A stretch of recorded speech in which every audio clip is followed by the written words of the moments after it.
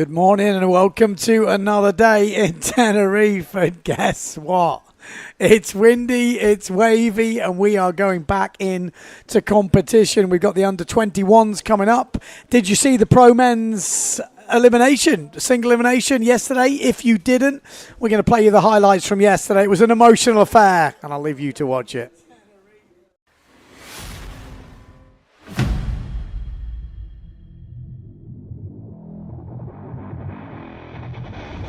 Welcome back to Tenerife for the Playa Surf PWA World Cup.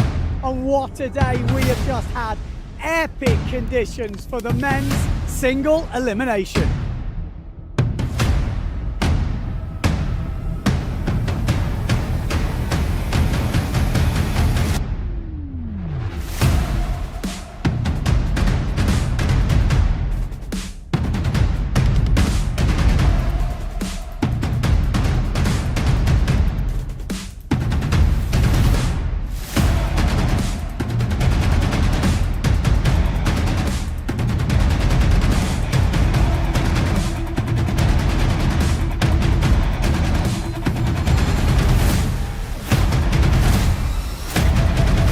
Massive standouts today, but we're going to talk about the four finalists. Liam Dunkerbeck, in the end, fourth place in that final, but he was on an absolute tear all the way through the single.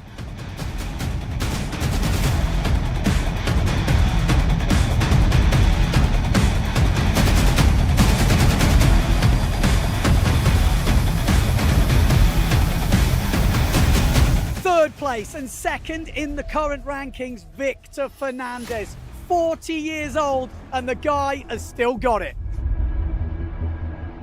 I'm so happy to make a podium with the young generation. They are 26 years old. I'm 40, so I'm in the podium, so I cannot ask for one more. I don't know, I think I love windsurfing so much, and I just enjoy, especially now, after so many years. Every time I go in the water, I appreciate it even more.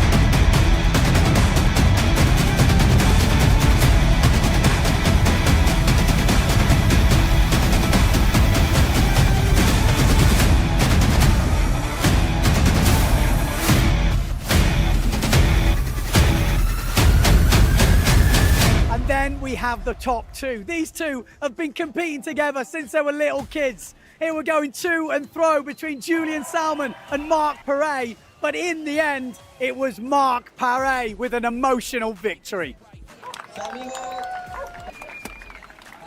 Feels amazing, honestly. I can't really believe it at the moment, And I don't know, all the emotions are hitting now after everything I've been through the past, 8 months. It feels pretty cool, honestly. So, yeah. I mean, I'm super grateful for everyone, especially that stuck next to me through the tough times, When everything happened, like at the end of last year, and then when I hurt my foot, and Sebastian for helping me out, with the surgery and, getting me ready, like all the physios, Daida, Simon in Sweden, for all the people at Simmerstad that they supported me as much as they could throughout all this process. So yeah, it feels amazing. So after the men's single elimination, they wheeled out the old men. Yes, it was time for the over 45-year-olds, the Masters. So a really good showing from all the riders in the Masters fleet. It was top level, but 4 riders making it to the final. In 4th place, local favourite Sandro. Solid performance from him today. I saw some crazy ninja kick shove it as well. In 3rd place, another local rider, Jochen Stoltz. He was pulling off 360s in the semis, but in the final, didn't quite have his best heat. And then the two old rivals, yes, the two British dogs, Phil Horrocks, who was on holiday here, and me, yes, Ben Profit. In the end, I got the one, yes, I got the win over Horrocks. I gotta say, that felt pretty sweet. And for my sponsors, Simmer Style, 3 Simmers in the final. Yeah, pretty solid. Okay, that's it for another day here in Tenerife. Come back tomorrow, because guess what? Yes, it's gonna be windy again.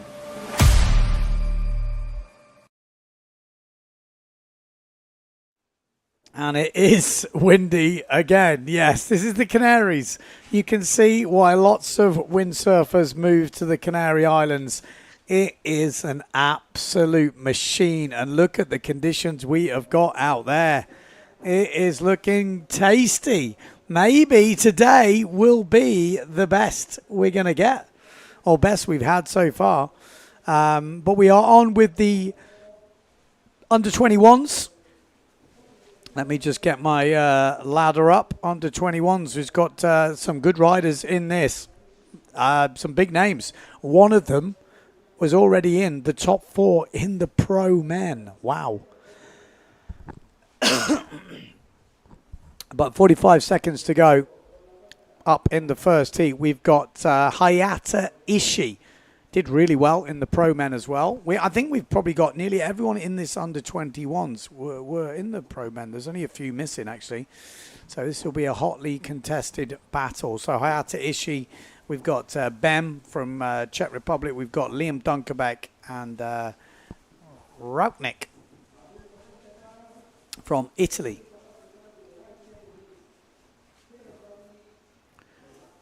Yellow flag is up. You will have to forgive me because I'm at breaking point right now. It's been such a long month and a half, 2 months. So if anyone was to join me in the live booth, you're very, very welcome. I'm not going to get super crazy in these early rounds, but I'll talk you through it. Let me know in the comments if you've got anything to add. The situation is a 13-minute heat, 2 waves and 1 jump to count.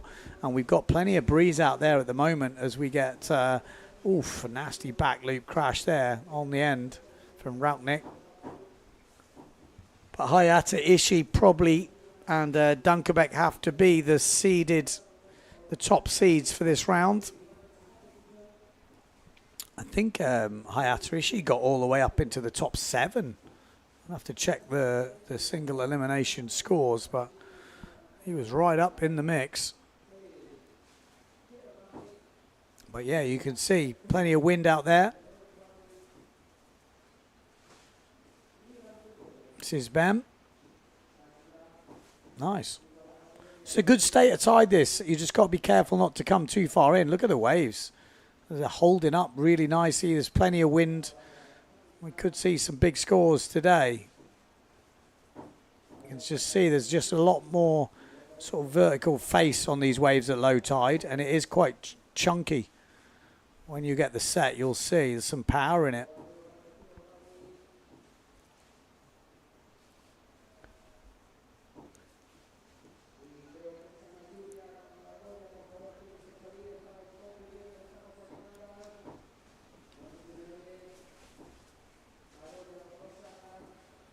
Rautnik. Forward loop.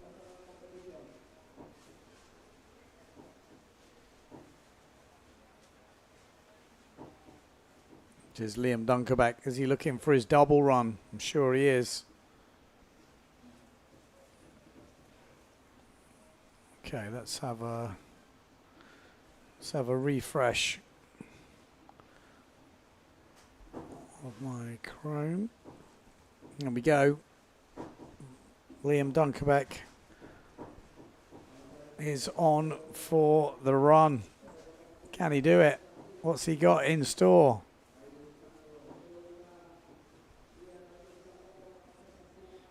I'm going to find his rump.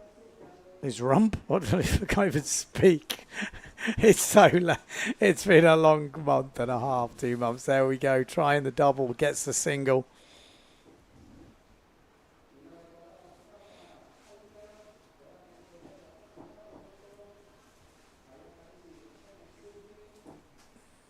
Nice. So I'm looking forward to the day we do get live scoring in these junior rounds, because from a commentary point of view, it does make it a lot easier.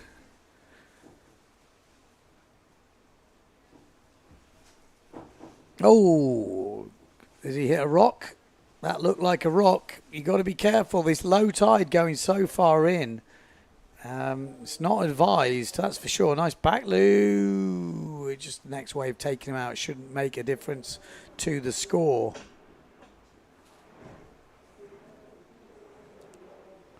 Got Billy online, says another great forecast for today. You are correct. This is the wind machine. Don't stop blowing. And you're probably thinking, Ben, stop complaining. We got no wind where we are. Look at that. It's super shallow in there. This low tide, you have to be really careful. There are a couple of rocks that stick out. A lot of the locals know where they are. But when you don't sail here that often, it's pretty easy to hit a few. But he's saying the plan is to run the under-21s first. That's what we're doing. Yep. Double kick back loop for Liam Dunkerbeck. And then the double elimination with the men and the women, which is also correct. Jeff, congratulations, Ben, for the Masters win. Great standard for the old man. Cheers, mate. Yeah, that was actually, there was more going on in that Masters win, because obviously Horrocks, we've got a rivalry that goes on past, like probably, well, not past, but about 20 years old, this rivalry. So it's... There was a competition within a competition in the Masters as well, because Phil obviously sells pretty good, and he's been putting in the work. He's been doing a fair bit of winging. Oh God, yeah, that'll teach him. Here we go. Nice waves. Bem's having a good heat here, putting together some really nice frontside turns. Really getting some. He's found his position on the reef, and that's part of the battle here in Tenerife, is getting your position right.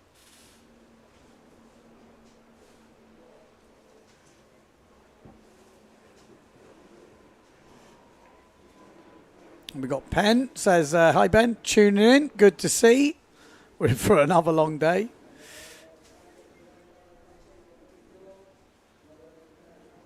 Oh, there we go, one-footed backy from Hayata, lands it.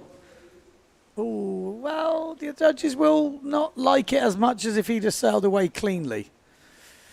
And saying, did you discuss board choice in the simmer team between Flywave and Quantex? Yeah, exactly. Phil went the Quantex, I went the Flywave. They're both really good boards, and there's quite a big crossover. And that crossover is like a perfect Tenerife. You know, that is the crossover. Both boards work well here. So it's a personal preference thing. This is really nice conditions, I've got to say, for this under-21s. You can see how shallow it is on the inside there, Routnick. You've got to be careful you don't catch one of those bigger rocks sticking up. Take your fins out. ANN says, very happy you won over Horrocks, thanks. Me too.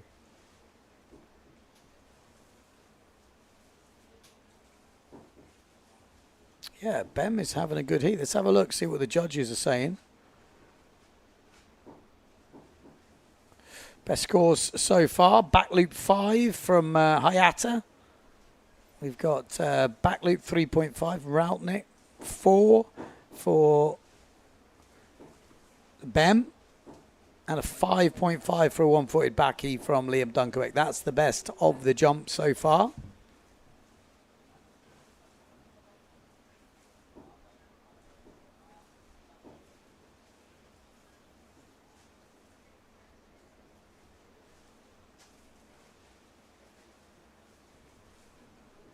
Look at this. Look at these waves. Bam. Routnick. Oh, and Liam Dunkerbeck's going to get a double up here. Look at this one from Liam in the background. This should wall up nicely. Oh, he just misses it. It's looking good. Conditions looking very tasty. Like I said, the low tide here in Tenerife can provide some real nice walls. They're not as long. They don't hold up as long, but they... Oh, look at this. Bang! Big one-footed backy out the back from Hayata Ishii. Oh, don't know if he got that though. Looked like he... Had a little drop on the landing. Oh, yeah, this is looking good conditions. I think when you got conditions like this, we could actually make smaller heats, shorter times, because so much action you can get down. It becomes a bit of a free sailing session rather than a heat. But this is their single elimination for the under-21s. IWT decides against it. What I found when I was out there yesterday, it's really easy to get impatient and go on an earlier wave than waiting for a good one. Sometimes some of the ones that don't look so good do line up nicely, and it's there's a lot of decisions to be made, which is difficult when you've got other 3 riders you're going against, then they're all doing stuff, and you kind of got to sit and control the lineup and try and pick the best waves.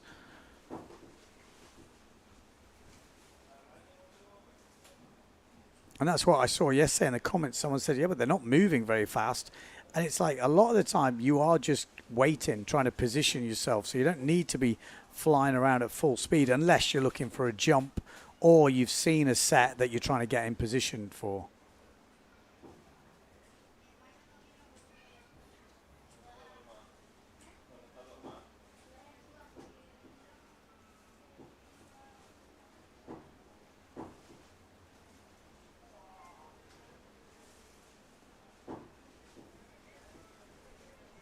So 3 minutes 20 on the clock if you're just tuning in.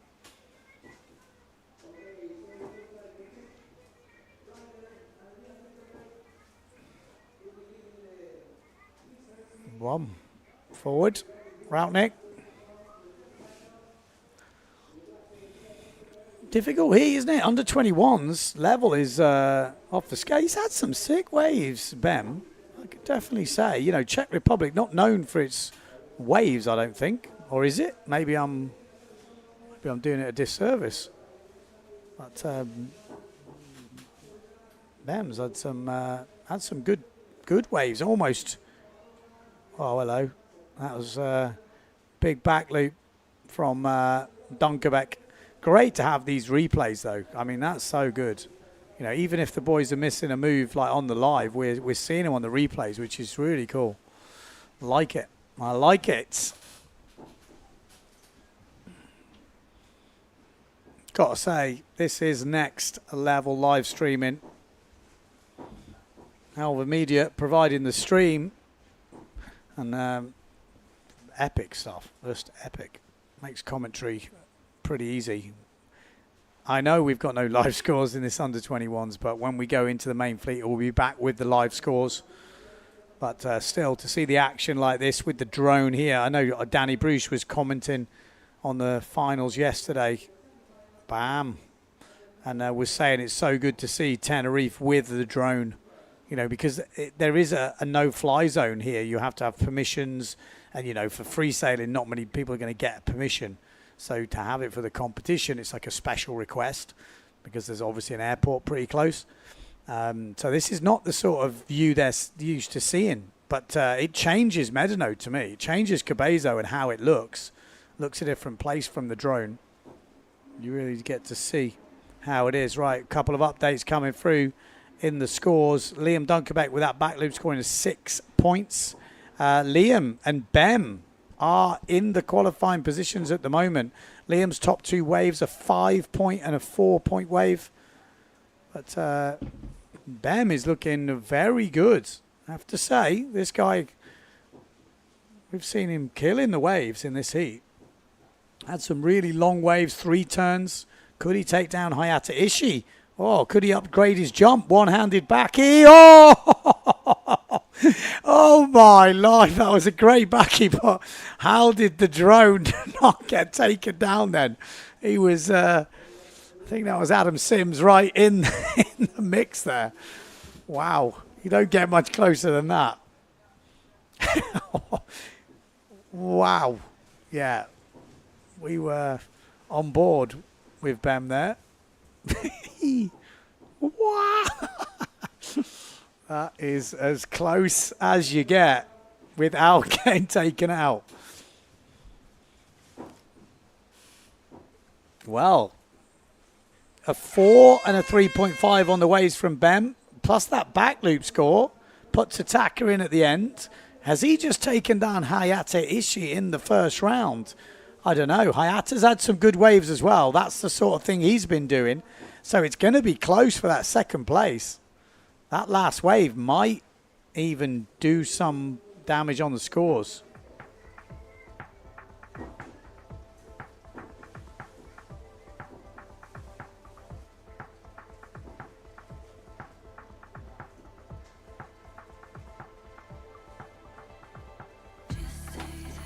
Yeah, so Bem getting 5 points for that last back loop, and that might have helped him. We know Hayata Ishii's had a pretty solid heat. Second place, right up for... Oh, that was a sick turn as well from Routmate.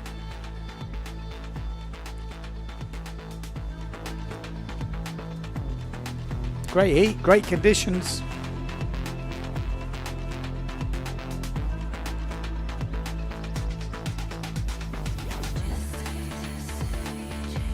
Oh, that was a pretty beefy one, wasn't it? Oh, he did make it. Well, we'll give you the official results when we get it, but how's the action here? Under 21s, obviously under 21s, you know, these are not kids now. What's the depth? When do you turn into a man? What's the age group? Is it 19? Is that still a kid? It is to me, but whoa, that's ridiculous, that is.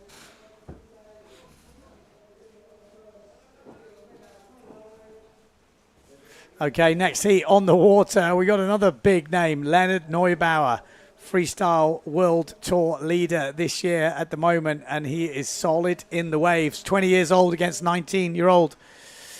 And we've also got Marlon Mavner, and we've got Tobias Bjorner, and we are straight in with the heat.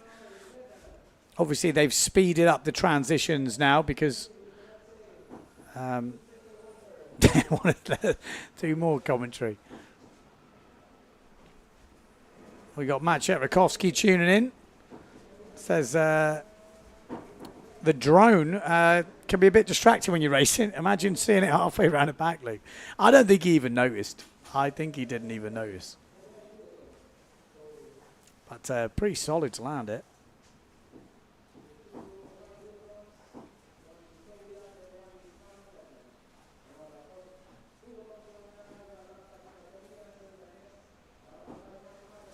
So, yeah, some tricky heats in it. Tobias Bjorner, Marlon Mavner, Giuseppe Volta, and Leonard Neubauer. Wow. Not easy at all. I think Marlon Mavner was in here yesterday helping out into the early round in the Masters commentary. So, massive thanks to him. He was in here with Anton Richter, who's coming up in the next heat. Penn says you turn into a man when you land your first forward. Wow. I feel like there's a few here who are men at like 9 then or something. Ridiculous. So, Leonard, I think from what we saw so far, he needs to work on his wave selection, getting that down. He's got the jumps, that's for sure. But definitely, when we saw him in the Pro Men, couldn't quite find the waves he needed. Bam. After just pushing the fins out. Oh, no, it's Bjorner, sorry.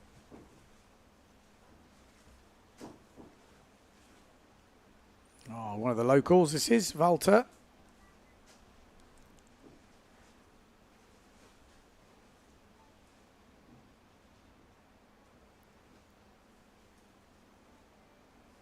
Bam.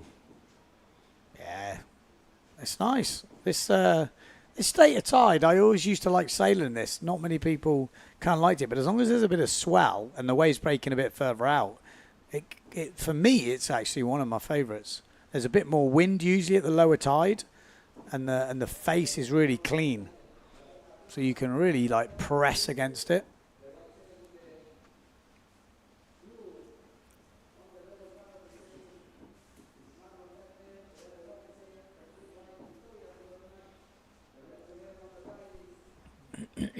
10 minutes on the clock.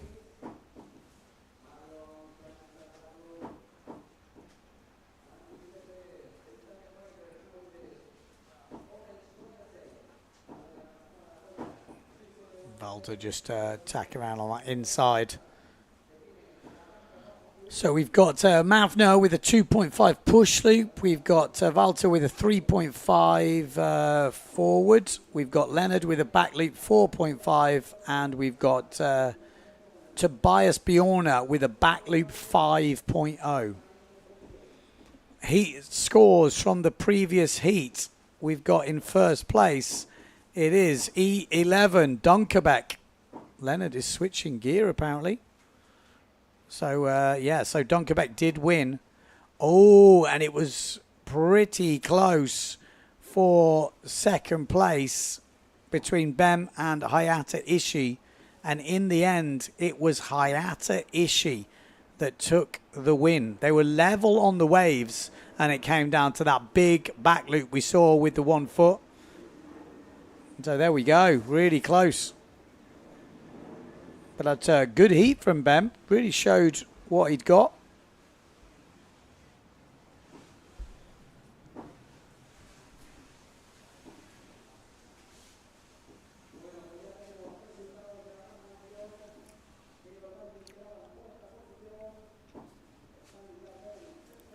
Eight minutes on the clock.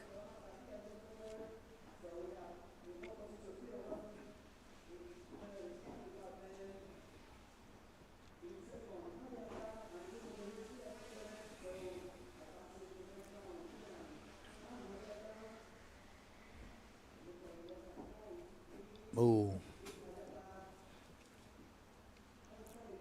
What are we going to see? Who's going to throw down the first double? Under 21s. Oh, one-handed backy. You'd think Leonard might. Looks plenty of wind today, isn't it? A little bit more juice out there.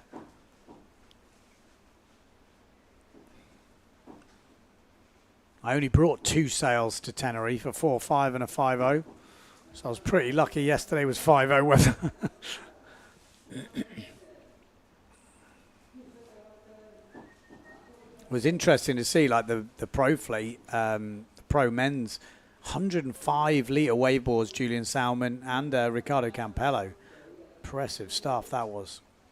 You see what the gear is capable of these days. I think Mark Parry was on 95 litre and a 99 in a couple of heats.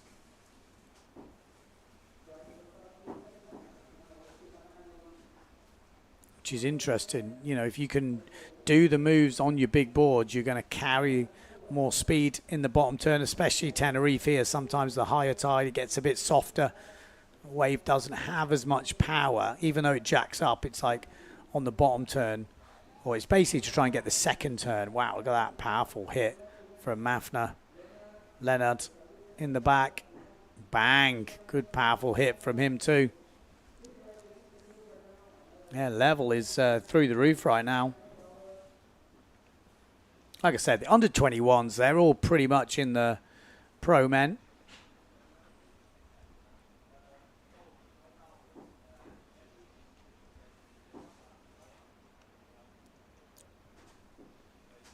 Oh, nice. Tobias Bjorna. He's been looking good. It's good to see him back on form. You know, like I say, I've said it before in the country, but suffered that back injury over in Pozo. And I know what a back injury's like. I had a few in my career, let's say, when I was back in the Olympic days. Nearly missed well, I did pretty much miss the Olympics with it back in 1999. And a lot of these kids weren't even born then. In fact, they all weren't born then. Under 21s. But yeah, it's a miserable thing, a back injury. I'm sure there's a few of you out there who've had back injuries. You know, it's not like your legs hanging off and everyone's like, oh yeah, limping around. You just a whole heap of pain just in your whole mental state. It's horrible.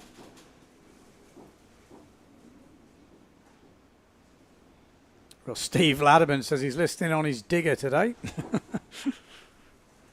Moving some logs around. Oh, some earth.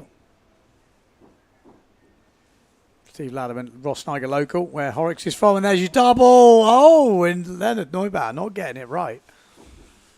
Don't see that very often from Leonard. Look at this. This low tide's got some, can have some bowls. There is some big sections here. You can get some nice 360s when it's like this.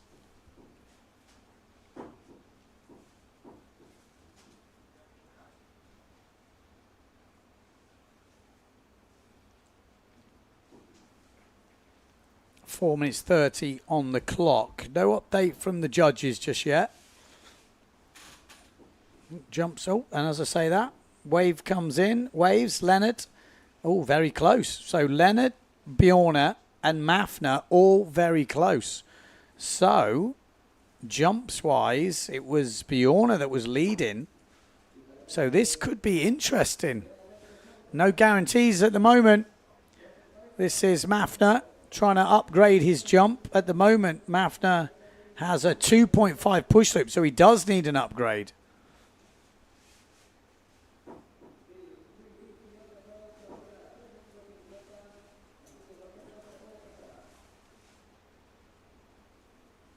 And 3 minutes 44 on the clock.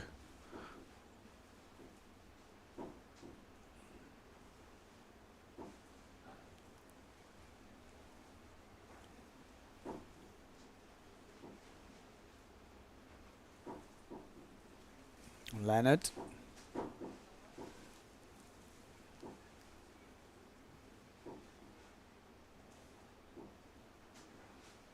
Oh, it's huge. Monster. That was a cool angle to see that. He was right up there. That was Tobias Bjorna. He already had maybe the highest scoring jump of the heat. Is that going to make a difference? Mafner maybe trying to upgrade his jump. Say plenty of time for these young kids to go, and he's got a nice ramp here. Does he get the backy? That. Oh, he might live to regret that.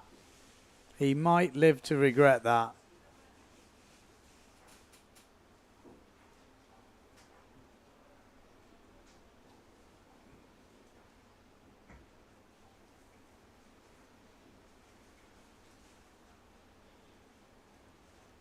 This is Walter.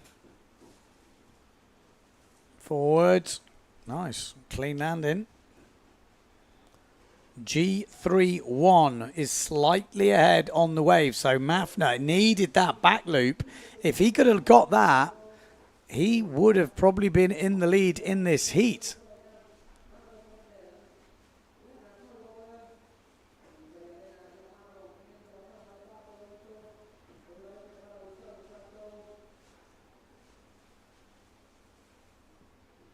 Here we go. We're looking for the double now. Leonard Neubauer. Does he go safe? Does he go for the double? Well, he's going to go for the double. This is Leonard. Oh, God, that drone must be in kill zone. There's the double. Oh, he doesn't get it. That's the risk of doing the double. And there's the back loop. Mafner, is he going to get it? He does get it this time. He does get it. That could be the difference. That could be the difference in this heat.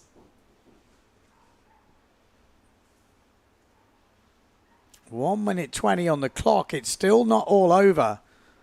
Things can change in this heat. But Mafner probably needed that. He had a 2.5 push loop before that back loop. He was leading slightly on the waves. So that could be enough to put him in the lead. Oh, bigger forward from Walter. Nice landing. Oh, just too late on that wave. Better off to get out of there. It's not going to be a counter. It's hard at that lower tide. You've got to go earlier than you think. It's a bit more racy between when it forms and when it breaks. Tobias Bjorna trying to find something to finish on here. Are we going to see any more rides? Any buzzer beaters? Bjorna, couple of good front side turns here. He's got another section. Throws out the tail.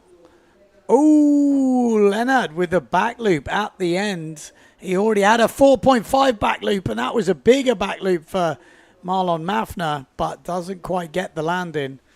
Wow, this is going to be a close heat. Wouldn't like to call it right now. we'll have to wait for the judges to give their final verdict.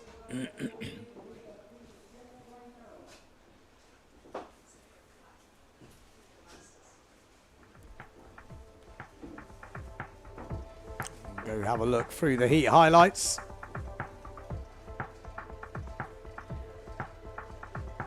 Frederick Bonnet. Hi Ben, congrats yesterday. You used a Flywave 99, right? Why not the Context? I actually used the Flywave 85 yesterday because I only brought one board with me to the Canary Islands because I was working. So I brought an 85, a 50 and a 45. That was my kind of, that was my light, travel light.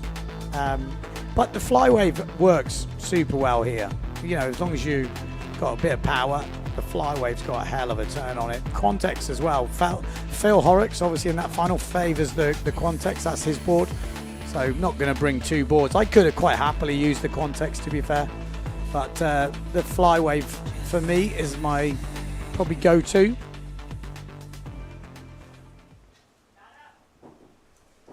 I do have a 99 here, which I bought for Mark Paré. But here we go. Ferrero in this next one. We got Esteban de Cruz, 18 and 19 years old, these two. And Ferrero's been going great guns. And we got Anton Richter as well and Gregory Stapopoulos. I mean, these are solid heats, these guys. It's interesting. Greg's 80 kilos and Anton Richter 70 kilos. He is built like a bit of a tank, Gregory. He's a bit like Jean-Claude Van Damme. Solid as a rock. I think, what were they calling him? They did have a nickname for him. What do they call him? McGregor. Probably is a bit heavier than McGregor.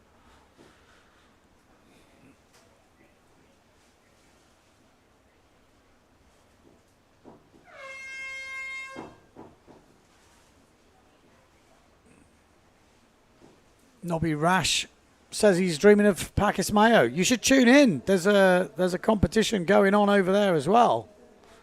You're spoilt for choice this year. Got IWT over in Pacquiao Mayo. Obviously at the same time as this competition here in Tenerife. But I would imagine there's a lot more gaps in the waves in Pacquiao Mayo than here. Well, there we go. Ferraro, nice stall forward from the Italian.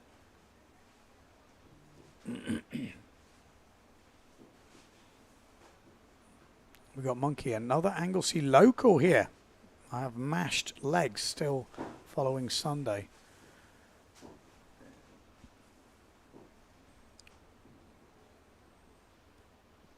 I'm guessing it was windy.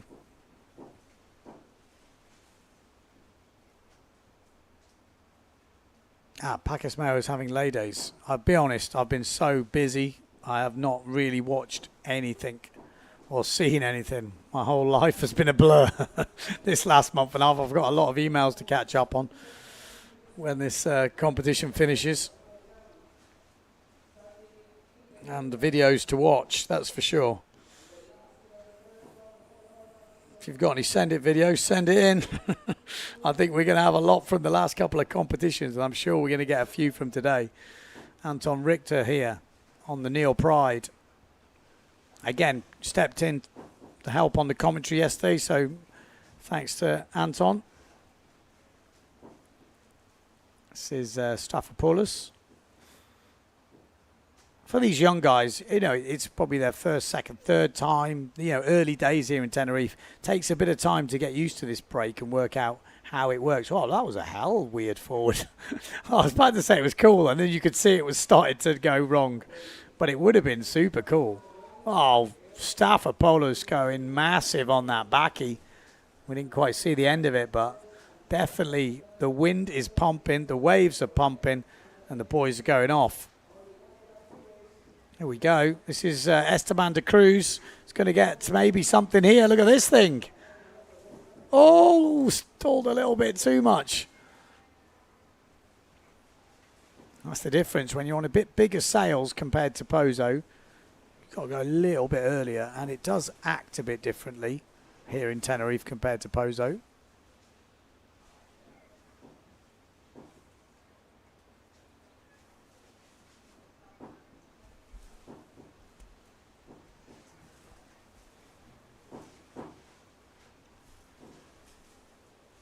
Penn saying, how do you think a big freestyle move would score here as a jump?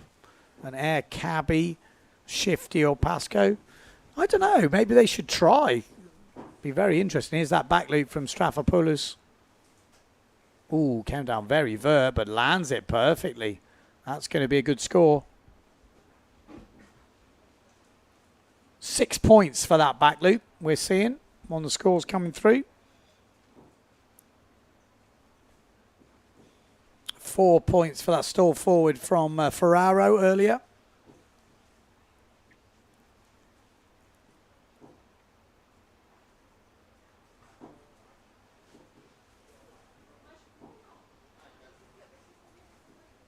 Oh, snap. Snap. Anton Richter.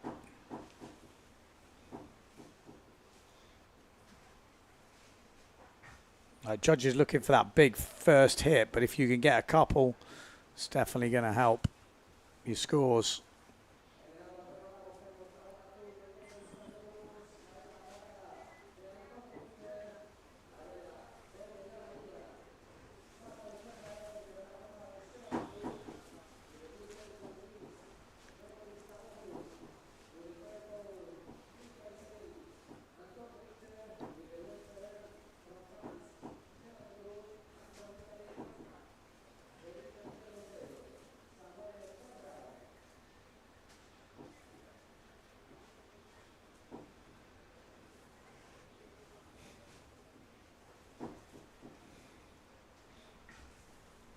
Four-point back loop for De Cruz. This is locked-in jump.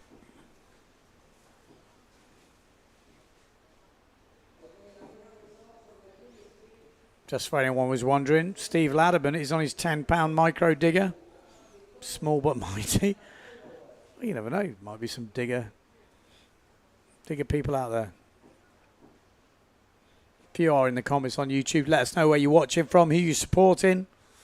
Have you been following all this summer's action? If you are, you deserve a medal because it has been a lot. The Canaries has delivered the goods, and the live stream has definitely been delivering the goods. Strathopoulos, wanted it, didn't get it.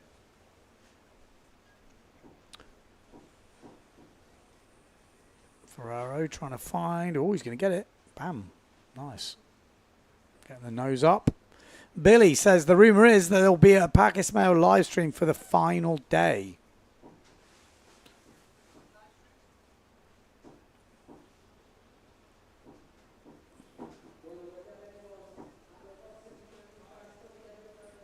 Strathopoulos in second place at the moment.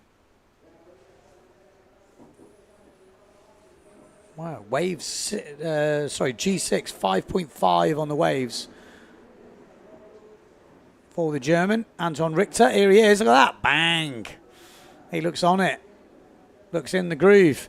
These boys, again, this is worth the entry fee alone to have, like, you know, if you're in the under-21s and your main fleet, you're going to get some pretty good sailing with just 4 of you out there. It's pretty cool, especially if you're making it through the heats. Heats scores are through from the last heat, and we have in first place, it looks like Tobias Bjorna, and then it is, wow, we're really close in second place, but it's Leonard Neubauer that takes second spot. Marlon just missing out. Where did he lose it? He lost it on the jump. Yeah. He lost it on the jump. Needed that big back loop, the one he crashed. I have a feeling if he'd have landed that, it would have got him through to the next round.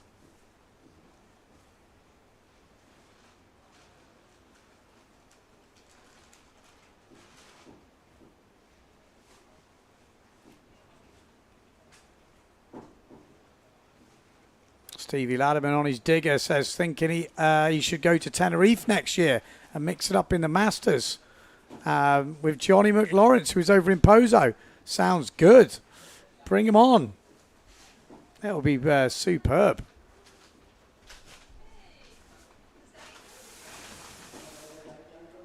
More the merrier. Oh, look at this. Double up there. Anton Richter, one-footed backy. Wow, did well to hang on to that thing.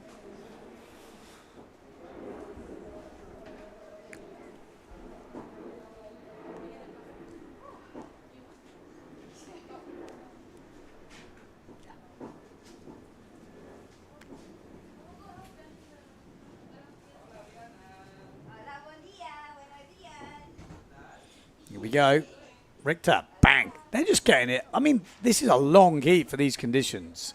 They're getting a lot of free sail, and it's pretty cool. I mean, you're not feeling rushed at any point in this heat, are you? Plenty of time to get your moves in. Plenty of time to get your waves in. And, yeah, loving it.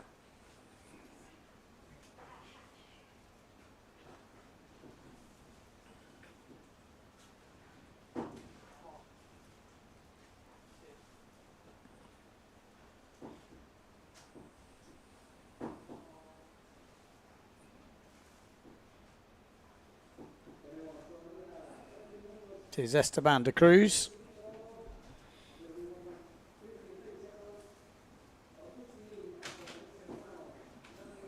Good waves for Anton Richter, but no jump so far, apparently. Didn't we see him, or did he crash the jump? Must have crashed it. There we go. There's your forward loop. Simple forward loop at this level. What strength for the wind? What strength for the wind? Good question. Is it 25 knots, maybe? Something like that. Difficult to say when you look from the beach, but I always kind of go off sail sizes. I've stopped talking in knots, which is maybe wrong, but I kind of go, oh, what sail size you on? That's enough for me to understand. That's a 4.2. So 4.2 from Ferrero, I would be on maybe a 4.7, 4.5. I'll probably be on 4.5, 4.7, maybe 4.7. Does anyone else talk like that? Or do you talk in knots? Like, I'm like, how windy is it? Oh, it's 4.7 weather, 4.50 weather.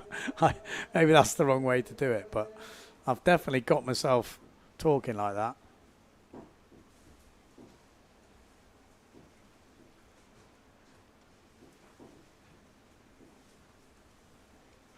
And it is definitely a very personal thing when I say it's 4.7 weather, because everyone will like, well, what does that mean? How long do you hold on to your 4.7? How overpowered do you sail? But it gives you a bit of a rough idea.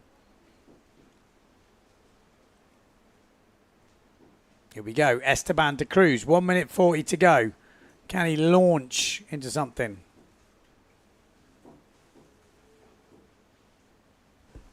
Which looks like he's not found the ramp. Anton Richter, one-footed back loop, 5.5. So he has upped his jump now. Esteban just crashing that back loop.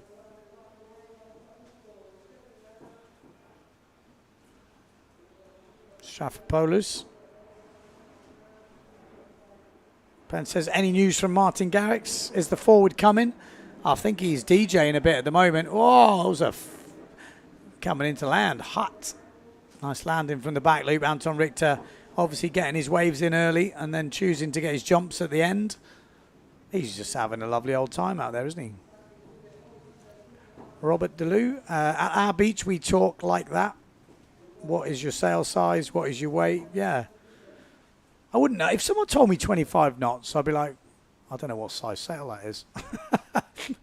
I don't know, honestly. I can look at the conditions and know what sail size I need to go on, but I don't think I can do it off the wind. My head must be so messed up after years of windsurfing. I just know 20, 25, 30, 35 is good wind.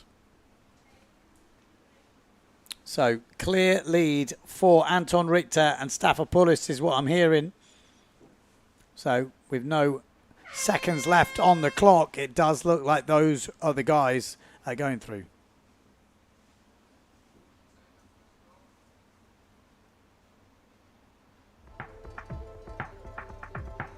Bum.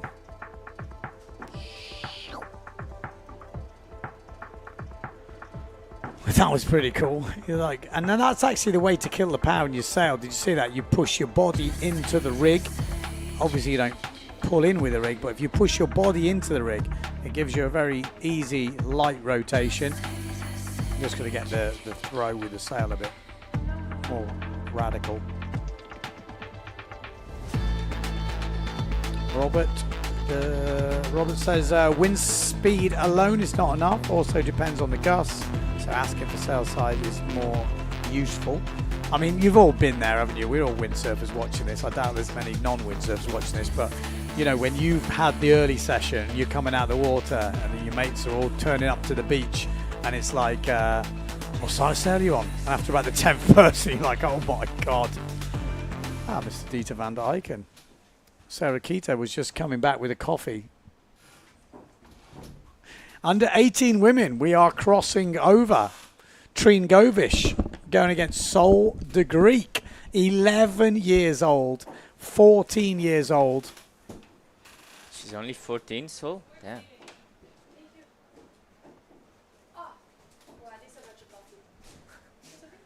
Thank you very much. Sorry, we've got Lizotti Schilling in this and Anna Julia in the women.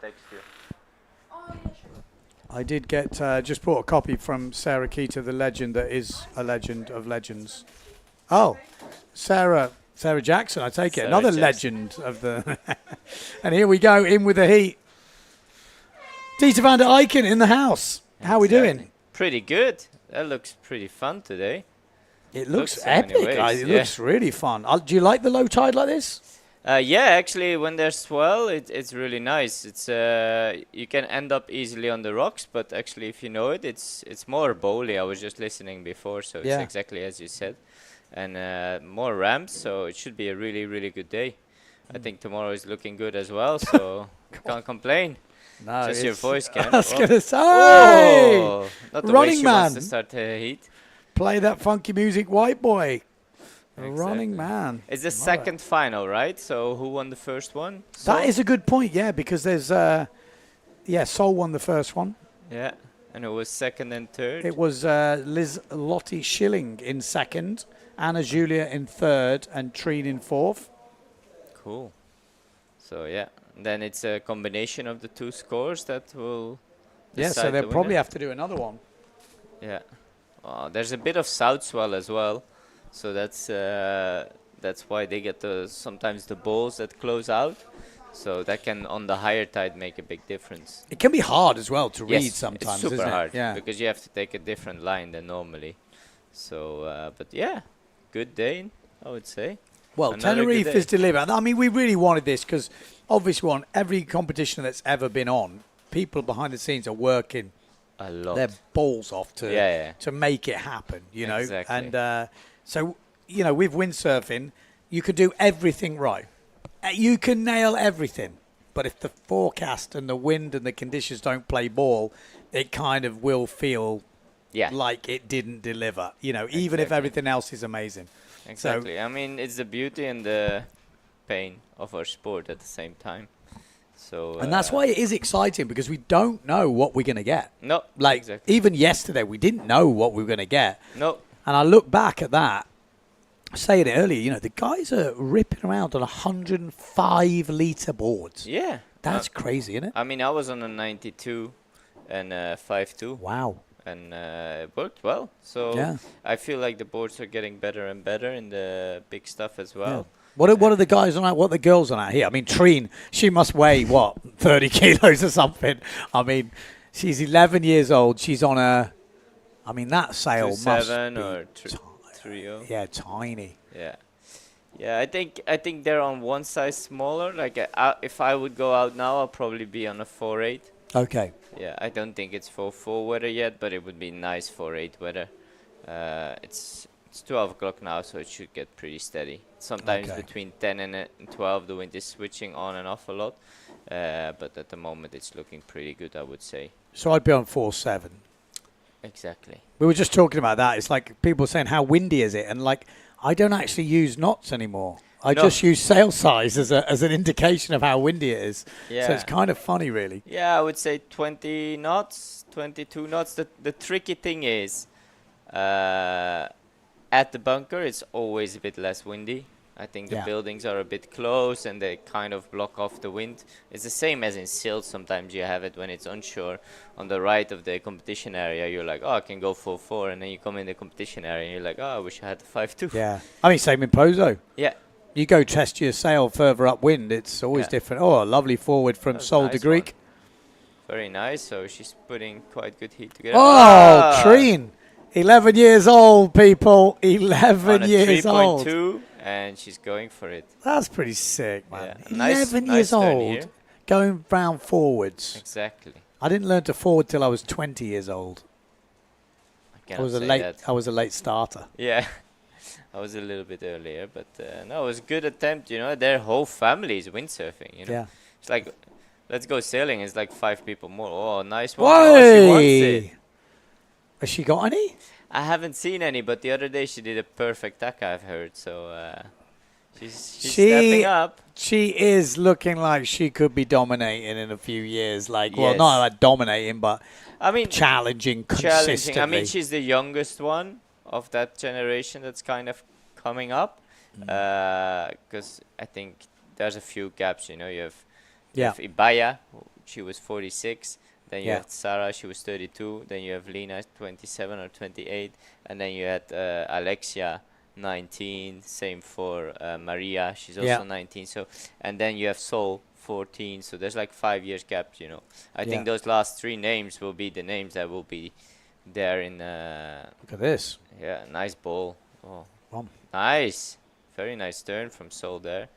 Gonna get another one, yes. Maybe a I third mean, at one. 14. Yeah, and I think she only first time she sailed Pozo was 2020. Really? Yeah, we were talking the other day. She's like, "Oh, That's forward." at 10 years old. Yeah. So Yeah, Anna 10 Julia years. at the So, back. but that's the progress she has been doing in 4 years. She got third in Chile, 4 years after sailing Pozo for the first time. So her Crazy. progression is very, very fast. Yeah, crazy. I would say. Absolutely crazy. Yeah. I think when Sarah won her first world title, Nice. Sol was not even born. Was a Schilling with a nice forward loop. Yeah.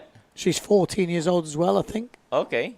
Yeah, I mean, this contest is really great for them to meet other from the same age group, to sail together, to get better together, and a lot of friendships get born out of that. So a little bit too upwind. So yeah, they're definitely not on their biggest gear. So I think I'm excited for the under 21 semis as well. Yeah, yeah. Well, the level is Yeah, it's like the men. yeah, for sure. I mean, we had Dunkerbeck in the final, so Yeah, I mean, exactly. you know, I had to issue. He only just made it through. Yeah, and yeah. he was up in what, seventh, fifth, Yeah, seventh, seventh, because he was with me in the heat. Yeah, Yeah, he was with me in the semi-finals. So is official. Gregory Staphopoulos getting through, and Anton Richter. Anton Richter. Oh, nice for him. That's good. He's been sailing quite good. Never has been lucky in the contest. Yeah, in he the hasn't, men's side hasn't had yet. his breakthrough yet, has he? Yeah, No. like, but he's definitely sailing good enough. Exactly. Looks like he's got a really good level. He comes from a windsurfing family as well. Pretty strong windsurfing Yeah. family. Whoa, second Bam. turn. She is finding the pockets. That are 2 perfect waves after each other. I mean, what can she do better? I mean, Yeah. this second wave could have been a bit bigger, but nice wave as well. Keep going, don't give up. Look ahead, don't look to your feet, look ahead. Helps a lot. I mean, 11 years old to be sailing Cabezo, low tide. You know, you look how high those waves are for her. They're Yeah, a exactly. good bit higher than everyone else's. Yeah. Oh, very good conditions. So yeah. ¿Cuánta gente son en español mirando? Ya sabe uno, el padre de mi novia está mirando ahora. Un saludo a él. Vamos a ver. Puede ser próxima vez puede hacer un manga en español con Ben Prophet. Sounds good, man. That's what I was thinking. Yeah, next time you have to learn some Spanish. How many times have you been to the Canaries? Dos cerveza, por favor. ¿Dónde está la playa? How cool are these drone shots? It changes the spot, doesn't it? Yeah. Really changes your perspective of the spot. Exactly. Gets you more into the action and understanding everything, I think. Yeah, It's, and also how the waves is nicely walling up. How close they're getting to the rocks. That's another really she good is wave close control. there. Has to be a bit careful on this Opa, next turn. That's, I imagine, pretty close to the... There's little pillars coming out at the low tide. Yeah. I remember Danny explaining to me once, and it's scary how, like, he knows where they all are. Like, it's bonkers. He was tacking like 10 centimeters from them because I was the other side of him thinking I was fine. I'm next to Danny Bruce. Yeah. I'm smacking the rock. Yeah. He's like, oh yeah, there's a rock there. I'm like, how do you know that? Yeah. Kind of mad. Yeah. Yeah, and they're sailing long fins. Oh, nice ball. Sick turn. Bam! Get it. That was a banger. Yes. Schilling has impressed me, I got to say. That was a sick hit. That was like really proper under it, like bam. Yeah. Into a really sick pocket. Really, She wants really that. worth it. She wants that second. Maybe, exactly. well, you know, because Sol's definitely got the bigger jump, but Schilling actually had I think the second biggest jump of this heat. Okay. Yeah, so 1 and 2 are confirming their places. Is there a battle in the third? Oh, E19 is injured, we're hearing. Oh, that's... Okay, so that's Anna Julia. Let's hope it's not bad, because at the low tide, it is easy to I always get a bit worried at low tide, and everyone's like, oh, shut up, it's fine. I'm like, no, but it can easily happen. You get lost out there. You push to the inside, and before you know it, you're on a rock. Yeah. Oh, out the back. Oh, out that's... the back. Oh, what did she do with that forward? Did she hurt herself with that forward?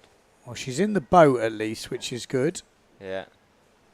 Okay, so at least it's not on a rock. I'm not saying that's better, but you never know. Exactly. Sol is picking out quite good waves. Yeah, she's getting a better lot of... with her turns. She has a lot of speed down the line, doesn't she? Look at that. Like bang, bang, bang, bang, bang. Yeah. I mean, very high boom, actually. Yeah. I mean, no, actually not that high, because she's just very tall. She's bigger than me. She's way bigger than me. Like Rich Page pointed out yesterday when I was on the podium. I don't know if I mentioned it. No, but I was the same height as the second and third place riders. I was like, oh my God, I'm a midget. Oh God. Still I'm not very tall. 174, in fact. Yeah. Is she going to get another nice turn? Yeah, she's really stepped up the level, I think, Schilling. Yeah. She needs to get up under it. It'd be interesting to see what Anna Julia actually did. Where is she from, Chilling? Mainland Spain? Oh, okay. I thought she was a Pozo. Could be from Pozo. Did she do her shoulder? Doesn't look like foot, does it? Just the way she's got her arm. Yeah. Oh, poor girl. Let's hope he's going downwind with a sail like that. Yeah, he's going downwind to the harbor. Oh, a knee. Okay, so it's a knee. It's her knee. Okay. Twisted a knee or something. Yeah, windsurfing's not easy. No. So it is the knee. Something with a knee when she landed the forward. Oh, the shame. She was sitting in third spot, no? Yeah. Well, we got 50 seconds on the clock. Yeah. I mean, I have answered this question a lot, but I know there's new people tuning in every day. But what's the deal with 2 events at the same time? So I'll kind of go over it again. They're both 4-star events. Exactly. I mean, you know, 4-star events are normal. You're not meant to have everyone at a 4-star event, because why would you have a 5-star event? So I actually think it's quite a good thing that we've got 2 4 stars at the same time. Weirdly, it's quite nice to see who goes where, you know. And it won't change the overall world rankings. Maybe down the lower end of the tier, maybe someone could count a result. You know, Mark might count a result because obviously missed a few competitions. Exactly. But it's 55% of the points, so it's not a world title. There would never be a 5-star at the same time as another one. But with a 4-star, it's like having a British event, an Australian event, and a something else event. You know, they're in different parts of the world. Yeah. Different riders are going to go. And Exactly. it's, I personally don't see the problem. No, It was unforced. It wasn't done on purpose. No. Yeah. Ooh, it was. that was that crash at the Yeah, beginning. exactly. I mean, it was a run together of situations. Obviously, you always try to avoid it. Yeah. But it was Tenerife that had to move a little bit back to get the permissions to run the contest, because it's not just putting dates, it's also getting permissions to run Yeah. the contest. That So was the Tenerife- main one. Yeah, yeah. that Was the main one. Just so people know, it wasn't done on purpose.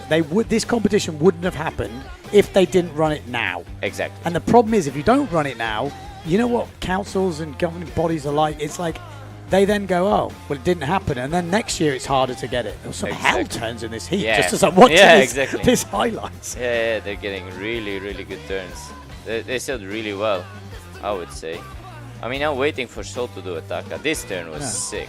Like, that was on the spot. Yeah. The whole time. Remember, these are 14-year-old girls Yeah, and 11-year-old. exactly. So, I mean, the level is obscene, really.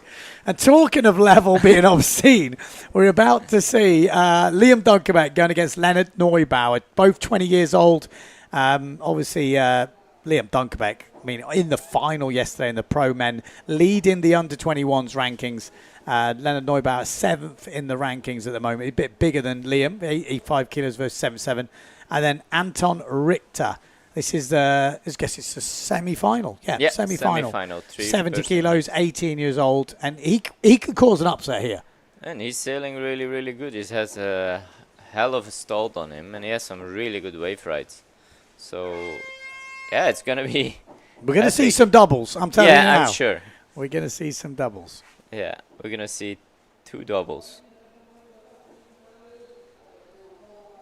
Yeah.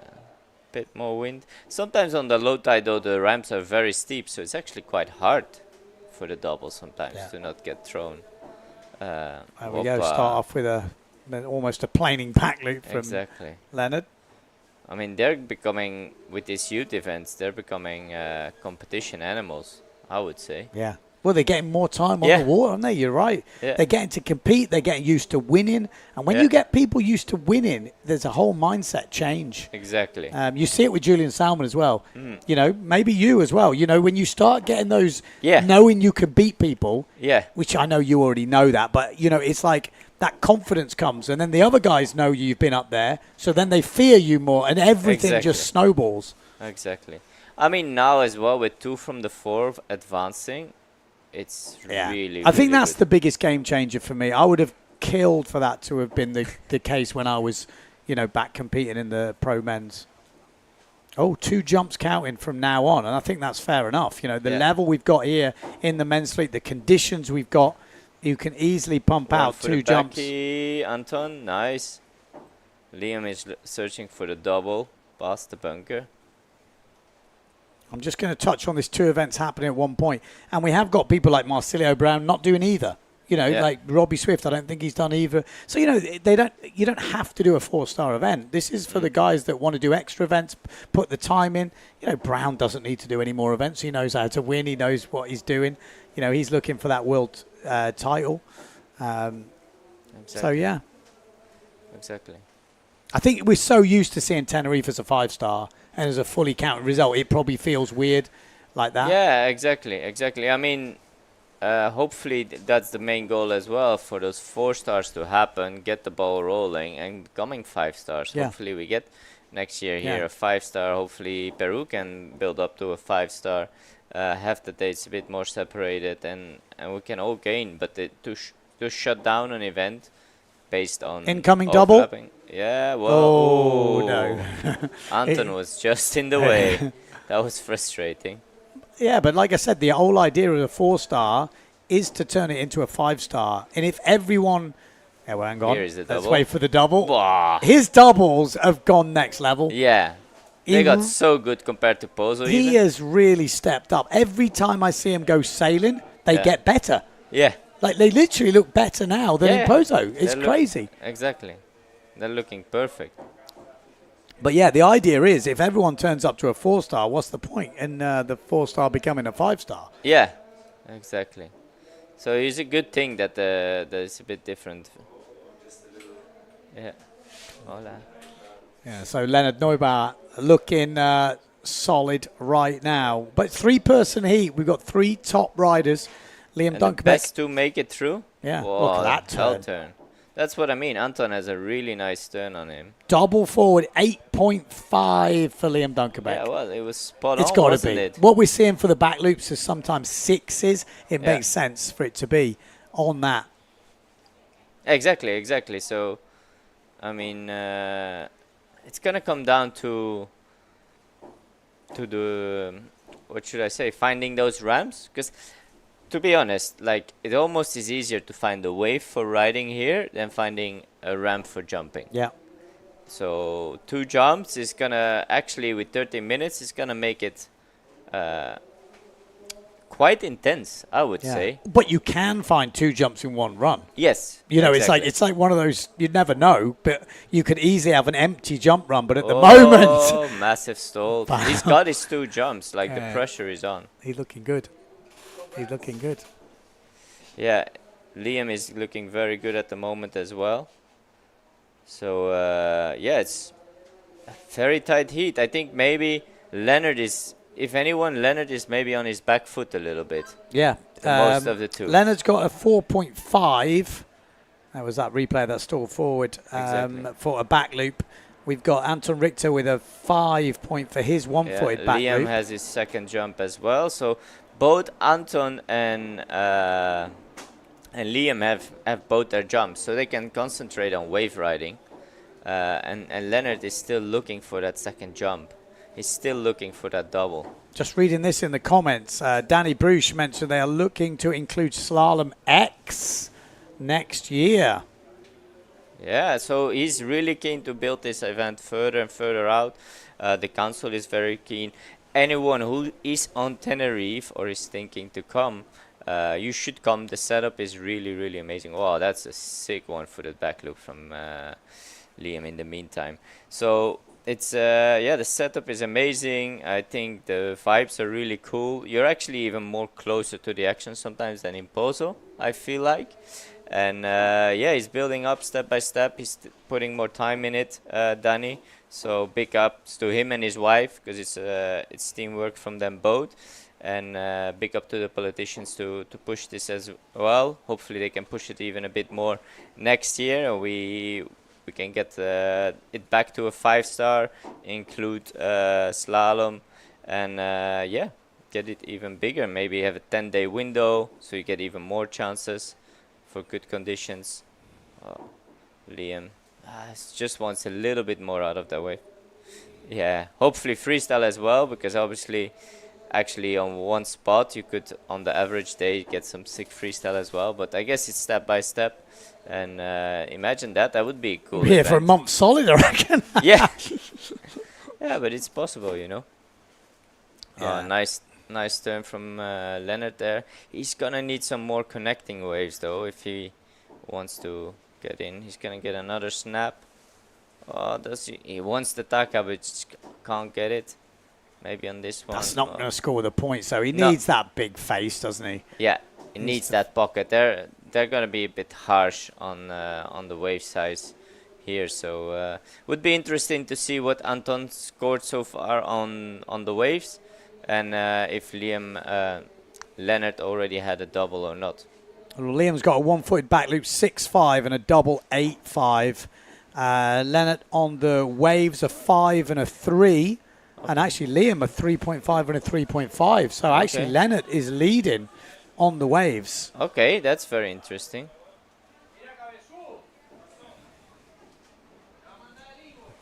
Maybe actually Leonard is jibing on to a good wave here.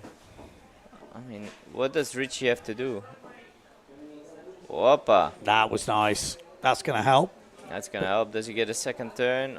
It just goes down in the end. That's the problem with the low tide, though, isn't it? That it doesn't hold as longer. It doesn't hold, and then if there has been a set, there's a lot of water moving out, so it's very easy to just fall off. Yeah, it churns up all in that inside. It's exactly. Whereas at the higher tide, it kind of walls a little bit as a reform. Yeah. was a bit more. It's very interesting. Is he going to go for the double? I'm He sure wants he the is. double. Yeah. Push loop. Just to get his second different jumps, because obviously it's 2 jumps, but it has to be different. If you do a one-handed back loop and a one-footed back loop, it's not the same jumps. Only the best of the 2 will score. Yeah. So interference call? I don't think so. I think it's enough distance for both. It's difficult. I think that rule with the interference is difficult, isn't it? It's like, Yeah. I think the only way they would call it if it looked very, very deliberate. Yeah. Like, because with 4 guys on the water, fully planing, Yeah. when you're heading out, it's difficult to know where you want to be anyway. And if you're riding, you're not even looking that way, even No. though you might know it. It's not Yeah. not always easy. Exactly. I think it just. I think if you're jumping, you would. I don't know. I mean, if it's in the finals or close heat, I guess. Oh, there we go. There we go. Does he Sick. get it? He does. Sick Wow. one-footed backy. I mean, this is an extremely tight heat, you know. I mean, it's quite good that Leonard has a 5-point wave. That's giving some room. So if he gets the double, I feel he can make the final. And I think he's the double's searching. coming. No, it's Oh, not. no. No, it's not. It does that sometimes, doesn't it? You can see exactly. the frustration. He thought it was there, Yeah. and it just backed off on him. Yeah, it just doubles up a little bit. So Yeah, instead of 1 swell line, there was 2 sort of swell lines, and that sometimes means it's not going to fully jack up. no, exactly. I mean, yeah, it's very tactical to see now. You have Leonard on the inside. He's gonna go for a jump run, and then you have both Liam and Richards fighting on the outside for the next set wave. You know, they feel like they've done their 2 jumps. They have done their 2 jumps, and Leonard feels like he still needs that double. You know, I mean that's a game changer. If he gets a double, that's like a 7. If he gets a clean one, 7, 7, 5, together with a 5-point wave already, that's gonna put him quite clear. Yeah. From Richie. Oh, I think. hello. Look at this. This second one looks like it is a double wave here. Coming in. Leonard Neubauer. That's your double wave. Oh, and it's a right slapper, that one. Well, like being in Tenerife down in Las Americas. Yes. Proper slapper. Exactly. I mean, they're still pushing, you know. He still had a good way. Backside 3. Oh, he knows that was the one, doesn't he, as well? I Yeah. bet he'd be thinking, Nice little pocket coming now. Whoop. good wave from Dunkerbeck here. Yeah, you won that priority Look battle at out that. there. Boof. That was almost a 360 pocket if there was touch more wind, maybe. Richard, yeah, he knows he needs another good wave. It's very hard to select the waves, I found, even these days. Even 6.5 for that big one-footed back loop from Anton Richter before. Wow. That little small push loop we saw from Leonard, Yeah. 3 points. Yeah, so I guess Anton Richter, does he have wave scores? That's going to be the Yeah, that's what interesting we one. haven't heard much about, these wave scores here, actually. Yeah, He does look like that's what he's looking for. We Yeah. got, like you say, Leonard Neubauer looking for his jump. if he gets a double, he can gain 4 points. Yeah, That's basically what we're talking. and he'll be fighting for that double, we Yeah. know, if he He's gonna gets get a another ramp. opportunity. Oh, there it is. No, just a bit too wet. That's not gonna. They've been harsh. As soon as that mask gets touched, they've been pushing down. So a 5. I would give it more, but Yeah, I know what you mean. I'm like, I struggle with it because I'm Yeah. like, if I did it, I know Yeah. what I would want. yeah. But it's like, I know what the Liam's judges are going to just a give. touch So too deep. when I say a score, it's not because I believe that's the score. It's the score I believe the judges will give them. Exactly. You want And it is windier today. 30 seconds. If heat finishes in 30 seconds, then you can jump in. Okay, 30 seconds to go. Anton Richter, Liam Dunkerbeck, and Leonard Neubauer fighting it out. Leonard should just go for another Yeah. double run, I would He say. needs but- another jump. But it's too late. He might still have done enough. Yeah, maybe it's close. just. Semi. Yeah. Nice turn. Does he get it? No. So next up, we've got the second semi-final of the under-21s. That was a fierce battle, that one. We'll have to wait for the judges. Oh, Anton Richter at the end. Catches a wave still. Money on I'm one going to turn. make place for Ricardo Campello. Okay. Ricardo Campello coming in. Dieter going out. Cheers, Dieter, for that. Thank you. We've obviously got the men's pro elimination, double elimination coming up today, which both of these boys will be in it. We're just going to see the highlights of that heat. Ricardo Campello, he said he was doing one competition. He's now here for Tenerife. And cheers, man. Yeah. A fun day yesterday. Light winds, though. I mean, look at that. Wow, that's Liam Dunkerbeck. He's actually doing doubles better It with looked light wind. here, than yeah.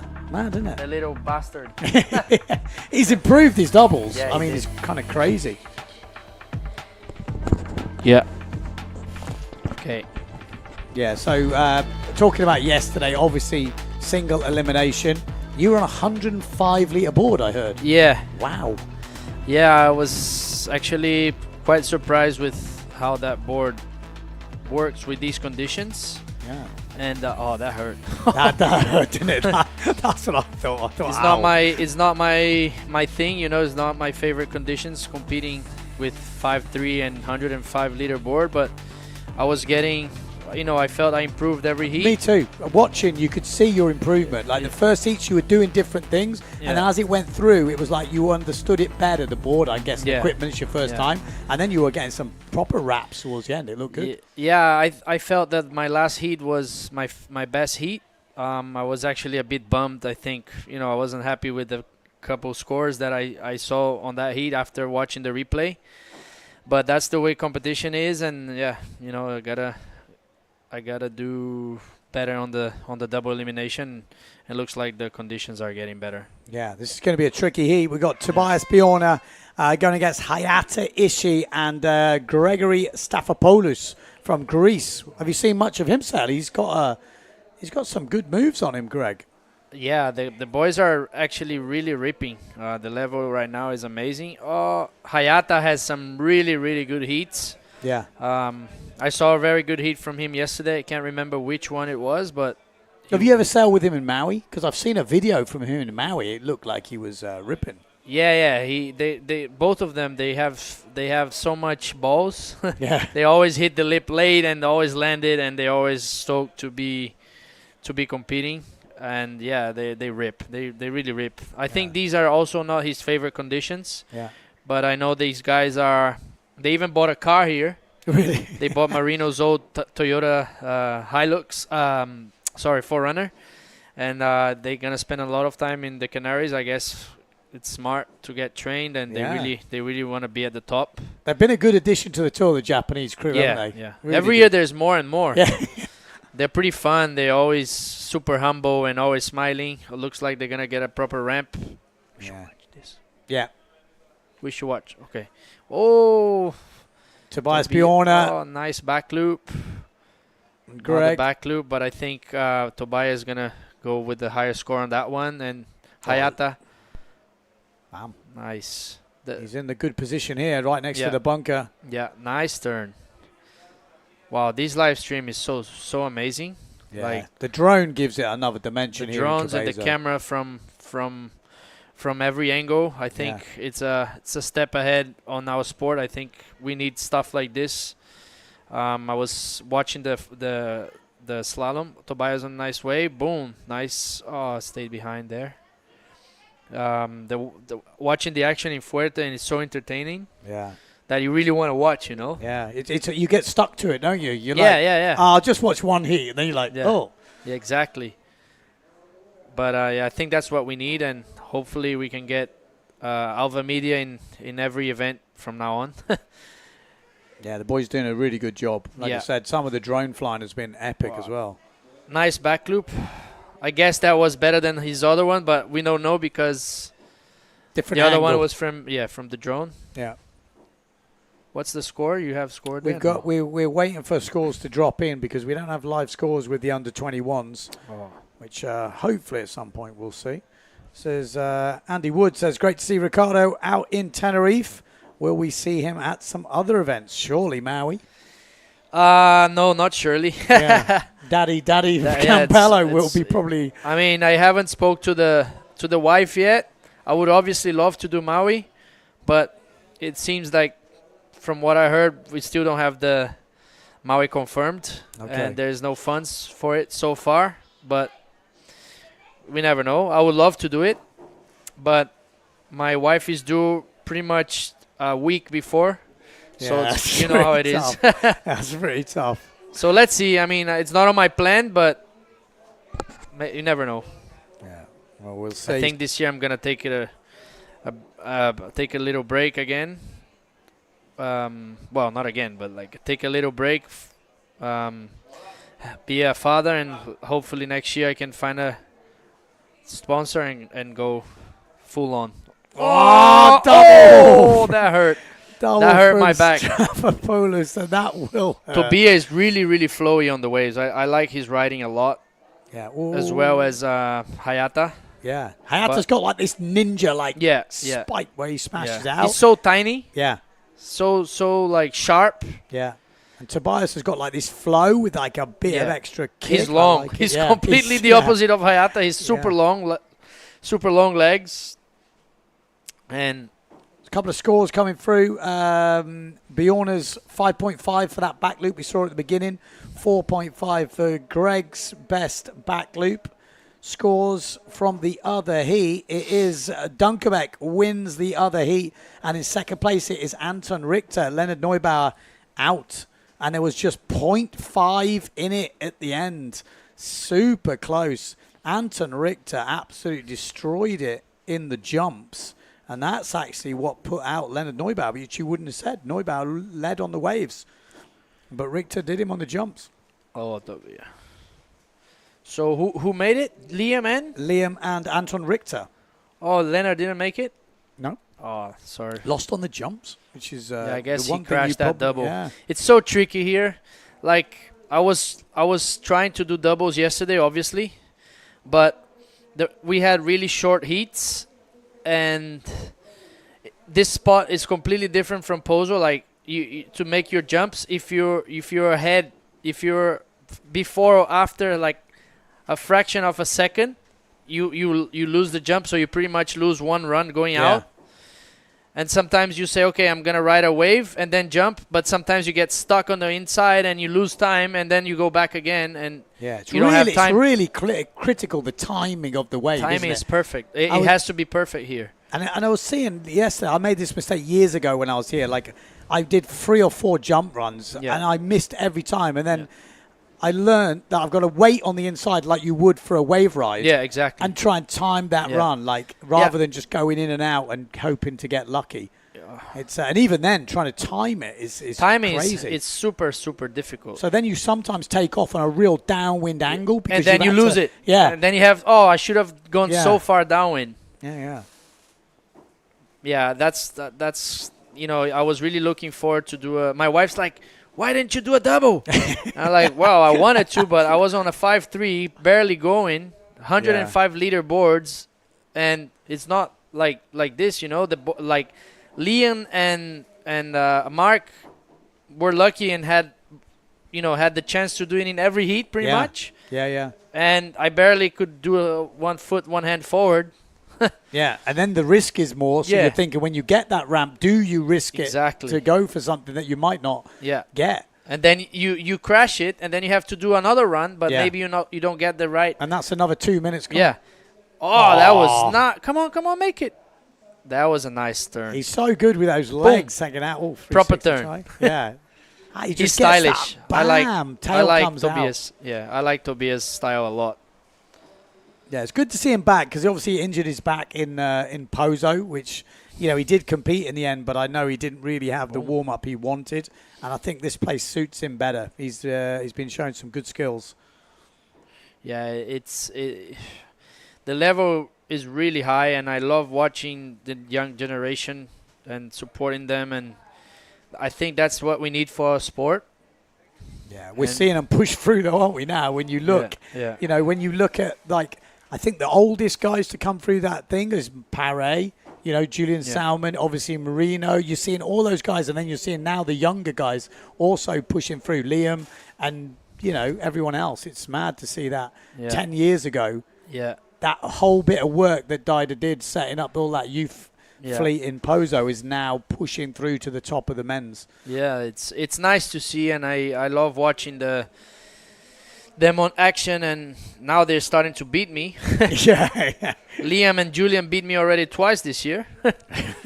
But, you know, they're really ripping, and yeah. Liam's been the recent one who is, I think, his level Stepped is up. getting pushed Yeah. by the guys he's hanging Yeah. with. You know, he's hanging around with Marino and stuff, and you can see he's going, well, if he's doing that, Yeah. I want to do that. And Yeah, it's, I think this is super important for any athlete, like to have one of your best friends, you're pretty much your rival, your biggest rival, yeah. because like you say, he went so high that he went out of the frame. That was sick. I guess Tobias is leading this heat, right? Yeah, he's looking good. I'm going It's to get an looking update really good, here. and I guess Hayata is second. Japan is To my eyes. Yeah, Hayata's leading the surfing, but only crashes on his jumps. He's got one hand back loop 3.5, so the landing wasn't great. So he's leading on the riding, Hayata, but not on the jump. So I'm guessing Bjorna is looking good on both right now. It's good. Yeah, yeah, the kids are ripping, and yeah, I love watching them. What do you think of his hair? Hair is a bit kind of not as bad as Maciek's hair. That's a better view. Pretty sick. It's amazing what the drones can do these days. Huh? Yeah. Like the images we get. Hayata needs to land it. It does. We've got Conditions are much better than yesterday, I would have to say. Yeah, they look really good, don't they? Yeah. Max points apparently for that store forward, 5.5 from Bjorna. And I got a 488 yesterday for a 1 foot one. It's hard, isn't it? It's hard Sorry, to take sometimes. I have to take it out. I was a bit upset, but Yeah. forget about it and go hopefully on the double today. I think the problem you had is one of your first no foots was ridiculous. Yeah. Like the extension you got on it and the Yeah. landing was just like as good as I've ever seen. I was like, you've got to throw some big points at that. And then the other one was good, but it probably wasn't as good as the other one. Wasn't so, high, but the yeah. landing was actually the same. Yeah. But 2 points less was a bit harsh. Yeah. No, I can if see that. I had a 5 for that, I would have won. I would have been in the final. Yeah, I think there was nothing in it. It was a couple, 0.2, 0.2, 0.3, yeah, it was not much. So we got- someone is asking here about Robbie and Brasilio. Brau. Yeah, So Maciek. Robbie and Brau, they went back to Maui, and they were, we have the same event in Peru at the same time as this one. So they were looking for the best forecast, and for them it's much closer and faster to go to Peru. But in the end, they didn't go to either of them because they were told that they were gonna compete in the end of this week because there was a swell, and in the end they competed before, so they didn't make it. Okay. Both of them. So Okay. it's kind of a shame for both of them because I guess they needed this event for Oh, look the at this. rankings. That was a nice shaka, but I'm not sure if they're judging the shakas. Yeah, they do like the front side hits better. Yeah. I mean, they want to see you go front side here in Yeah. Tenerife. Bjorna is ripping. Yeah, I mean, we've got 1 minute and 15 on the clock. We've heard Hayata Ishii needs another jump from a different category at the moment. Was that forward? I guess so. Yeah, so a forward That lead was from bigger. Hayata. That will Ooh. help him. He's been leading on the rides. So Hayata? Hayata Ishii is going to be coming back into this. Bjorna must be in as well. So Strafopoulos maybe is the one that needs to find. There's only 3 guys, right? Yep, 3 guys, 2 go through. Hayata is selecting the best waves, I guess. Yeah. He's stylish. I like Yeah. his style. Like I said, he's also good on starboard tack. Yeah, which he's is- better, I think. Yeah, which is not always normal. You He know? beat me at Hokipa last year. Oh, really? Yeah. No, the year after. The year before, sorry. It No, was I've super seen light. I've seen a video from him there, and I thought, wow, the guy's throwing it down. Forward loop 2.5 for Hayata, so just a little spin loop. He's got 20 seconds to find another jump.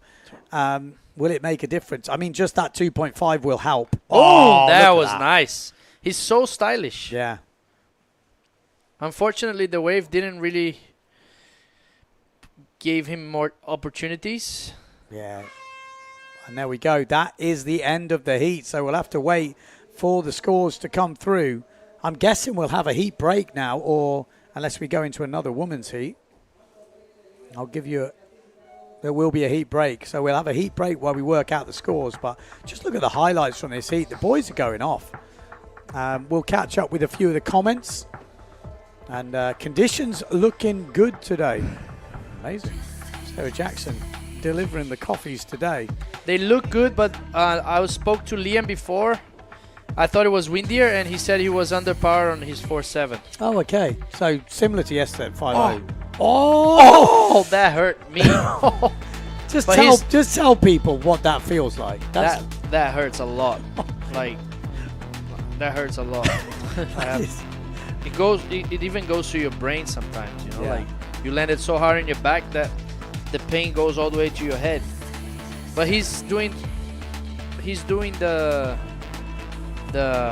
technique wrong. He's looking forward and he has to look back. Yeah, got to get that weight of the head back, Yeah, get exactly. the waist twisted. We haven't had any updates on Anna Julia at the moment with the knee, but With who? that's usually probably a good thing. Anna Julia in the women's. Oh, Anna in the Julia. under 18, yeah. She hurt her knee doing a forward. Really? Oh, sorry for her. She's a nice girl. Yeah, Very that- quiet and Bam, oh, that was a that's nice sick. turn. You can see the freeze frame on that. Okay, so we do have a heat break now. So we are going to go into adverts. We're going to be back, give you the winner of that heat. But what we saw, maybe we're going to think Tobias Bjorner. He looked good on the jumps and the rides. Hayata Ishii definitely had the rides. He did get his jump card filled, but maybe not as he would have liked. Strafopolis is going to be close. So we'll be back pretty soon to give you those results.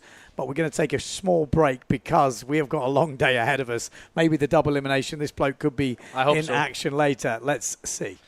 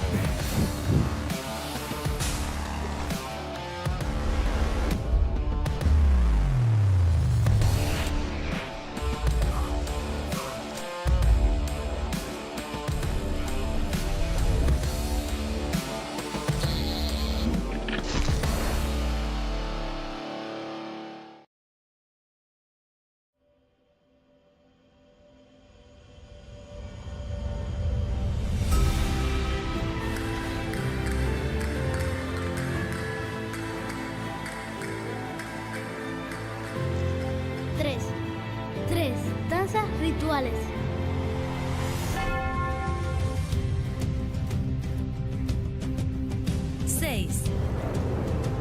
Seis bienes de interés cultural.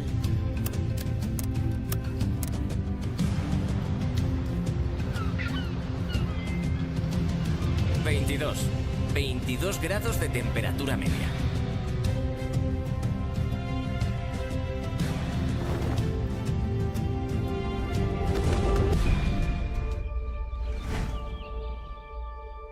...38 kilómetros cuadrados de espacios naturales protegidos.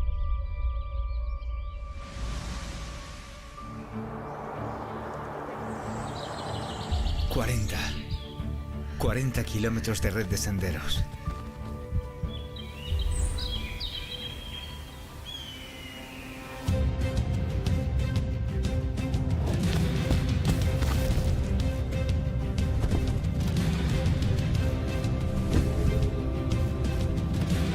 171. 171 metros de montaña roja.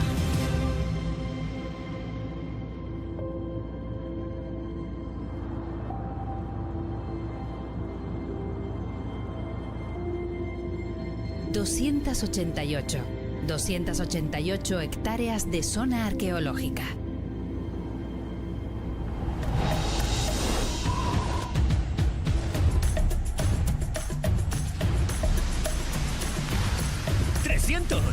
¡300 días de viento al año!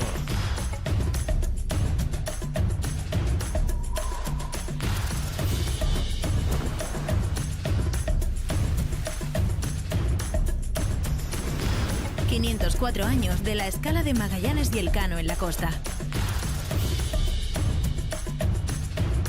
750 metros de arena del Médano.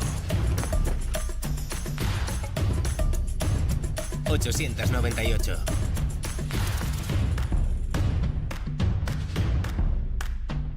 898 plazas hoteleras.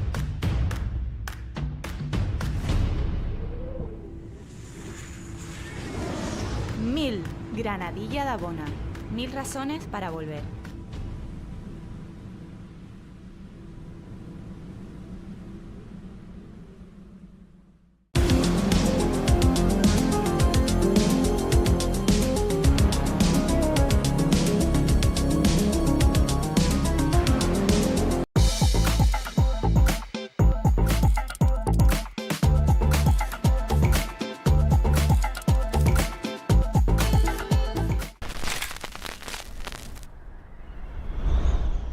Do not travel with luggage, rent quality equipment, and enjoy.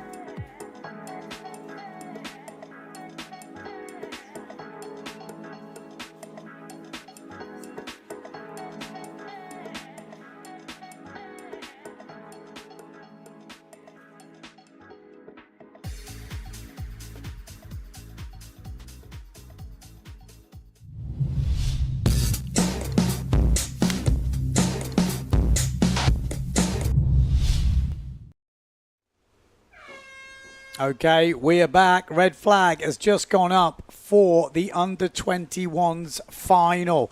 Who got through from the last heat? Well, there'll be a clue coming up because Tobias Bjorn is in this final, so he obviously got through. Liam Dunkerbeck in the final. He is the man to beat right now. 77 kilos versus 71 from Tobias. He's obviously skinny because he is bloody tall. Obviously Pozo compared to Klitmuller, cold Hawaii. And Tobias Bjorn looks in good form right now.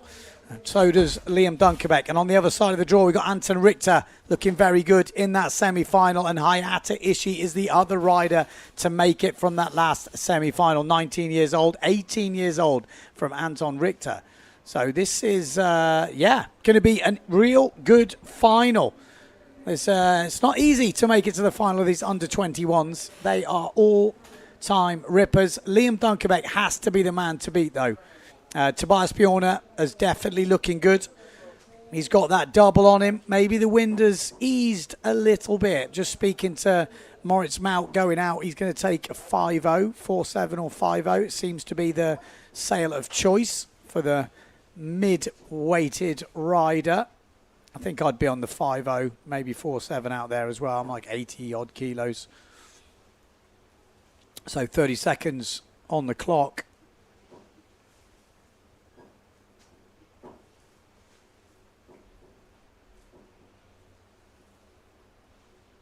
There we go. Liam Dunkerbeck, 20 seconds to go. Are we going to see that double forward loop? I'm pretty sure we are. We're going to see. See, it happens to the best of them. It's not just you guys at home when you're out there sailing, don't worry. So he will be starting behind these two. Bjorn on the left, Anton Richter on the right as they head out. Great view from the drone to see this opening run. Anton Richter's gone lower, looking for this. He's got to time this perfectly, Bjorn. Big back loop from Bjorn, lands it to perfection. Great way to start the heat, and that is the difference. Just lining up and getting that first wave. You know, they both had the option to hit that wave, but it was only Bjorn that got the time in just right, and that is a great way to start the heat. 2 jumps, 2 waves to count. One-footed back loop for Liam Dunkerbeck. He's going to sail away, but it's going to lose a few points on that landing.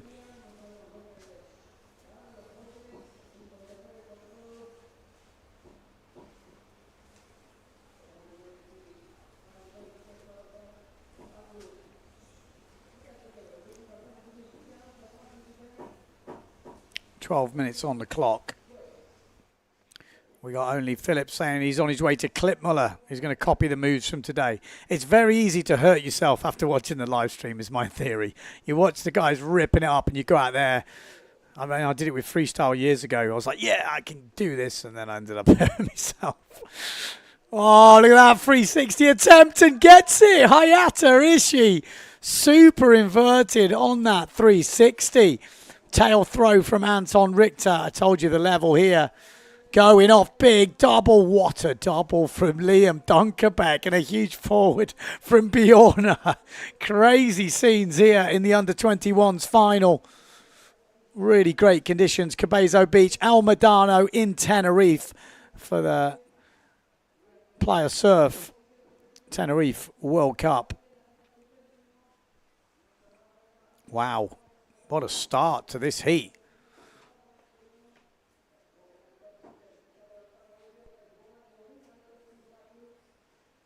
And we'll wait for a few scores to drop in, but that was a hell of a start.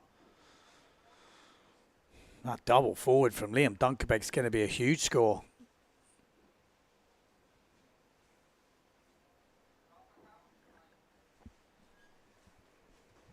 Double forward, 8 points for Liam Dunkerbeck. Big one-footed back loop from Anton Richter. What a landing from the German. Tobias Bjorn just wraps it round. Great conditions, great riding. The level, oh, he's just gone down on that second turn though. First turn looking tasty.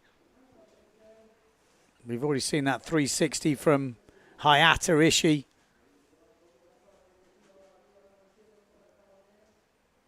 Super inverted 360 as well.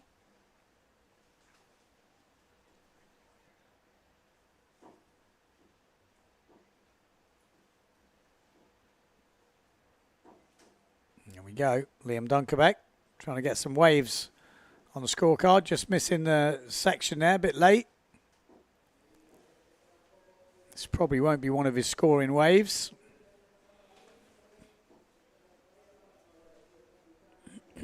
Hayata push loop, bomb, planing, pretty much.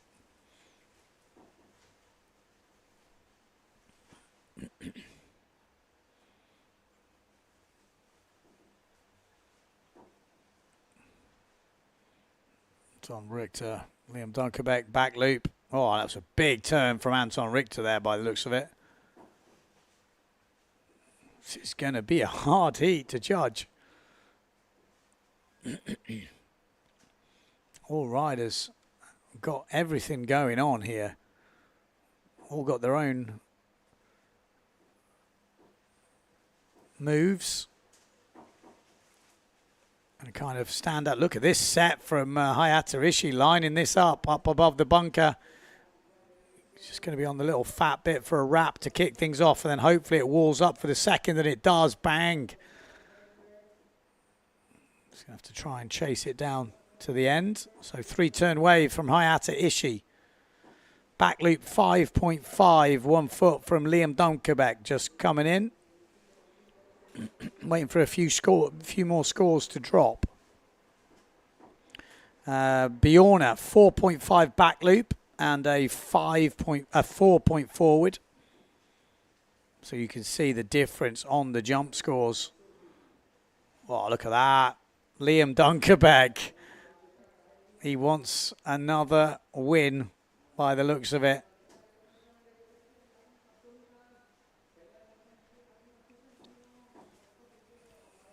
We've got a 5.5 on the one-footed back loop for Anton Richter. A 3-point push loop coming in for Hayata Ishii. This is Anton Richter. He's been destroying the lip in this heat.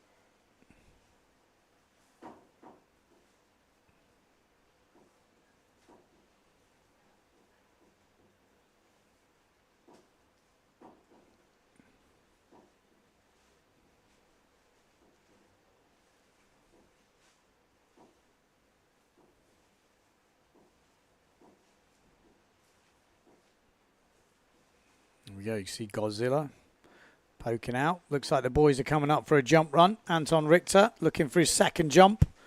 What's it going to be? Are we going to see the stall forward?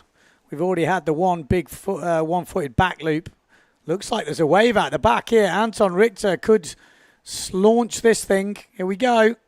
Yeah, it didn't kick him as much as he wanted, but stomps the landing. Just a little bit too far out to get the real kick. And there's back loop from Hayata Ishii. Gets his 2 jumps in. Waves. Hayata Ishii is leading on the waves. Just hearing from the judges. Tobias Bjorna. Oh, just didn't quite get it right. Nice little snap there, but goes down on the inside.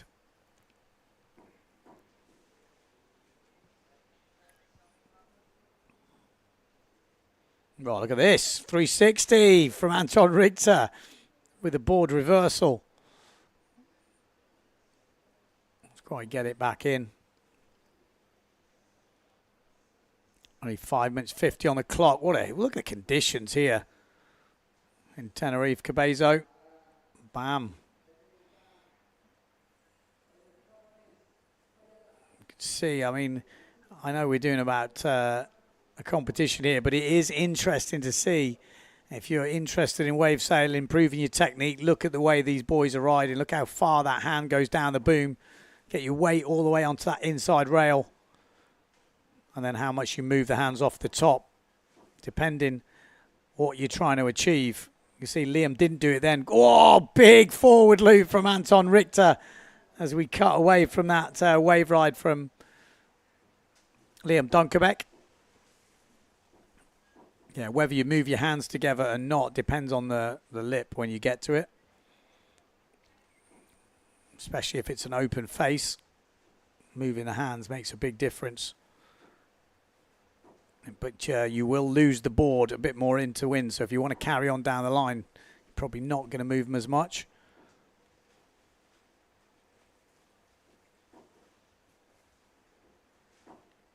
Anton Richter, oh, that was looking like the 360 section.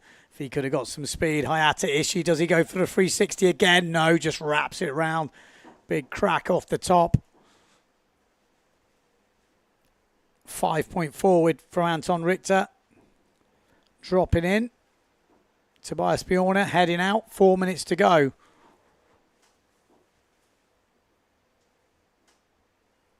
Really close in this final. Liam Dunkerbeck does have the edge, though, with the jumps. That dangerous double forward he's got is a big scoring move, and rightly so. One of the best in the competition. I think him and Marc Paré definitely showing in these conditions that they have got that move down.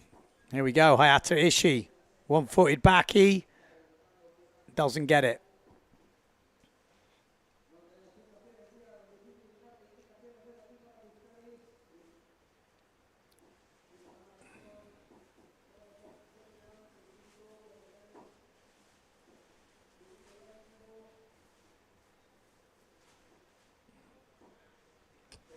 Here we go, Liam Dunkerbeck. Pretty much got his jumps in, so he sees an upgrade. What upgrade does he see? He doesn't see an upgrade because he goes for the straight jump. 3 minutes on the clock.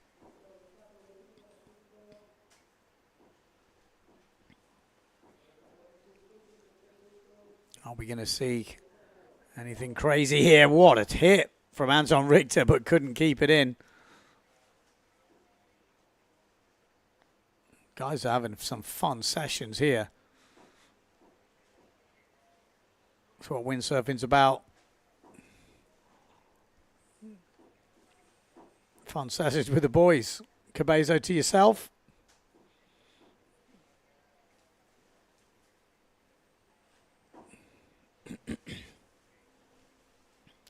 Liam at the moment is in front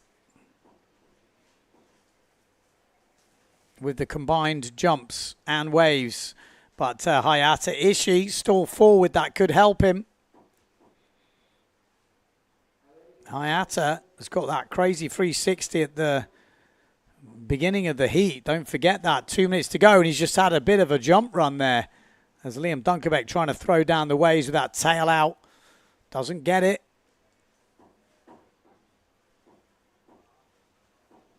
One minute 45 on the clock. Big stall forward from Tobias Bjorner.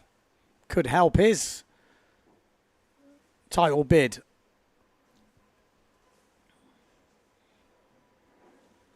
Still 1 minute 30 on the clock, so we're going to see more action in this heat. Who will win this under-21s category?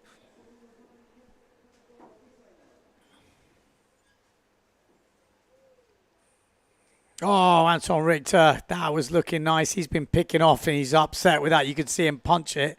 He knew that was a good wave. Oh, and it's already broke for Liam Dunkerbeck. Settle for the whitewater, turns it into attacker. If he can get a good frontside crack here, it will help. But it was kind of a soft section. Judges want to see. That was, well, yeah. Not getting it. Sometimes when it's already broke, it is the time to go for the tacker. Frees up the fins nice and easy. Forward loop scoring 5-5 for Tobias Bjorner for that big stall. Hayata Ishii gets it wrong on that one. Anton Richter has another good crack. 30 seconds to go. We're probably not going to see much more action looking at the boys here. Tobias Bjorner will get something though.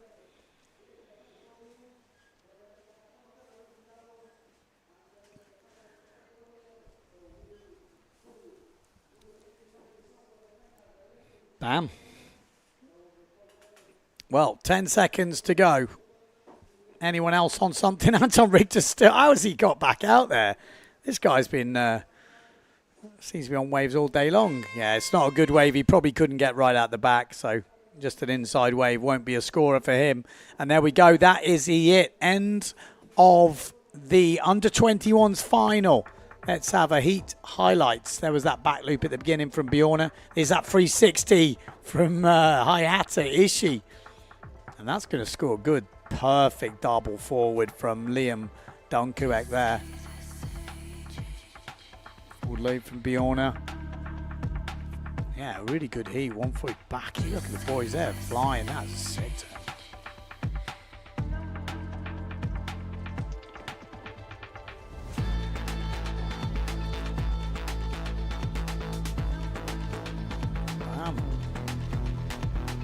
Nice.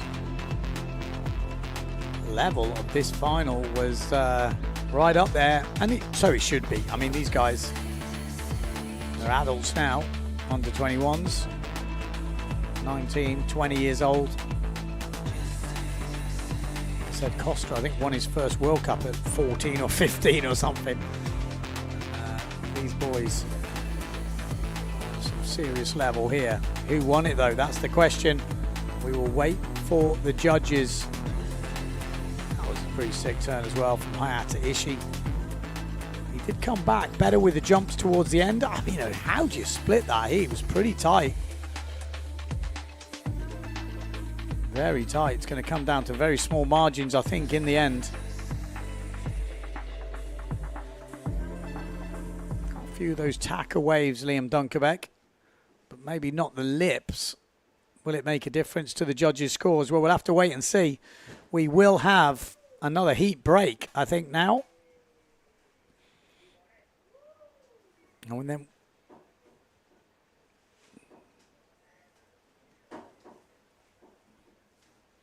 okay, so we are going to have a quick ad break, but we were going to be back, hopefully, with some interviews with the under-21 finalists. Let's see how we go.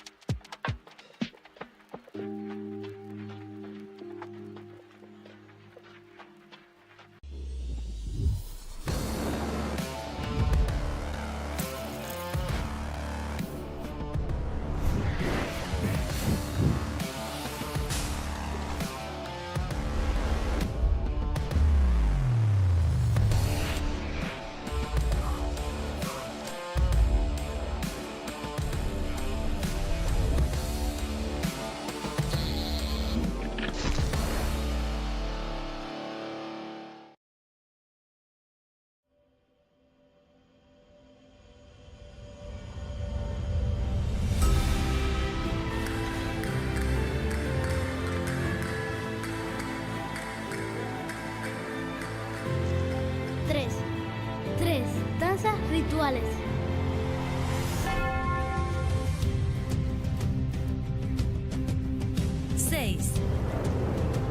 Seis bienes de interés cultural.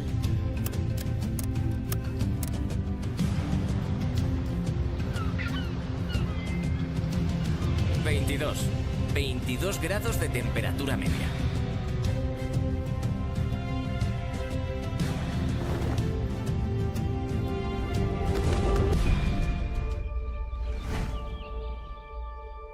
...38 kilómetros cuadrados de espacios naturales protegidos.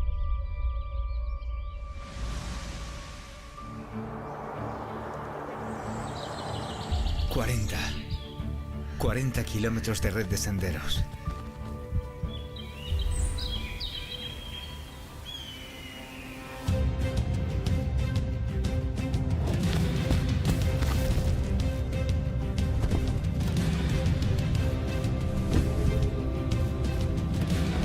171.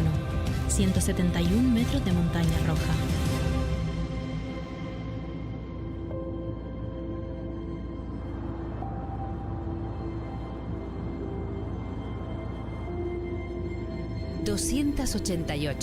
...288 hectáreas de zona arqueológica.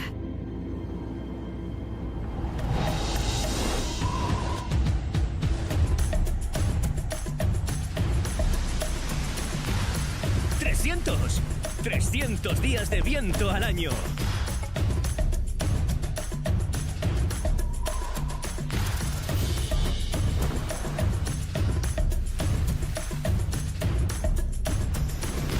...504 años de la escala de Magallanes y Elcano en la costa.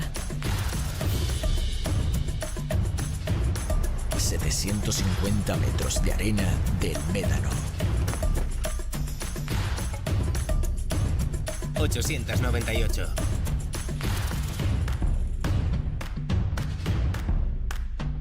898 plazas hoteleras.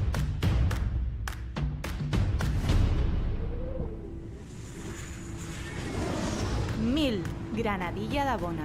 1000 razones para volver.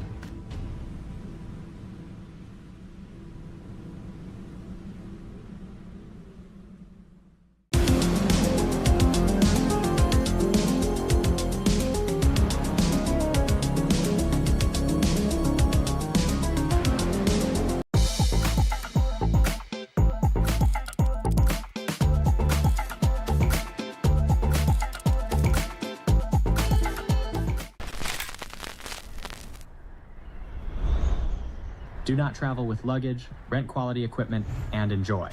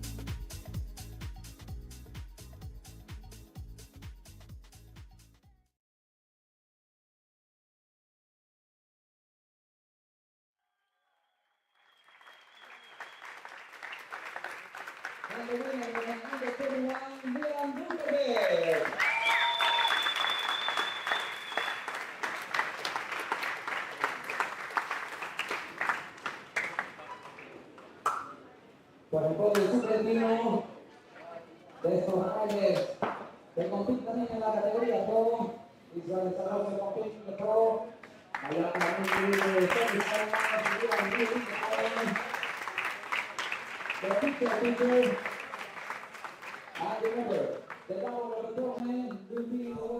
was a close one. I'm just having a look at the scores. It is absolutely ridiculous. So, runaway victory for Liam Dunkerbeck, 71.5 points. That is how we're looking. Second place, Hayata Ishii with 55.5. Third with 55.5. So joint sort of, and it goes on higher scoring wave. And then Anton Richter on 55. So just 0.5 separating the last three. That must have been ridiculous. So really good showing in that final. You can see Anton Richter knows he had a good final there. He probably doesn't know he only finished 0.5 behind second and third place. And the Hayata Ishii and Tobias probably don't know that they finished on level points. And it probably came down to that 360 wave for Hayata Ishii, which is his highest scoring wave, which is the tie-break situation, which is why Hayata got the second place. So we're going to go and have an interview with the tour leader and winner of the under-21s here in Tenerife, single elimination, Liam Dunkerbeck. Can you come down, please?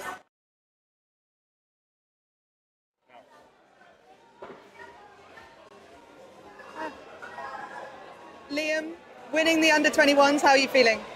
Yeah, it feels amazing actually. I've been pushing all the contests with the big gear. Doing some doubles on big gear for me is like a really tough thing. And yeah, I just unlocked it. I'm pretty happy. I think I'm more confident now doing doubles with the 4.7 than with the 3.7. So yeah, pretty stoked. What are the conditions like today? Actually, we didn't expect it was gonna be like this. And to be honest, it's way better than yesterday. Like for jumping, it's much better, and for riding also. And how's your overall experience been in El Médano this year? I really like El Médano. It's a really good vibe around. There's full of good people that likes windsurf, everything. So yeah, happy to be back here, and now I'm just gonna chill a bit here. Awesome. Well, enjoy chilling out, and good luck in the double. Thanks a lot.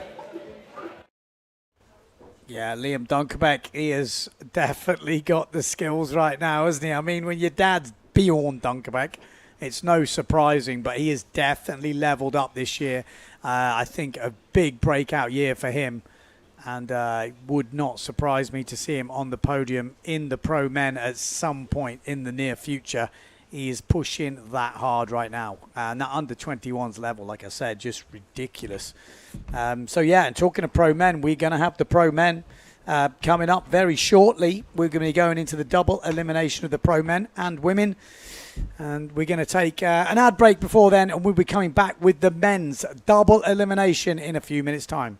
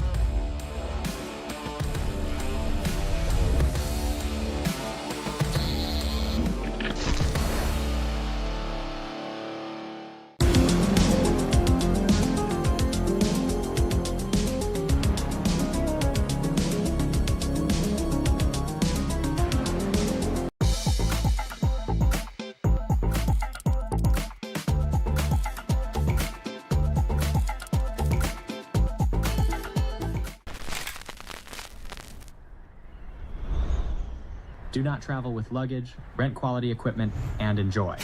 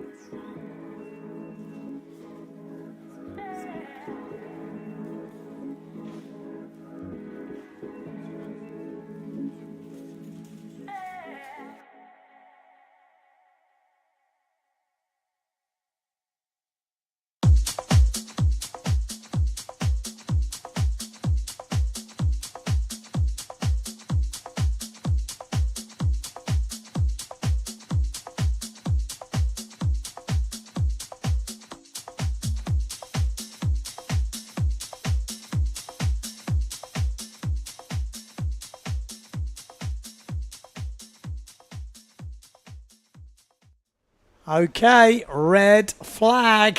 We are going into double elimination in the men. Got a fair few heats to get through. We have got coming up in this first round, we've got Scotto going against Strafopoulos and Lucas Meldrum. I'm not sure if Walter will be in this. He was limping a bit yesterday, I know.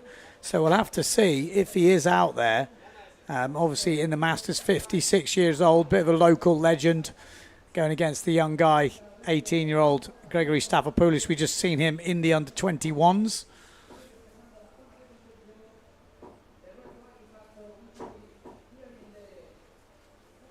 And then we got Lucas Meldrum, British champion from last year, 2023, 23 years old.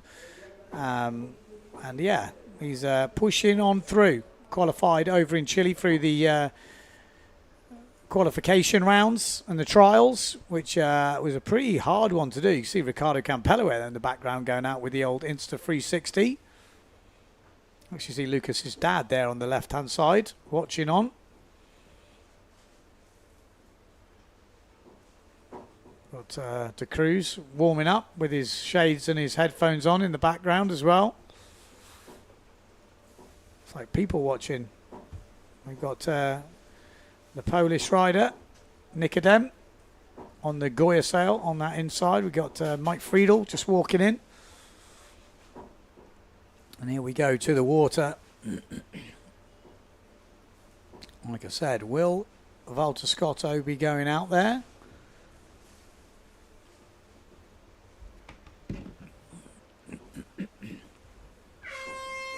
That is the way Cabezzo looks. So if you're not interested in busting it out and getting close to the rocks, you can sail upwind, as you can see a lot of the riders are doing at the moment.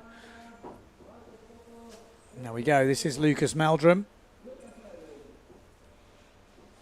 Got a good wave riding style on him. He's been working on his jumps. Wants to go higher. He's actually a starboard tack rider by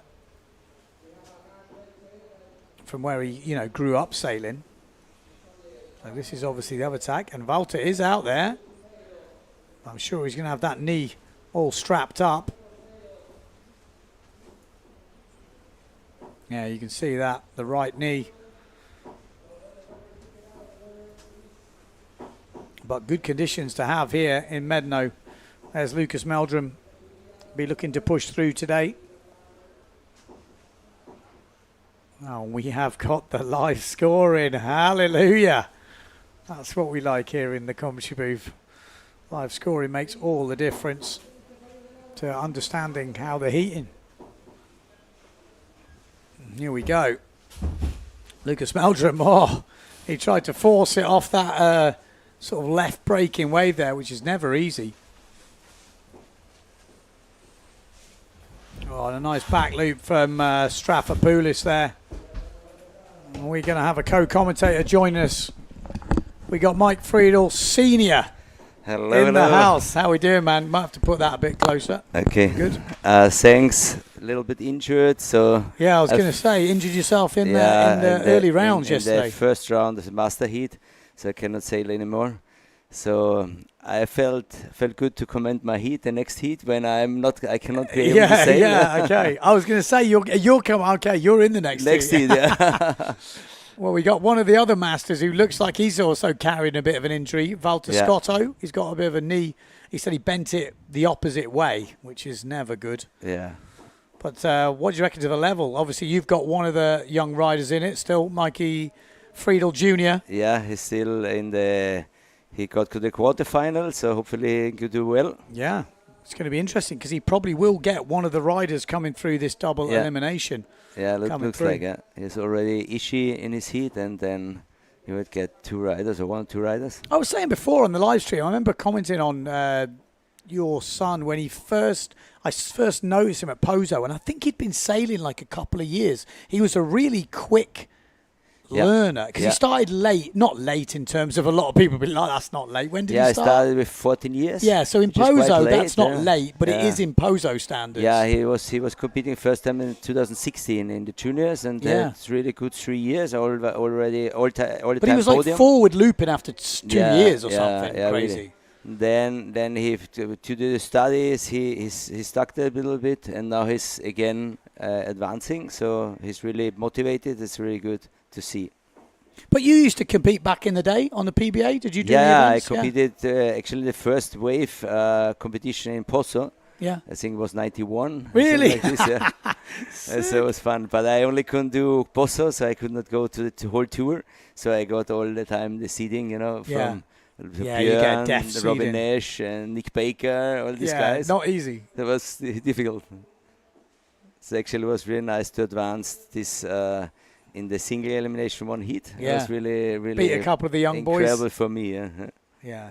No, it's cool, isn't it? I mean, it's really cool to, even just get Tenerife back on the map. Obviously, you're Pozo local. Yeah. What's your sailing, Pozo or Tenerife? What do you prefer? Yeah, for me it's easier Pozo, of course. Especially with more wind. I'm used to smaller sails, but I'm managed quite good to get used to here. The only thing I feel a lot of pressure in the sails, when it's, and here's a lot of current, so the board goes quite slow, and then a lot of pressure in the sail, and it's sometimes difficult. But the waves are really nice here, so it's a great spot. Yeah, drone angle is looking really cool at the moment.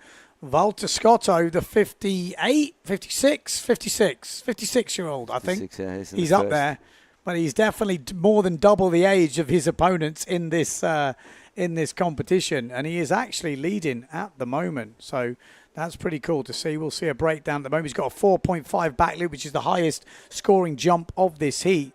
At the moment, looking to upgrade the wave rides as he gets around a little frontside turn there, but just going off the back. So it does take a bit of local knowledge to sail the spot here in Tenerife.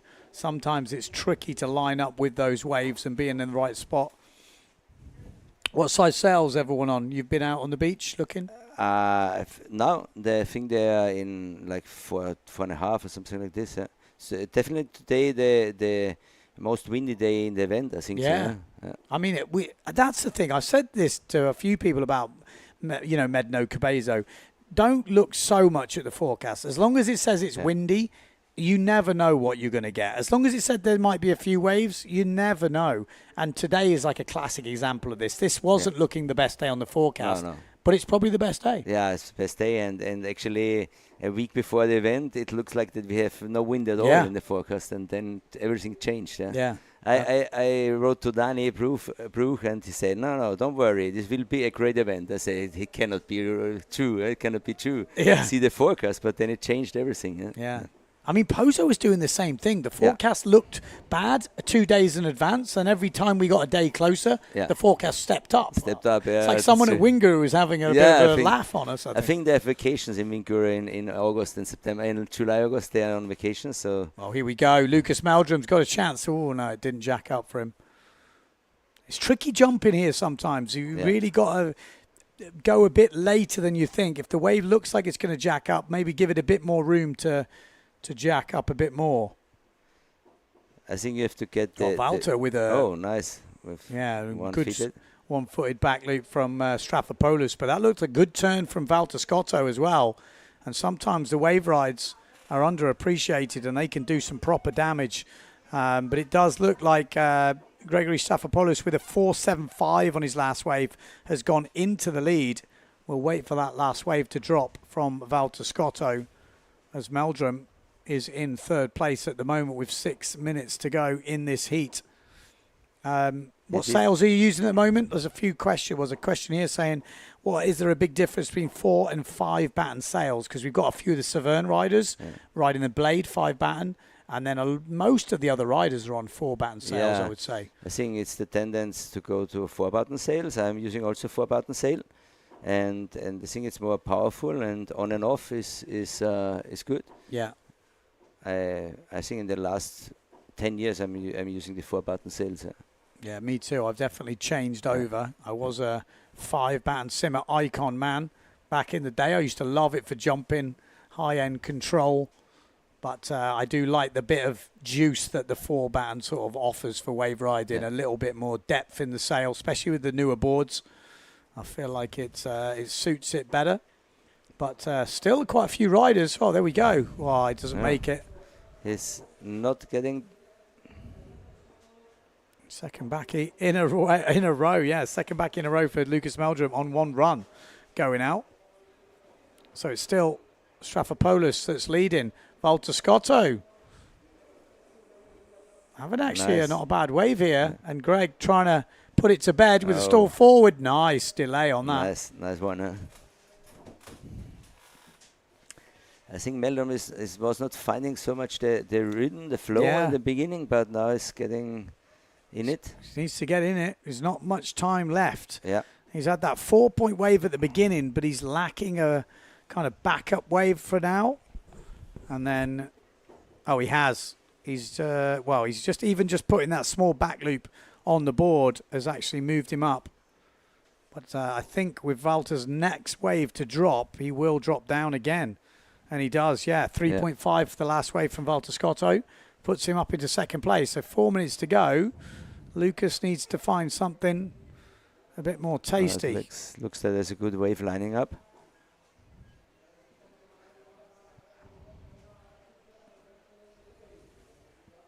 Oh, that was a better hit from Lucas Meldrum.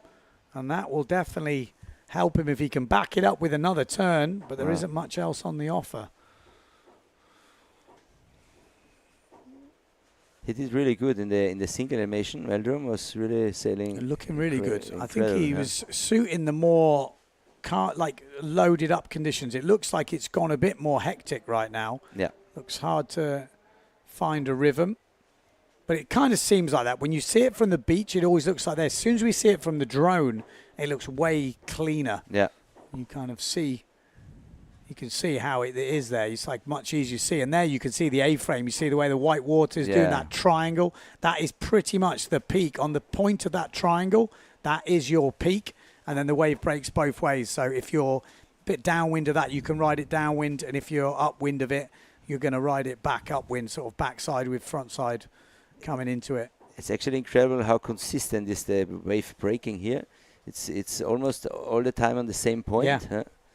And if you're too further up, then you lose the down the line. Valter Scotto, one-handed back loop, doesn't make it. Definitely a battle going on here. 2.88. It's close, huh? It's only 2 minutes. Yeah. Meldrum needs a good wave, huh? Yeah, Valter at the moment did has really got good. the second place. Valter is sailing really good today.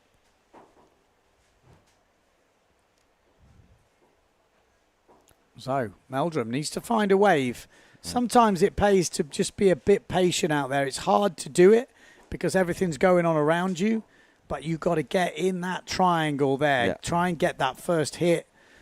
And you can see as it's coming in now, you want to be on the other side of that, but you've got to wait for a set. And it can be painful waiting, but it's worth it. Yeah. For me, it is really hard, the waiting, because in Posse I'm not used to wait. Yeah, exactly. I was doing it yesterday and I felt awkward. I'm like, should I be waiting now? You look at the watch and say, ooh, it's running the time, and you're waiting. It's difficult. I just got to keep telling myself, it's just 2 waves. Yeah. You just can't mess them up. If you wait for one and you mess it up, then it's like, oh, no. But when it is, wind for planing around, it feels weird. Yeah. So Meldrum, with a minute to go, needs to find a wave or a jump. I mean, have we gone back to 1 jump? We might have, actually. Yeah, I think so. Yeah, 1 jump, 2 waves. Valter with a bigger wave at the end. This is where Meldrum needed to be. And this might be the nail in the coffin. Oh, and he doesn't make it. Just close the rig on him. And that could have been it. Oh, Meldrum is on 1. Yeah. So Meldrum's on the 1 behind, and this will make a difference. This could be it. He has come back at the end of this heat. This might be enough. Well, it would need to be a 4-point wave. There was not much to do in the wave, huh? Yeah, he was losing a point and a half on the jump. That's where he's losing his points. So we'll have to see what the judges give it. But it's going to come down to that last wave score. Yeah. If Lucas Meldrum can make it through. A 4-point wave would be enough. Oh, no, because Walter has actually increased his wave score with that first turn on the wave, getting a 3-1-2. So Meldrum would need a 4.5 on that last wave. Was it a 4.5? That's the question.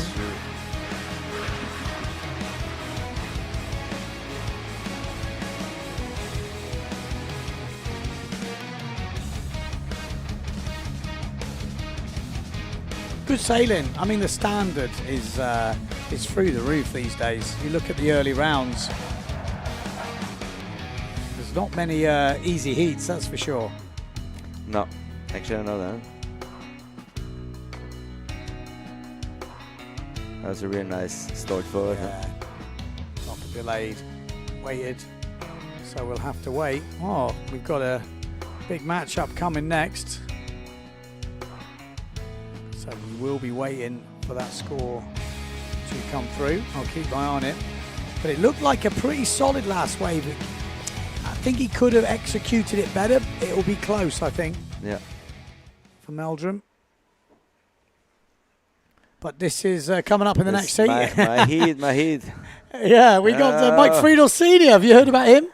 So pity, sitting here and commenting. I mean, I like to comment with you, but I would love better to be in the water. And well, if you were out there, you'd be going against Marlon Maffner from Germany, 19 years old, so the young gun. If we double his age, what do we get? 38 points, and then we add another 19. It's 3 times younger. Good, yeah. Crazy. And then we've also got Routnik from Italy, 18 years old, and then Tim Van Dam, the local, in this. So Tim, 24 years of age. Strafopoulos. Meldrum did finish in 3rd place. So, yeah, he didn't make it through. We'll be upset with that. Didn't quite have a good as he would have wanted. So congratulations to Walter. Yeah, Walter Scotto holding it on for the old boys. Good to see. There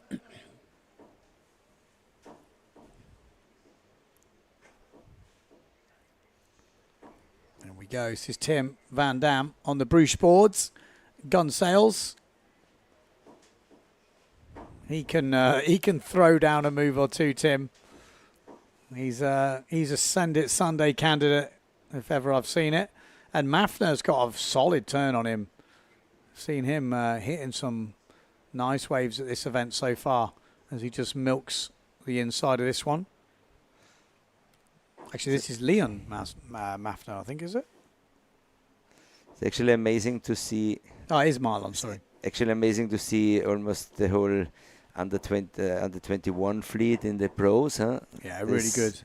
It's really good to see, huh? And they're getting, like we were saying earlier with Ricardo, they're getting, and Dieter, they're getting a lot of practice because they're getting all the 21s heats, they're getting the first rounds. You know, they're going to be even more dangerous if they get any more practice. Of course, huh? Yeah, but it's what it needs. It's definitely what it needs. I was saying that the junior and youth event in Pozo has really pushed all these guys through. And without it, I don't think we'll be seeing this. No. You know, I think your son's a classic example. Yeah. You know, he's been pulled along with all the other boys. Of course, yeah. There's a nice bit of momentum from that event. And then it's obviously come into the Tenerife event. We're seeing it over in Australia. Yeah. And I think it might have fired those guys up. We see the Japanese crew coming over, which is really good to see. And it's really good to see how they also in the private time together and matching them in the water. It's really a good atmosphere. Yeah, for sure. Oh, hello, Tim Van Dam. Nice stall forward from Tim.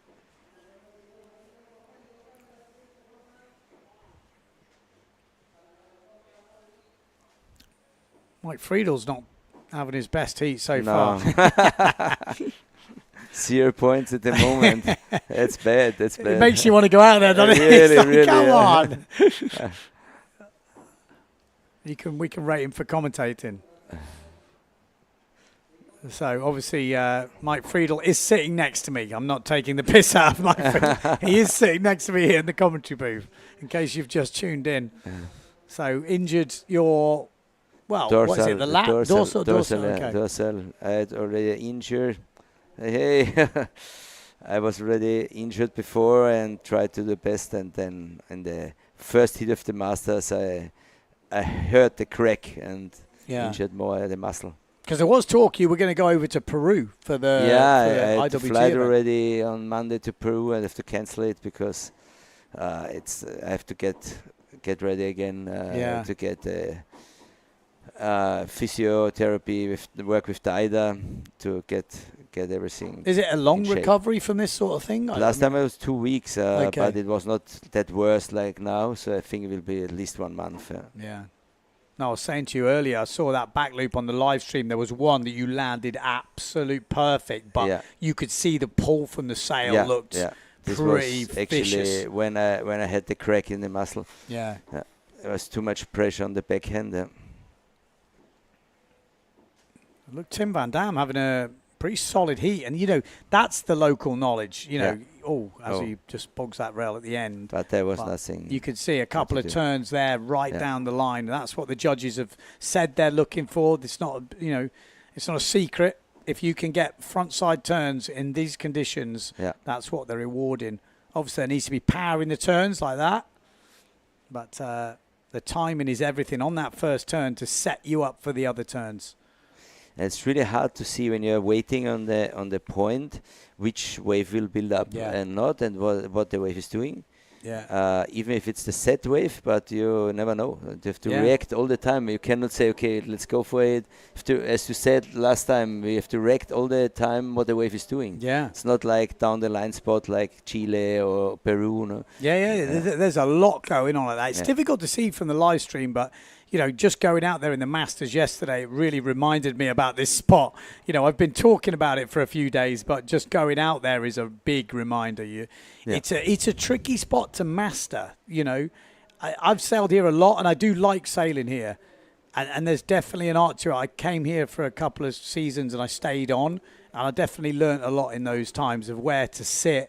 And sometimes not take the wave that looks the best on first look. Yeah. Sometimes it's actually the one that doesn't look good. No. Has like this deeper, more sort of better wall on the inside. Yeah. So it's, sometimes usually at least the second wave of the set can be better than the first, even though sometimes the first looks better. It doesn't kind of wall up enough. Yeah, and even if it's the option, even the third wave maybe. Exactly. And it can almost be the fourth wave. It's hard to take. And then as you're waiting, you're moving further across the bay, and you're missing the opportunity to go down the line. So it's like, it's really tricky. It's a killer. And then there's more riders coming in to take your wave, and you're like, it's also a hard time for training because the locals here, they're standing much further up there, and then they're coming totally downwind into the wave, so it's not hard. It's not easy. Yeah, it's definitely not easy. And in the event, in the heat, if you're standing out there and saying, let's try to take the third wave, but you don't see that the third wave is really building up, then you take maybe the second. And hell of a landing there from Marlon Maffner. And that will definitely help his heat. Nice, cleanly landed back loop. And do you find jumping here much different to Pozo? Yeah, it's totally different. I think if it's not high tide, it's really difficult to that the wave doesn't build up. But if it's low tide or middle tide, then it's more side shore. Yeah. Then the wave is a really nice ramp and pushes against you, and so it's quite good to jump. Yeah. I think, like you said earlier, the main difference is you're on bigger sails. Yeah. And you've got a lot of forward speed, and it kind of projects you differently to Pozo. Like Pozo, there's a lot of wind, which almost cushions it. Whereas here, you get this, and then you have a lot of sail pressure when you land, I find here. You don't have this projection from the wave impulsor. Lucky from Rack. Only if there's southwell, then you feel it. But if not, it's more like the wind, it pushes you up. No? Yeah. Impulsor. Aggressive turn in from Maffner there. But in the lead at the moment, it is still Tim Van Dam.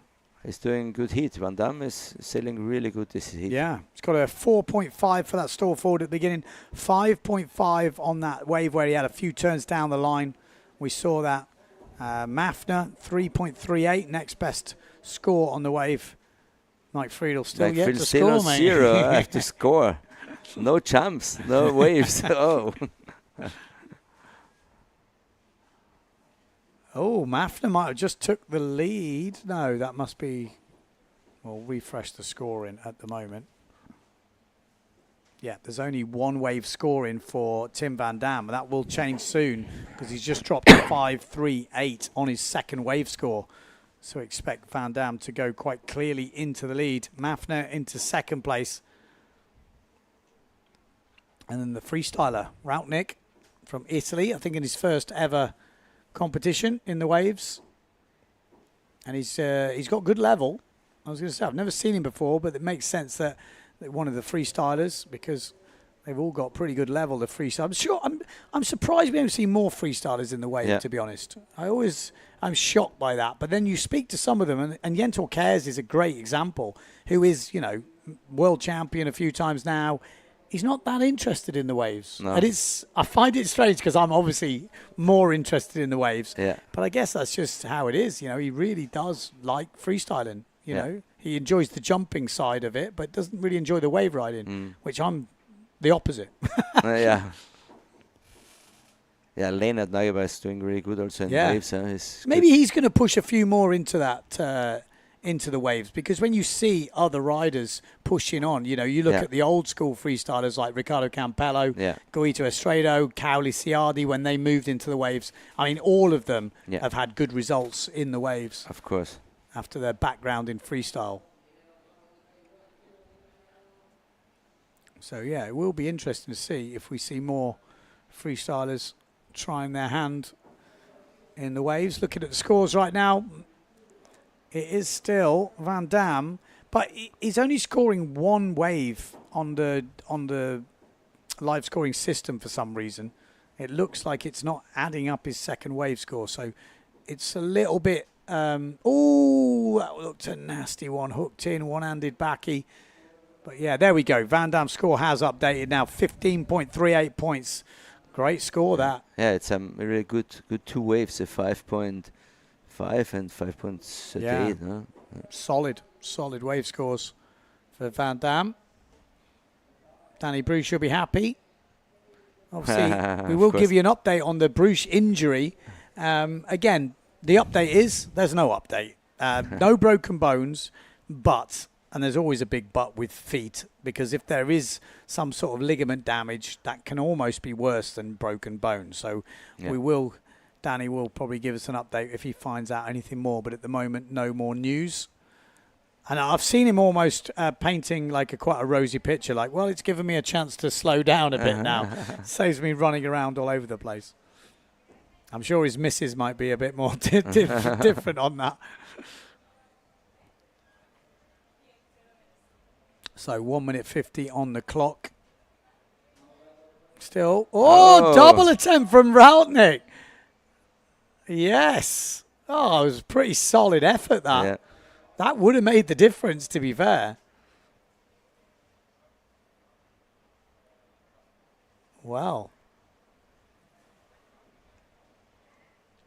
So, yeah, we have got a few injuries, actually, at this event. We had Anna Julia in the juniors earlier. I think she hurt her knee. Have you heard anything about that? I didn't hear about it, no, but I saw her in the boat. I was at home and watching the live stream. Yeah. We've got Walter Scotto. I think he just had a little niggle. I mean, when you get to the Masters, trust me, you only have to get out of the bed the wrong side sometimes. And it's like, oh, Jesus Christ, I think I've hurt me hip or something. I'm definitely feeling it. So after you get past 45, even 40, it starts to change. We've got Mike Friedel obviously sitting next to me. He's in this heat. Done the dorsal, yesterday. We also had obviously Danny Bruce. We're talking about him. Twisted his foot in his. Well, he was taking a wave before the buzzer. I think he thought it was a 2-minute transition. It was a 3-minute transition. Yeah. So the wave was actually before the buzzer, and he tweaked his foot in the straps. He's had an X-ray, no broken bones, but this Frank has not been ruled out just yet. So let's hope it's not that. Let's hope it's just a little twist. I'm sure there's a few other niggles. I mean, windsurfing is quite a brutal sport, especially in the wave sailing with foot straps and, jumping at this level and wave riding. It's pretty hectic. So that's the end of the heat. It looks like it is going to be quite a comfortable one in the end for Dan Dam, getting a 3 trying a 360 right at the end. And then Mafna in second place. Well done. Solid heat. Yeah, I'm seeing. Did you watch much of the women's heats? Because they were also ripping in the really women's finals. Kind of crazy. Level is getting really much higher than before. Yeah. Really, I mean, before, or even now, someone was saying the Morenos could enter the Masters. Yeah. I was like, I'm not sure about that. No, not sure. I mean, there's this for the world title is the 45 plus age, no? Yeah. So they could, with 40, they could enter. I think so, no? Yeah.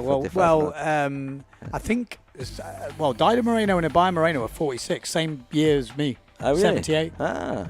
Yeah, really? Same year. Okay. So they could, in theory, that's really good, yeah. we could see Dido Moreno turning up next year. I'd be like, oh God. Oh God. It would be hard, huh? Yeah. No, we're not all for equal rights here. We want the men's and the women's category. Yeah. But in Chile and in Peru, they're doing it. Gene Seaman is competing with the Masters. The Masters, okay. Yeah. No, I think it's cool. I think it's fair enough.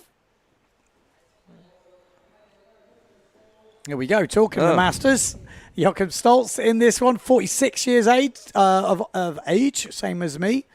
We've got Toma Shangar from Israel. And we've got Jules Denel. He's still 34. Crikey. He's still going. He must have started younger than I thought. Because I've been having some good battles with Jules over the years. Back in the day, me and him, we just kept going heat after heat after heat. We'd be drawn against each other. Yeah. Yeah. So 13-minute heat. Let's see how Jochen will do. He's also knows the conditions really well here as he's living in front of the break. Yeah, he gets a fair bit of sailing. Jules Denel starts off with a back loop. Change of gear for Jules this year on GA and Taboo. Got Toma Shangar, wants to double. He's been doing a lot of doubles over in Pozo. Been throwing down the doubles on the Future Fly in 0.7.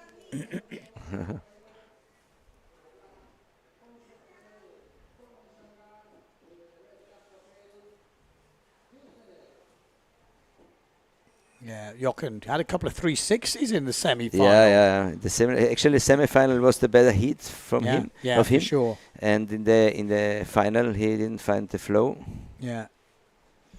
It's sometimes like that in Médano. My semi-final was probably not my best heat, but my final I felt like was much better good, heat. It really had some nice. I saw a Taka. You had a Taka and a 360. I think so also. No, I didn't get not in the final.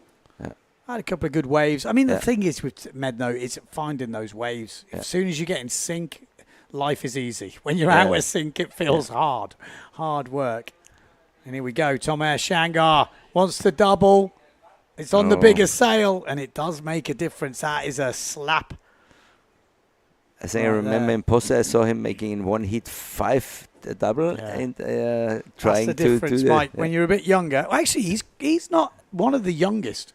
He's up in the 30s, so you'll feel it at that age. 18, you might get away with it maybe, but I think as soon as you're into those lower to mid 30s, you start to feel those slaps a bit more. But anyway, the level is going really up, and I heard from Marino that he has also back problems after this double and push forward loops in Pozo. I'm not surprised. It's really hard. The boys are pushing hard. I mean, Marino, I saw him land some crazy stuff, and I know how shallow it is near that bunker. Yeah, I tell you what, it wouldn't surprise me if it wasn't far off knee depth when he was landing. He landed a stalled double. I thought, oh my life. There we go. Forward loop from Jochen. I mean, Jochen's been living here a long time now. Very long time. He goes all the time, and I think it's a standard sail, 5.3. Don't know which sail he's on today, but I'm quite he's sure. Always on 5.3. Yeah. I'm not sure if he's got any other sails. He's got the 5.3 Simmer black tip, and he always seems to be on it. Obviously, Bruce boards as well. Yeah. I think he spent a bit of time in Mauritius over the years. I think he goes after the event again to Mauritius. Yeah. When the season finishes here in Tenerife and the Canaries, he goes over to Mauritius. Some good solid sailing out there. I saw him in some big waves scoring there. Yeah. I've never been, actually, but it looks good. I've been once. Oh, with there's my the son. 360. Oh, nice. There's the 360. That is his trademark move here.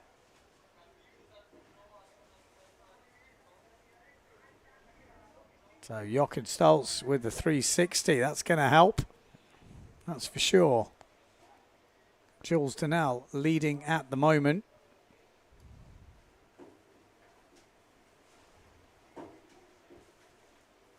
Seems that the wind is dropping a bit, doesn't it? It really does. You can see it in the from the like drone shot. Yeah, like a bubble on this inside. In the inside section.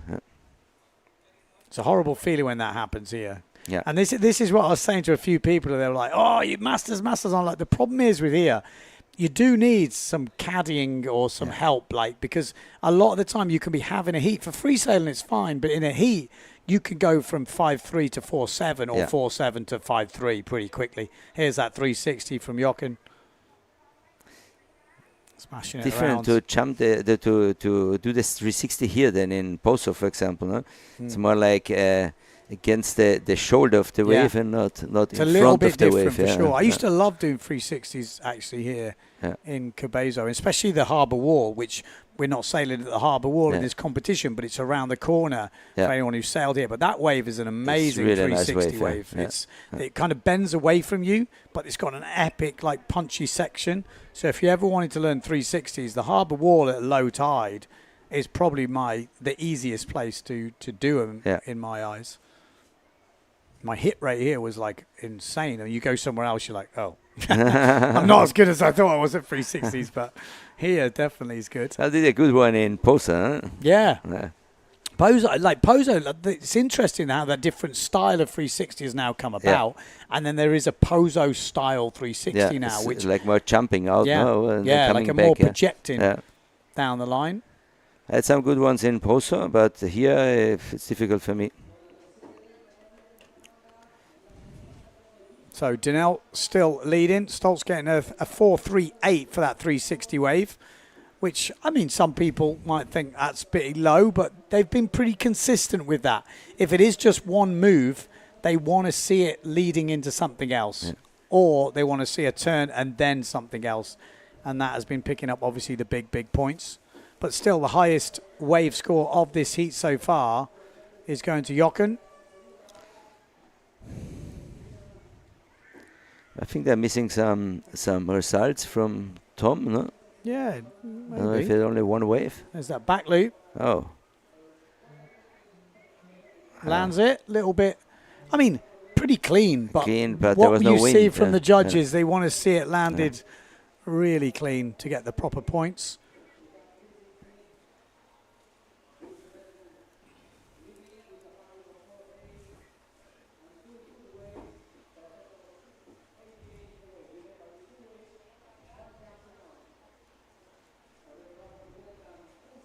So 6 minutes on the clock. And wind's still there, but definitely eased a little bit. Yeah. There's definitely really a little gusty, bit more bubble. High tide will be around, I guess, 5 o'clock, is it?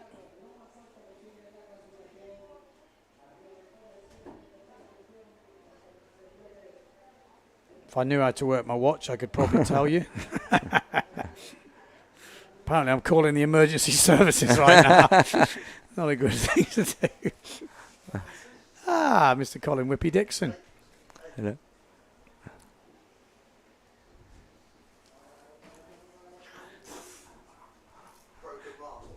Yo. 5 minutes 30 on the clock.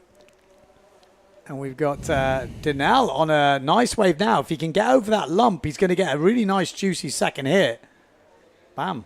Here we go.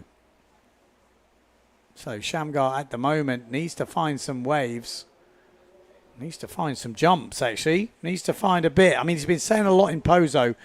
And it's a different type of place, this. I mean, you can't emphasize it enough. No. When you're in Pozo mode, this feels totally alien. It's you're on much bigger sails. Everything's slower. Everything's just different. You've got to be in a specific place. Pozo, you kind of run up and down and you're in the right place at some point. Whereas here, you can get lost very easily in a heat. It's for both. It's for jumping. You have only one section you can jump, and wave riding the same. No? Yeah. So it's really you have to be in the spot. Yeah, you can see it's definitely helping to have a bit of local knowledge, or at least prior knowledge of the spot. Oh. And there's the back loop for Stoltz. And that was probably better than the other one, landed better. Yeah. This is Tom Air. Oh. I think he's not a good heat. He's sailing much better normally. Yeah. It's a little bit, he don't find the flow and the rhythm. Yeah. Like I said, I think his head is in Pozo mode. Could be. He's just loving that craziness on the small sails. Yeah. You know, I think pretty much after here he's going back to Pozo, from what I've heard. He's like, he's got a lot on his mind that he wants to do in those crazy conditions. And I think you get Pozo sailors and Cabezo sailors. You know, like it's like, I think they're two different sailors. I think you can enjoy both, but given the choice, someone usually has a bigger preference. It's like, I see it quite a lot actually when talking to riders. You know, on their off time, some people will go stay in Pozo and around Gran Canaria, and other people will come to Tenerife. And it seems to be a familiar thing that the riders do the same thing every year. I think, you know, Paré and Victor Fernandez. Building up, let's see if he... classic examples of that. Just close there, isn't it, from Jochen?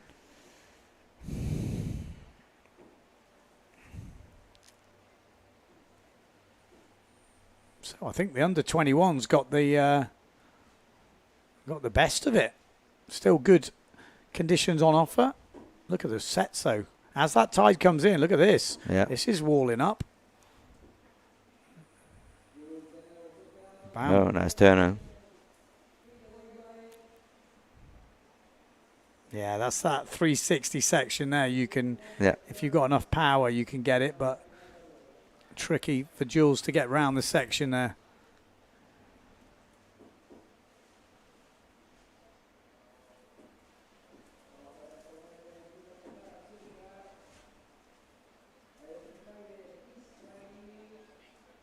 Yeah, he really is not in the right spot though. No. He's riding right up near the top end, and that's not really where you want to be. He's again, you've got to sail this spot more, understand it. It comes with time. He might go for the double. Stall forward.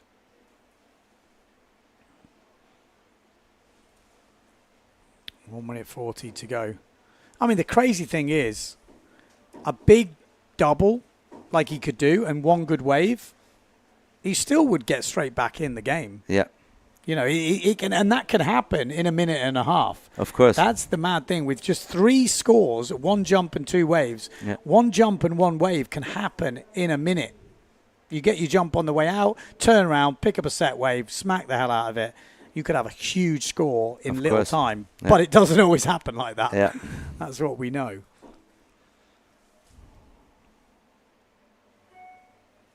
Oh, this was Bosso style, huh? Yeah. Good. Minute to go. Shamgar with a stall forward getting a 3.5.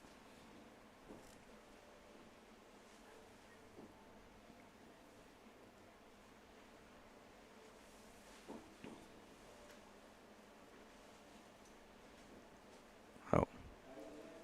No, it's not going to be it. It's going to be... Maybe not enough. Yeah.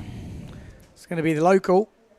third place master yesterday will be going through this first round in the double elimination. So getting his money's worth.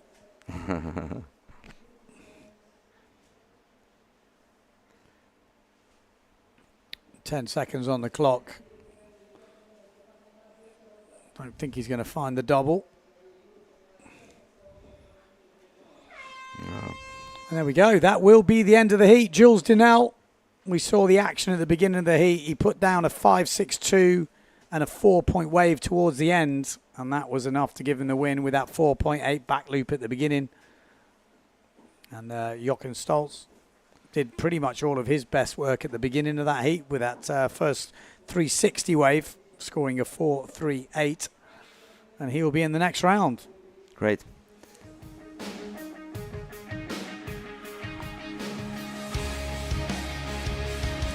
Ben, thanks a lot for having me. I will go to the beach to Pleasure, man. To help my son. To Thank get you very ready. much for dropping in. Yeah. Good to see you again, Mike. Good to see you. Good luck with the injury. Thanks a lot. I hope we heal up quickly. Ben. Cheers, man. Thanks. There we go. Mike Friedel Sr. We're going to be seeing Mike Friedel Jr. in action later on in this double elimination. Jochen Stoltz making it through. Jules Dinell making it through as well. As we watch the highlights from the heat.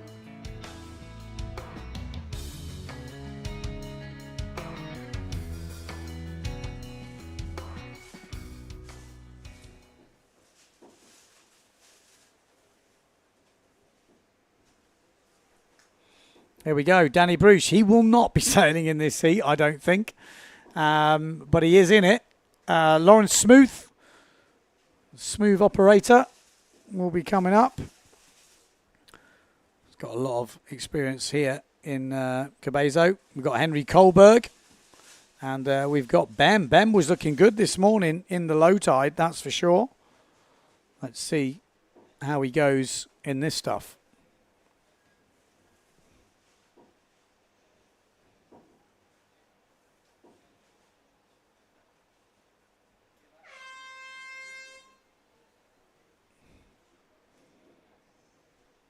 Here we go, kicking things off.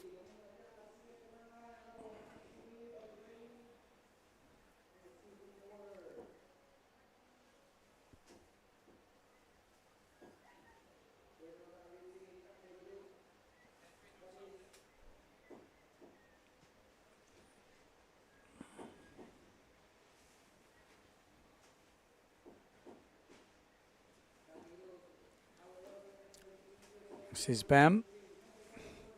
Like I said, a good warm-up heat earlier.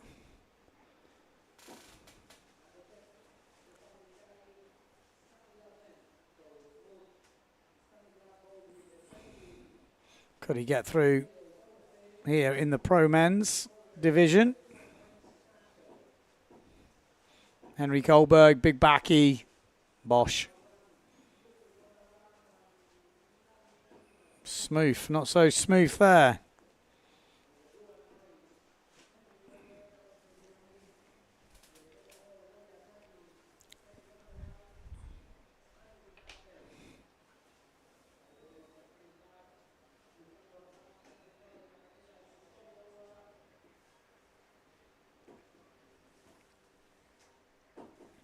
So plenty of action at the beginning of this heat. 11 minutes 30 on the clock.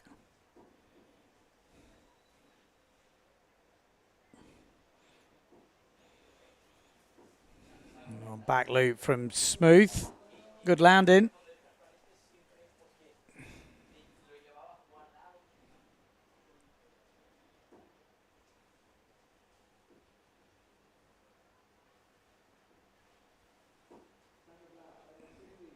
Here we go. Bam, bam, bam, bam, bam, bam. That was better from Henry. Looked like a good line up that. Oh, just not getting that second turn right. See Henry from Germany. Quite a few Germans in this hit. Yeah.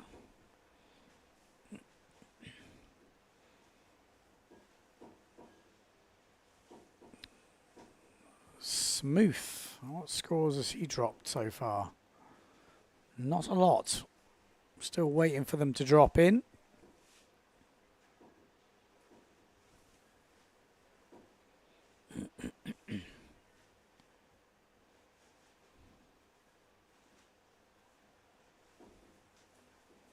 There we go. Kohlberg leading in the early part of this heat.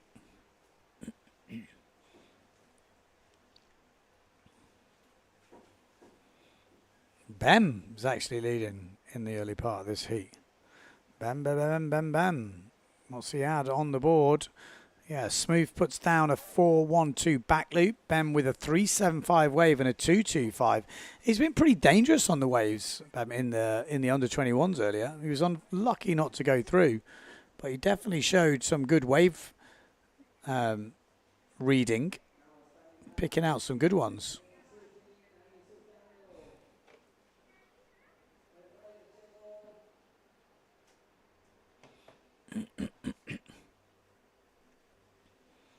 Kohlberg. Bam! Nice. Gets back in front as well. That looked decent.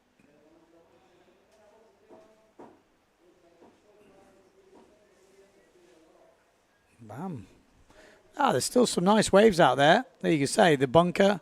You line up with that. It's usually a pretty good transit to have.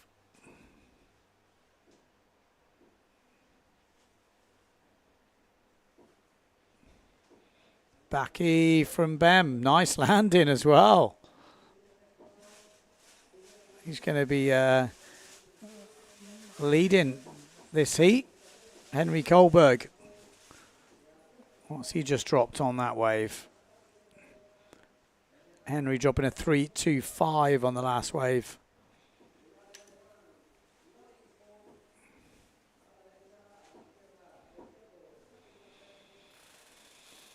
Oh, I'm going to try and get someone in this booth. Mr. Colin Whippy Dixon, where are you? He did just poke his head around the door. I've had a pretty long old time in here, so I apologise. I'm sure you guys will be glad when I stop this, when I shut up for about more than a day. It feels like I've been talking for the last 2 months solid. But we have had some epic competitions, that's for sure.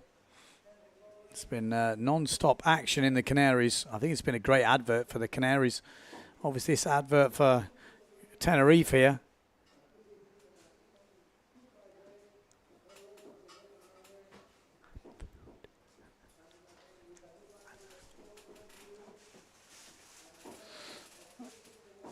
"7 minutes on the clock. The Smooth operator is having it right now.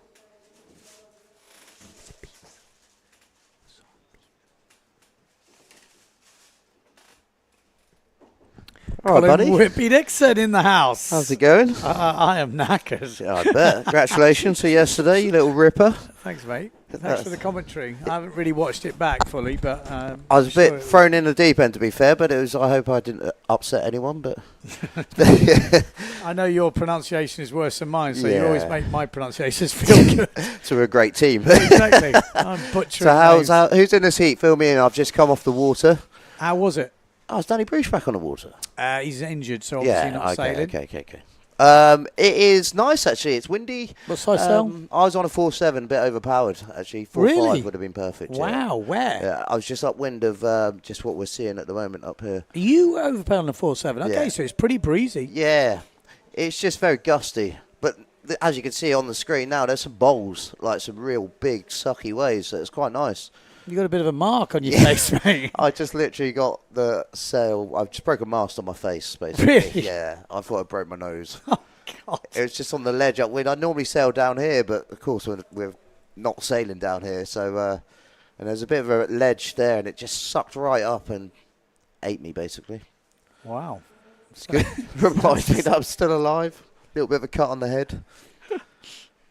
Well, good you're still going. We've got, well, it's quite a close heat, actually, between Smooth and Bem. Smooth, he's kind of grown up here, so he knows the place this looks very better. well. This looks better. Osh. And he's going to get another turn. No, he's not.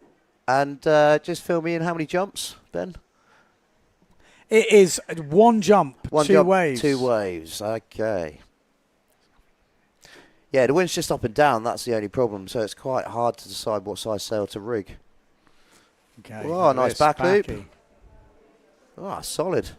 That was good, isn't it? He's sailing good from the Czech Republic.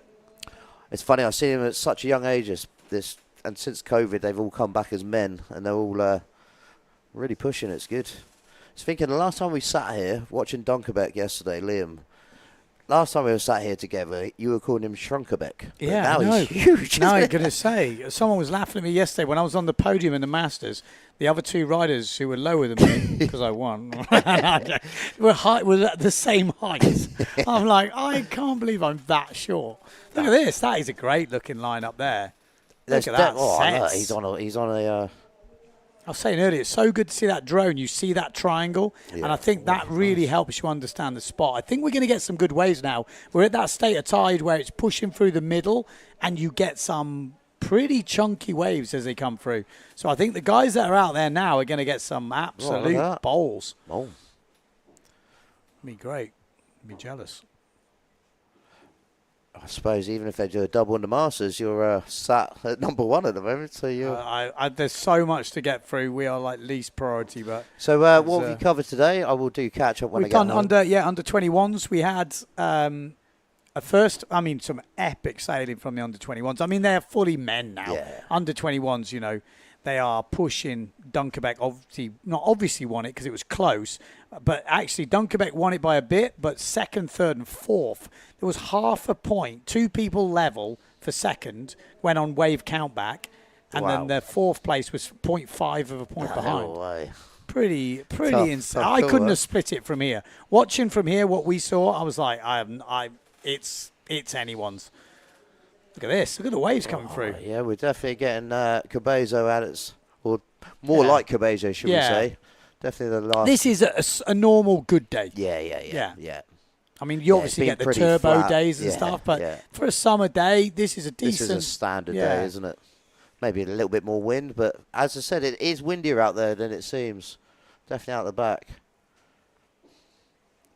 Actually, now you question, I need to weigh myself. I have put on so much weight at this thing. I've done the opposite. This week, you've been sat here. God, 2 months. 2 months. This is. I only get let out of the box for the Masters. It's like not tempted to do pro fleet just for a bit more time. A bit more time on the water. Watching this, I'm like, oh man, I wish I was out there, but. Yeah, no, it's good. It's actually good. What I like to get on the water is just for the commentary as well. It really helps because you get a real first-hand impression of what it is sitting in here. You can a lot of it, but it's much better to just go and get a feel for it yourself. You know exactly what's happening out there, what the problem is. But yeah, no, it's good. Good heat though. Bem up into second place right now. Mr. Smooth has got a heat on his hands right now.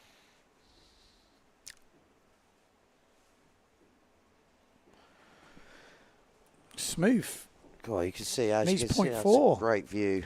But look at the amount of waves Bem has got in. I mean, he's been doing the old fox in a chicken coop, just attacking everything and hoping something sticks, and it's working right now. But Smooth can he upgrade? What's he losing? Yeah, he's losing on the jump. That big back loop from Bem with that pretty good landing, that solid landing is where the damage has been done.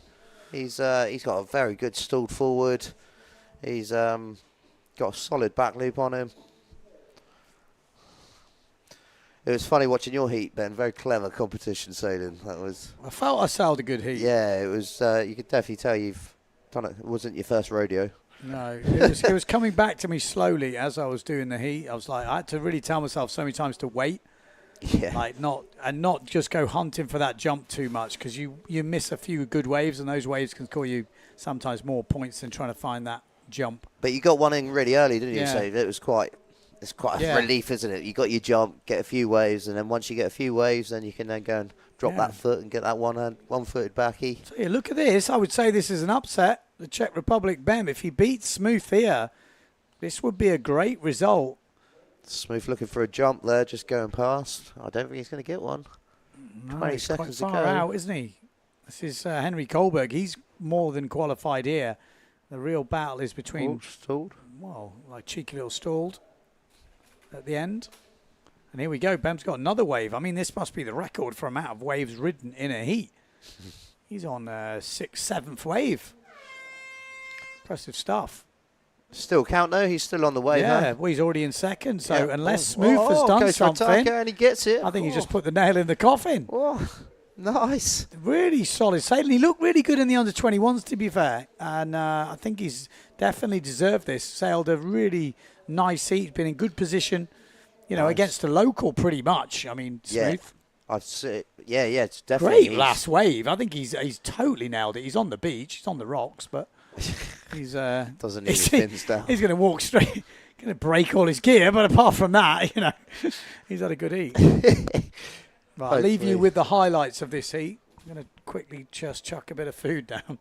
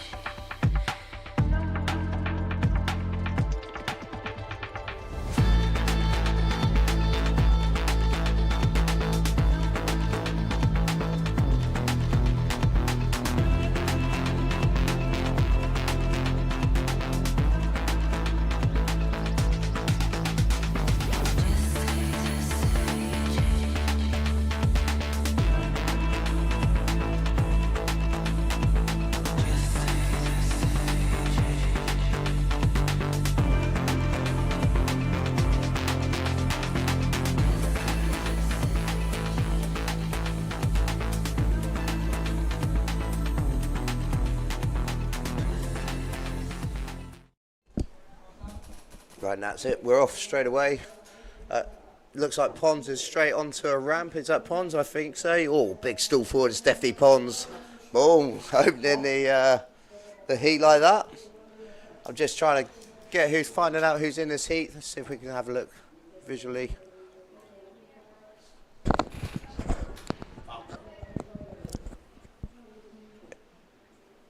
Hang on 2 seconds. Sorry, just refreshing.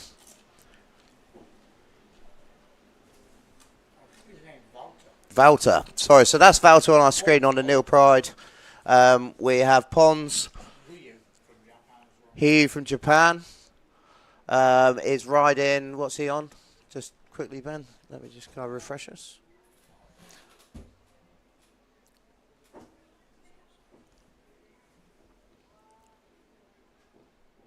Yeah, we got Ryu from Japan, Nagoshi, Pons, and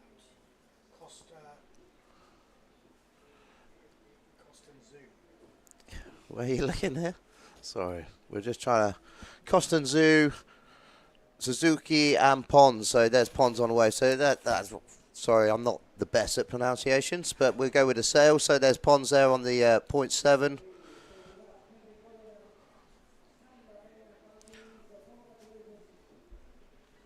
Pons already got that solid stalled forward in. Coming in at 3.45. Nagoshi, sorry, the Japanese rider. Nagoshi on the Severn.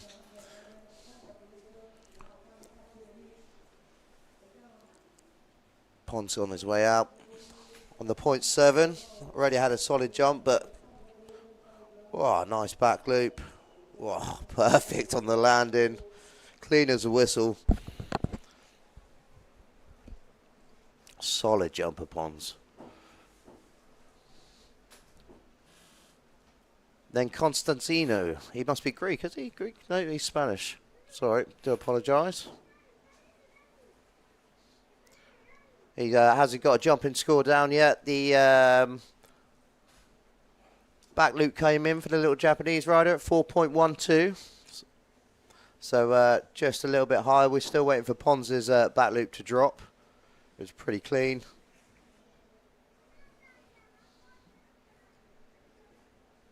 It's all about waiting and being a little bit patient for the bombs. They're not that often, but there's definitely some waves out there to be had. So the judges are going to be looking for that. Who could be patient and wait. The size of the waves. Wow. Slashing it around on the wave, but not really much of a wave to play with. So he's going to head back out and hopefully wait for a set. That was Pons that just flew by. Yeah, so Pons just tacked on the inside as it's a waiting game, just kind of sitting out back and waiting for a bit of a swell to come in. There's definitely lines out there though, and there's definitely waves out there. It's just picking them up. Big shout out to Jem Hall. He's watching at home. Hope he's well. Just come back from Rhodes, I think. Maybe reliable roads, as he would say. Oh. So the tide's just coming in. We've just gone past that low tide. We're about mid-tide now. Normally here it peaks around sort of mid to high. So hopefully the conditions as the day goes on will get better. But you never know. But we're looking on the horizon there. It looks like it's going off. So look, they're just being patient, waiting out back.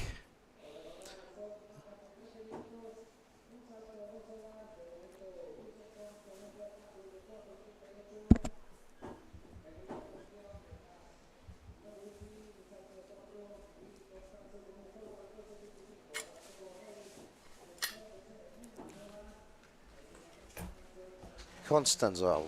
Is that how you pronounce that? Okay, he's on the Neil Pride in front of us here.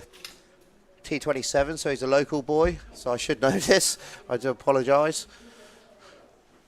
He's on a 4.0. He looks a little bit underpowered. Yeah, he's calling for a bigger sail. Costanzo.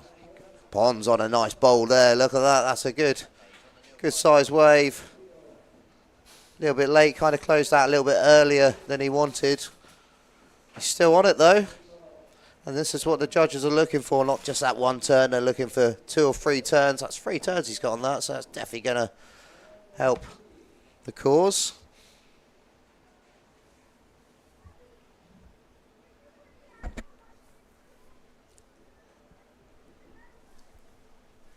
God, it looks really easy from the camera. It's like, oh, I should be there, but it's definitely a little bit trickier out there. It looks like the wind seems to be dropping off, but on the horizon there's definitely wind coming.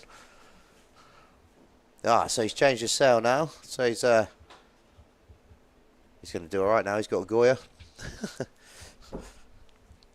Hopefully he's gone for a bit bigger. Yeah, it's definitely a tough call to choose the right size sail. Do you rig for the lulls or for the gusts? When I'm teaching it, I always go a little bit overpowered.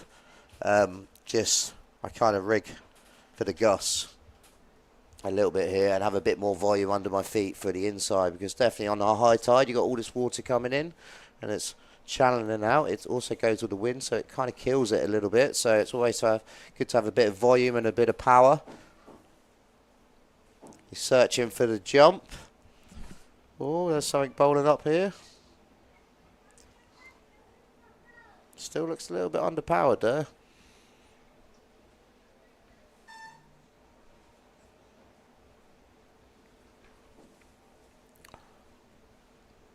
Pons is looking over his shoulder, lining something up. Lots of experience in the Canary Islands from Gran Canaria. Sails here quite a lot. No, he's being clever, tacking out, staying upwind. There's a little shout out to the judges, working very hard there, right boys? Looking good. Must be a lot going on. Must be hard judging. Like, I judged once and decided never again. You're always someone's enemy and always someone's best friend. Oh, this is a nice size wave. There we go. That's what we're looking for. Still a little bit underpowered.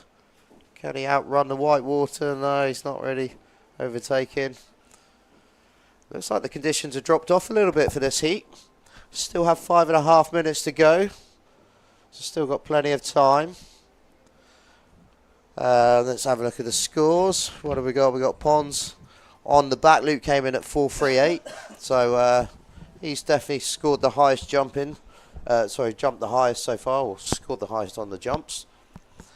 Benny back in the house. Okay, refueled. I'm refueled, ready to roll.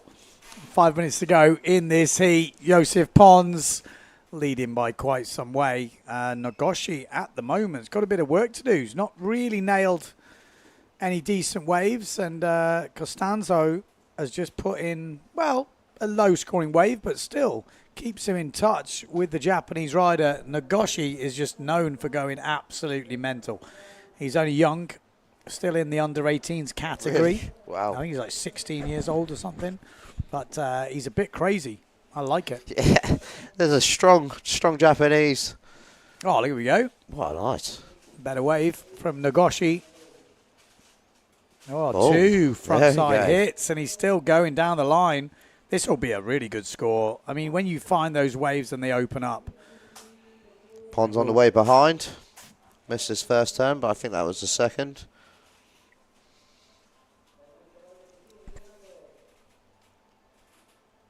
Looks like the conditions have dropped a little bit. That was the first turn, so not the best just wave. Following up from what Jem Hall, he's over in Oslo at the moment, back home by the sounds of it, off to Sweden for the weekend wave sailing. Says the live stream has got him pumped up. Yeah, sick. I've spoken to a few people today, and they're like, "Yeah, we were watching the windsurfer yesterday. We're amped today." And Yeah. It makes a big Yeah. difference. I tell you what, like I know the slalom. I had so many messages after that. People getting pumped up, and then the wave sailing is the same thing. Yeah. Obviously, depends on what you're into, what type of windsurfing disciplines, or maybe you do a bit of everything. But definitely gets you off that wing. Don't get me started. Don't get me started. There we go. Now Pons has picked up something out back. He's been waiting very patiently. Well, it looks like he's on a set. Oh, nice. Bit tail slide. Good style. Yeah, look at the waves now. Oh. I wish I was out there. I should have entered the main. I would at least be going sailing now. Looks fun. Looks like they're opening up quite nicely. Some good face on them. I think you just have to be a little bit patient. They come in, the sets come every 3-4 minutes. That sucks if you've only got a 10-minute or 12-minute heat.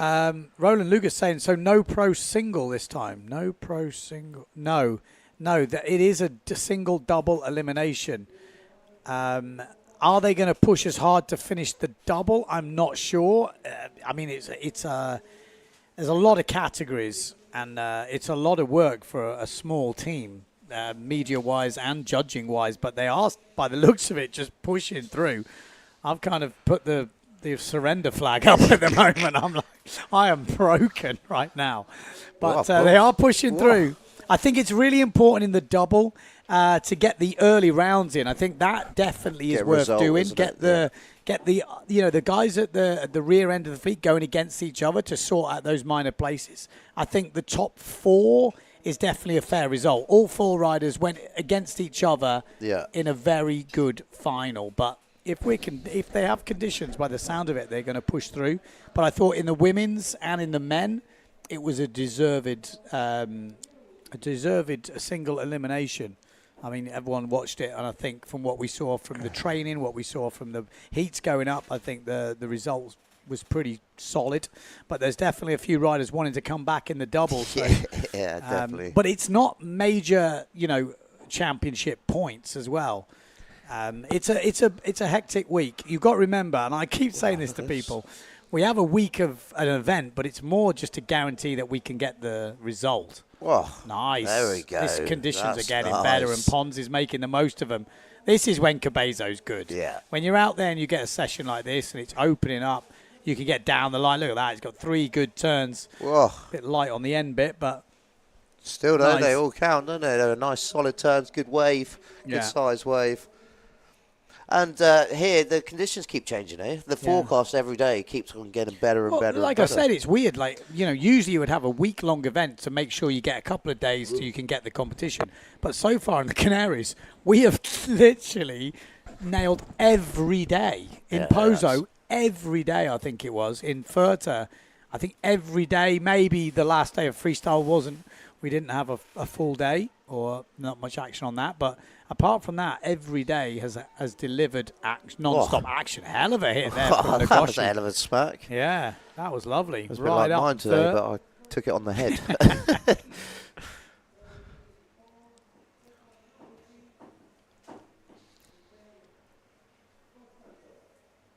Constantine. Whoa! Goes for a double. Nice. Wow. That is nice to see. Right behind the buzzer. Like it. It's not going to be enough to change the results, but that was a good effort nevertheless. Ponce get a 5.62 for that last wave. That was well deserved. It was a good size wave. We got Shaker Maker saying whoever is running the drones deserves a beer. Yeah. Especially if it's just one pilot. A lot of flying. I think there might be a 2 drone, 1 drone. I think there was 2 drones out there. I mean, Simsy's definitely flying 1. Yeah. I think there is 2. It's pretty. I'm sure you've heard it all, but the live stream has been epic. Yeah. I mean, you've got to remember as well, there's a director at the end of this as well. There's a guy on the replays and another guy doing the graphic. Yeah. It's, it is a really like full-on production, this. There's a lot of people, are put together to make this happen. But you can just see the quality is for their all to see. Hey, where are we? The pro single. How did that go down in Gran Canaria? Well, with a few of the riders, I'm not sure they enjoyed it that much. But again, whether they were on the end of it, a few of them would have liked it. I actually thought it was good. Nicodem, he looks like he's took a mass to the nose by the looks of it. Nico, he lives here now, Nico, so he's pretty local to here. Nicodem Merlock, Polish warm-up man from probably 10 years ago. Carlos Kiefer in this as well, 17 years old. He's going to be trying to throw down the double, I reckon. This is already be interesting. Nicodem going to really want to get through this first heat. We got Omar Sanchez in this and Panos from Greece. Panos has been on one of our Sunday Academy clinics. Actually, Ben, I think he learnt to forward loop and back loop with us. Well, there you go. I know and push loop, maybe. I think we did all 3 that trip. Really? I can't have been forward, was it? Yeah. Wow. Yeah.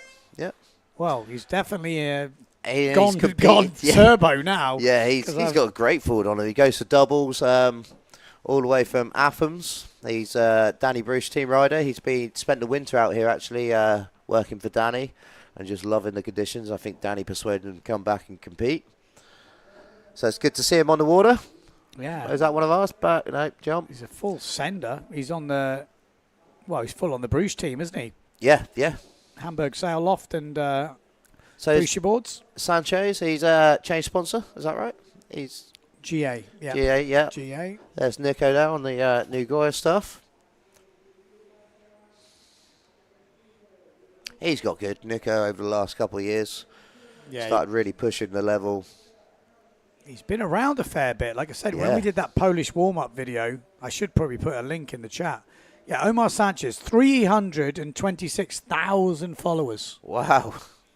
Rockstar. He is an influencer. I didn't realise he had wow, that's amazing. Yeah. He's not competing so much. It's the first time I've seen him back for a while. Yeah, he seems to be back. Did he do Pozo? He didn't, as far as I know. Oh, there we go. Nice back loop. Wow, solid. From Carlos.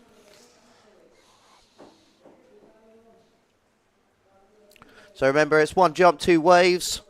So the riders normally try and smash out the jumps, get that in the bag. There we go. There's a back loop there. From Sanchez or Sanchez just drops at the end. So yeah, once you get your jump in, you feel a bit lucky, or you feel you have a bit of confidence then to carry on and crack on with your waves. Here's Panos on the wave. Oh, nice Panos.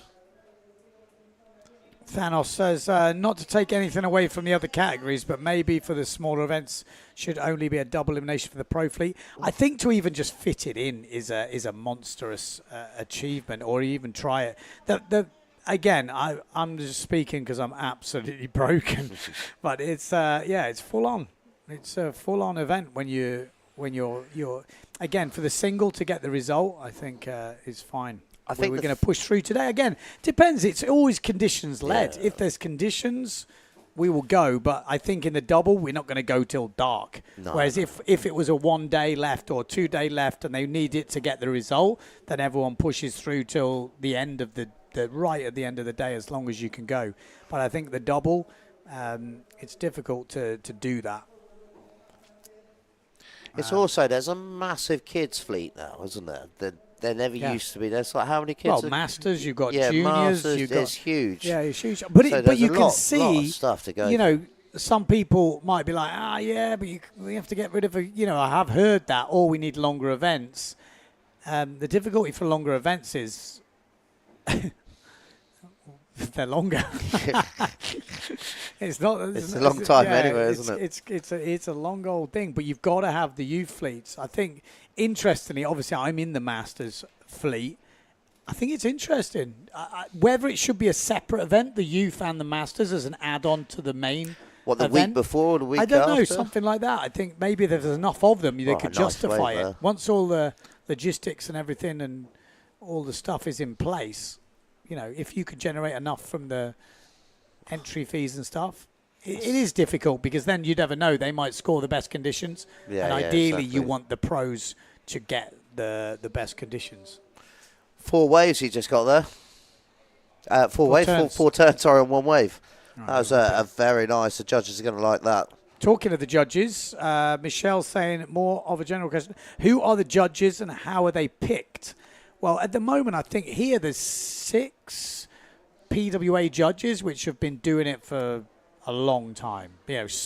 Frankie must have been doing it for over 25 years, 30. Wow. He must be in the 90s when he started. So there's some very experienced judges. And then there are, for this event, the 4-star event, there are some local judges. And there we go. Kiefer is changing sail. Is he changing up or down? That's the question. 4-2, is he? Yeah. So that's probably his big sail.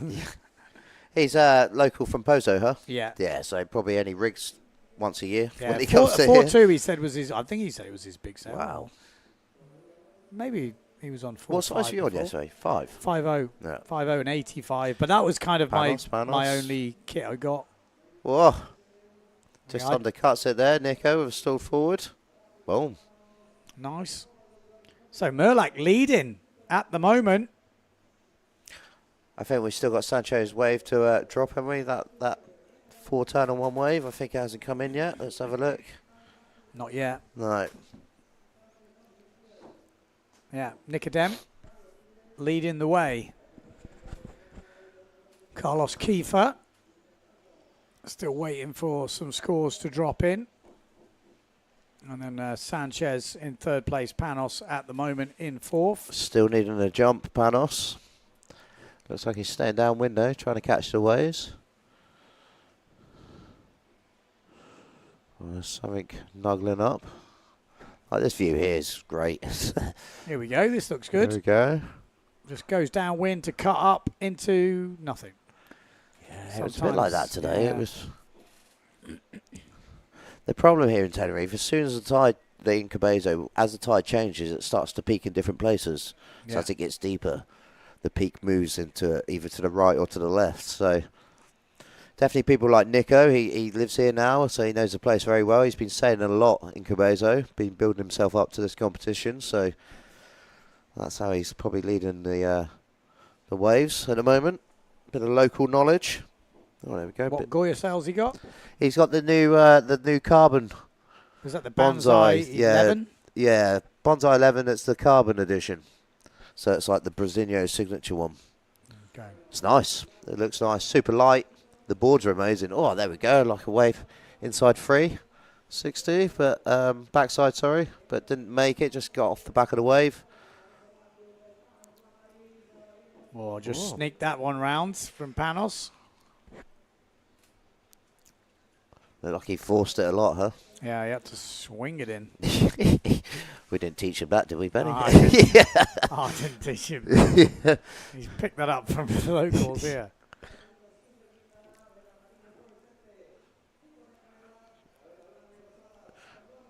Carlos got a good double on him, hasn't he? He has. Yeah. He doesn't like doing it on the bigger sails, he said, but when he's talking about bigger sails, he's like 4-2. I'm like, well, not exactly big, is it? 4-2.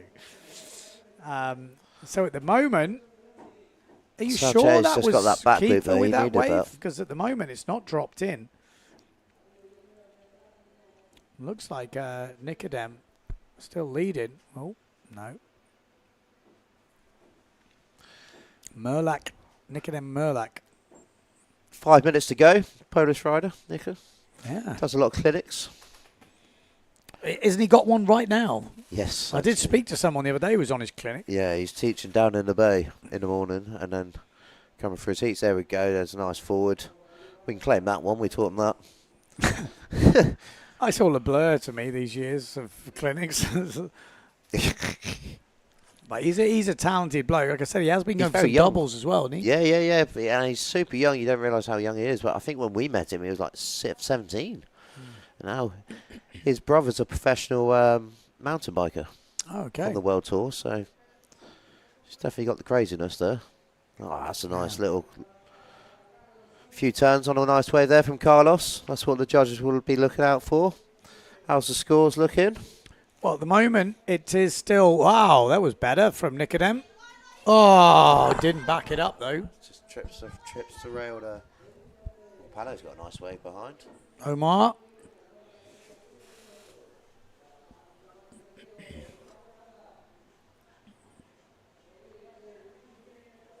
Nice.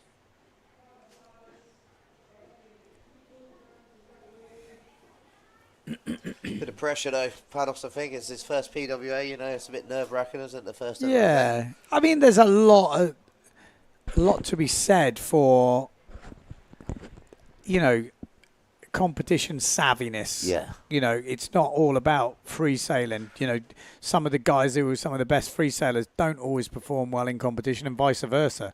I was saying to Sarah yesterday that my problem is I wanted to get to a certain level and then start to compete. Well, I should have just competed straight away because you get to that level and then half of it is learning how to compete. Yeah, there's a big difference. Running a heat, getting the points, being clever. Yeah. And that's something you just don't really learn overnight. Well, a few people do, but... Yeah, you got to understand what's happening. And Nicodem. He's having a good heat. He's finding the right ways. Like that one, not so good. Quite scary face paint he's got going on there. He is. He's not going to get burned, that's for sure.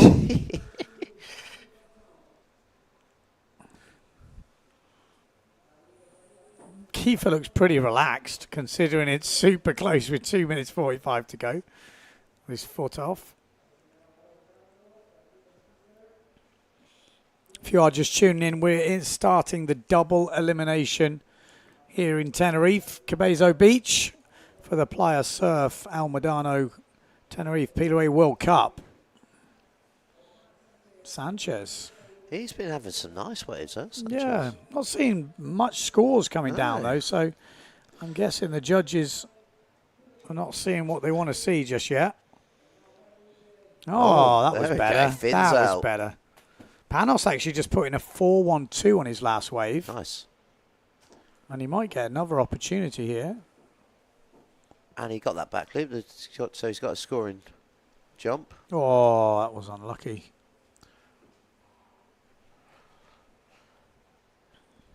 It's a lot trickier out there than it seems. Mind you, actually, it looks pretty clean right now, but definitely in the morning, it was very lumpy and very choppy. Upwind. Yeah. But on the break here, really nice pretty and good. Clean, yeah. Yeah. Here we go. Sanchez might be able to stick a decent jump or no. That's the problem. They're very close. Like, yeah. You see there, he wanted to jump, but there was that one behind. Oh, there we go. Whoa. This might improve things. Nice.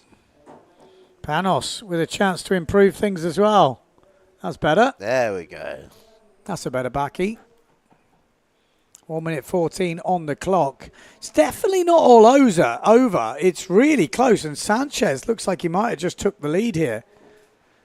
Sanchez with a 5-1-2 on the last wave, and Sanchez is going to go from 4th to 1st place. Nice. And at the moment, it's Carlos Kiefer that's in trouble. With 55 seconds to go, Panis has got a chance. He can upgrade Kiefer needs to watch his back here. Or he actually doesn't even need to watch his back. He needs a good wave to get back in the mix. He's on He's as good as the others, though. That's the problem. Wow. Kiefer is missing out right now. Panos still has a chance to get back in the game here with a decent, needs another scoring wave. Where is he? He's out the back. He's got 28 seconds to go. There's enough time there to get another wave if he's smart. 22 seconds, 20 seconds, needs to tack, otherwise he's not going to be able to start riding. I might, well, maybe 14 seconds. Needs to be quick. No, he'd be too far out to start riding, I think. Panos, maybe. But Kiefer is definitely in trouble. That's the end of the heat. None of those boys look like they're actually riding. Is he on something? No, that wouldn't count for me if I was a judge, but this would. So Sanchez has stole it. He had some great waves, though. He really sort of milked him. There was like 3 or 4 turns on 2 of his waves. That's very hard to do here in Cabezzo. Yeah, right down that bad end. But it looks like, well, Kiefer with the last wave score might have just got it. A 4-1-2 with that wave before, which we saw the end of. There's a few turns on it. Has just taken that second spot. So he's just overtaken the heat leader through all the heat. Nicodem Merlak was leading that whole heat. And in the end, he's been pipped to the post. But he's still through, no? No. He didn't make it through. Nicodem missed out. Sanchez and Kiefer in the end. Wow. Right at the end. Gutted. Unlucky. It was pretty close. There was a wave from Kiefer that you said had 4 turns. I don't think that ever dropped in. Or if it did, they really didn't like it. Look at that. It was a nice turn. Yeah, it was a nice turn. Oh, there's that 5 scoring wave. That was nice. Fins out at the back. Always like to see. That's a better back heat. This was his last wave. Yeah. That was his last wave that scored the we points. Just got the end of it, did we? Yeah, we that started off with that, turn. had another turn, and then... Nice. Okay, so straight into the next round, are we? Looks like it. Looks like it. We've got Matteo Iachino, winner of the Slalom X over in Fuerteventura, last year's Slalom World Champion. We've got Samuel Ferrero Rocher. And we got Antoine Albert from New Caledonia, who looks like the highest ranked in this heat, going against Nick Sprangenberg. Here we go, Samuel Ferrero. Is he going to throw down the double or just the stall forward? He likes both. Stall forward. Oh, nice. Planing forward, actually, big. Ooh, look at that for a shot. Wow. Nice. Oh, Matteo Iachino. Matteo Iachino. Drops out the sky. Getting it loose. Nice. That was good. I like that. That'll be a nice freeze frame. That'll make sense. What happened? Sunday. He just looked like he jumped into a lull. Yeah. He had no whip, did he? Stalled the tabletop for a bit too long. Yeah. Maybe. He just didn't get enough pressure in the front of the sail to pull him round. 12 minutes, so minute gone. All action. So far, we got any scores coming in yet? No. Not yet. So, co-commentator at the moment, Colin Whippy Dixon. Just been smashed on the head. A little bit dizzy. He's already been beat up by those waves. Upwind of Cabezzo this morning. Broke his mast on his nose. I heard something break. I really thought it was my nose. Oh, there we go. Nice. He's got it. That's the point, Colin. When are we going to put our coaching dates out? We do a bit of coaching together. That's probably why you've heard us before. If you've seen the videos. Oh, there we go. Send It Academy nice coming back together. January and February in Cape Town, my friend. We need to set the dates. I keep getting asked. I apologise if anyone has messaged me. Oh, that was better. Oh, there we go. I was going to say Matteo Iachino making up for the first one. Nice. Antoine's pretty good in these conditions. He likes the lighter winds. Well, he likes strong winds too, but he's pretty handy in the lighter winds. Could Matteo Iachino cause an upset? Could he? I mean, he's a good surfer, isn't he? He's really and he's a great wave sailor too. Yeah. He's definitely got talent. He's 2 times world champion, so there's skill and talent there. Yeah, he knows how to compete. Problem is he's big. Yeah, he's big. If you look at him now, he's not even moving. He's probably on 5'6". Yes. 5'5", 5'5". 7 metre. That looks pretty 5'7", doesn't it? I think. Yeah, I think I heard he's got 5'5". He was using the other day, so I'm guessing That looks it. It looks like the that, size doesn't of the it? boom. Yeah, it looks big. But he's definitely he goes on the missions with Julian and Dieter and Danny to hunt big waves around the island. That's a nice turn. He's loving his new boards. He was saying. I think that was. Bam. Try to push for the tacker there. In doing so, he kind of missed that last section though. That's it. If you got to force it, it's kind of better off to not. He's on a big sail, isn't he, Matteo?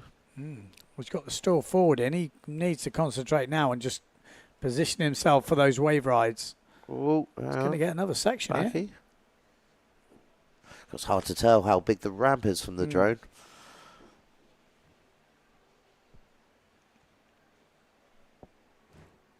So jumping scores, who's winning on jumping scores so far? We got the highest scoring from Ferraro Rocher on his back loop, coming in at 4.57. So far, the biggest jumping move. We're still waiting for the wave scores to drop. Looks like the boys are definitely picking them up now, though. Still got a long time to go.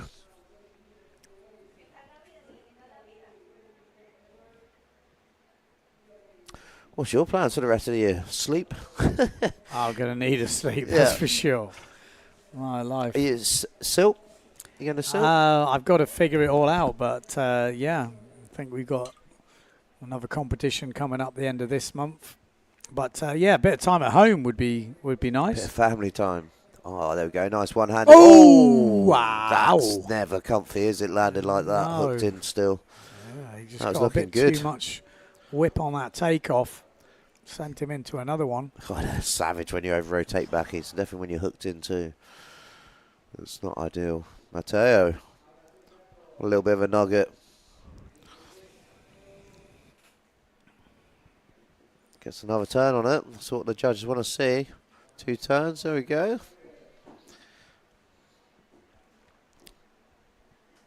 He's probably focused too, isn't he? He's He is really close to Mini Godzilla. That is the famous rock that takes everybody's fins. Jeez, I wondered if he knew how close he was. Yeah. Oh, nice from that was a good Ferraro. turn. Ferraro.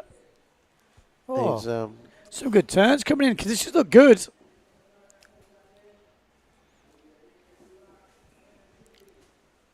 Oh. Bum. To be fair, I would like to go to Peru at some point. I'm definitely keen for Peru. Does look good. We have a lot of clients that are keen for Peru too. We just need to work out the accommodation and the Who wants to come to transportation. Peru? Who's in for a wave clinic with We'll me? go and Cabezzo, Profit in then Peru. And we'll go after the competition so everyone's when gone. everybody leaves. When everyone's leave. Yeah. You could do it then, and then you could basically offer... Shh, don't tell everyone. Okay. No, but you could go the week to watch a competition. Yeah. That's quite cool. Get amped and then have a week with us at the end. We'll go with a Masters tour to Peru. Who's up for the Masters group? I'm keen. I just have to wait a year. Are you not 45? No, I've just turned 44. Someone said you were 50. I know, and someone said it on my Facebook, and now I got people that don't really know me going, "Oh, happy 50th." And I'm like, I'm not actually 50. I just look old. Here we go. Look at this. Yakino up into second place right now. Is he? Yes. Matteo Yakino. He's now local, isn't he? Nah, Ferraro's just dropped to 4.62 actually. Oh, look at this. He's actually looking really good, Ferraro. He's had some good waves, nice turns. Lots of fin action. Oh, and then he bogs the rail there. It's getting pretty shallow there. It's quite nerving when you see the rocks just suddenly pop up. You go, oh. Any way to stop your board. You were nearly rock star yesterday when you been after one of your waves. You were literally on the rocks. They come very fast, huh? Oh, that's a nice size wave. Bum. Around That's the hardest thing, Cabeza, to make that second turn after the first. Trying to charge past that section. Oh, there we go. Buckets. Yeah, when Giacchino puts his heel down. How much do you reckon he weighs? 100 kilos? 96, 97. Oh, that was a nice turn. Wow, Sprangenberg in 4th place at the moment, trying to make a move.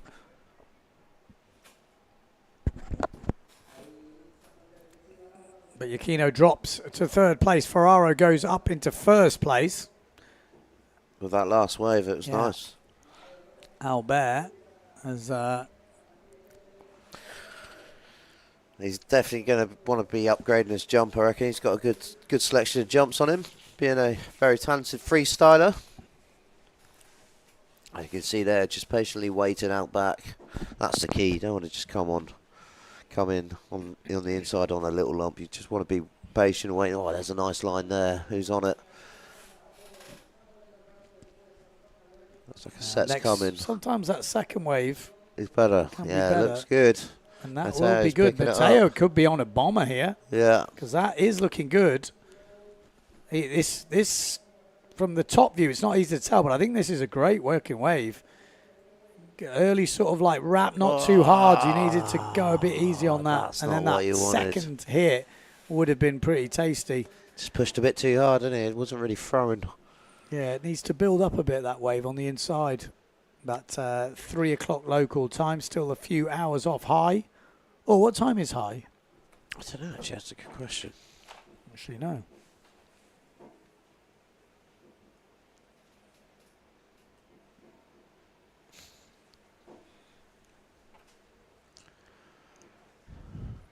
Ferraro there, going for attacker. Does he get it? Oh, he just bogs it at the end there. Antoine going for an air chachu. 5 o'clock high tide, 4:50. Oh, cool. So we've got a little bit of time. Sorry.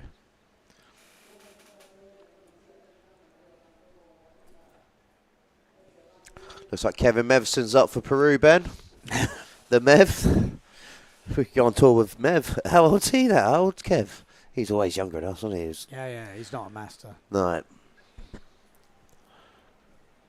Cracking on a bit, though. He was out here, actually, not so long ago. Full-time builder now. He's still got it, though. He's still got so much style, Kev.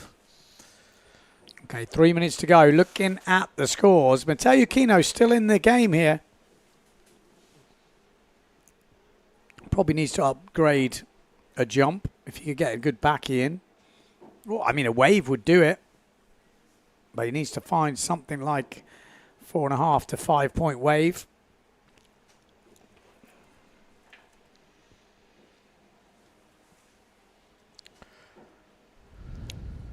How far are we getting through this double elimination now? We must be getting towards the last heat. Yes, we are. This is the second to last heat. And the last heat of this first round. Just muscles it through. Didn't expect anything less. So he's on a 4-2 there. And Matteo's on a 5-5. Well, we don't know he's on a 5-5, but I would guess. It looks pretty big. Yeah. I can see the size of it. It's definitely 5-3 minimum. Wow, that's nice. Up over the top of the white water, That's coming down. 4-5 for Ferraro. Yeah, but he's quite tall, actually, but he's very slim, isn't he, Very Ferraro? Yeah, I would say it's a 5-5. Because I think I might be on a 5-0 out there. Yeah, as I said, I was on 4-7 big board, and the big board really helped. So it's just have that little bit of volume. You've lost a bit of weight. And I've lost a bit of weight, yeah. Working too hard. Don't get any time to eat. You do a lot of walking here in Cabeza. I mean, lot. in El Médano. You've never done so much walking. Yeah. I forget. It's good for you. It's good. I have a dog now, so I walk my dog twice a day, so that also keeps me fit. Well, not fit. Keeps you no. fit. But I mean, it keeps me active, shall we say. But I'm trying to get on the water every day, and definitely in the summer I've been sort of like minimum 3 hours teaching. Yeah. So, you know. And out there in the ways, well, he looks like he's on a nice bomb there. Sprangenberg. Needs to find something. Oh, he missed it. No potential. He's missed it. Oh. not going to get many Yeah, points. no, That's the that's the problem. You got to problem. fight. You got to hit that first one before it's even thought about breaking. You can wrap it around, and then the second one you can usually get the big hit, or you save it up for the first big hit, and hope you just carry a bit of speed. Maybe saved at the end there. He got one more cheeky little turn. Yeah, but he's going to need more than that if he's going to challenge the top guys in this heat. Spanenberg with a, yeah, going to need more.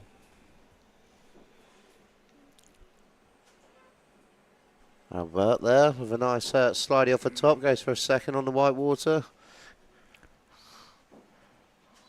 He's on a 4-7, I take it back. My eyes. Oh, nice tacker there right at the end of the wave. Yeah, so that was a good wave to finish on. He's just put it a little bit past Giacchino now. Giacchino had a chance, but I think with that last wave from Albert, is not going to be able to get there now. I think it's a disadvantage of being that heavy in these conditions. Yeah, that's what he needed. He needed something like this. Good start, though. A bit early, yeah. The aggression. The kilos coming through the rail. Boom. Nice. That was the start of the heat. Oh!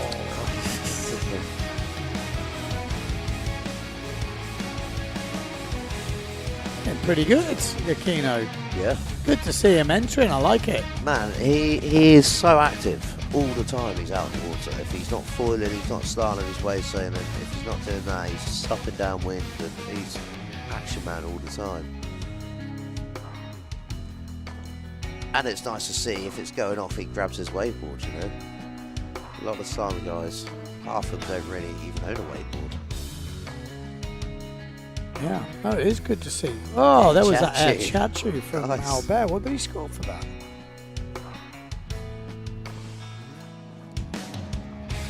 Let's see.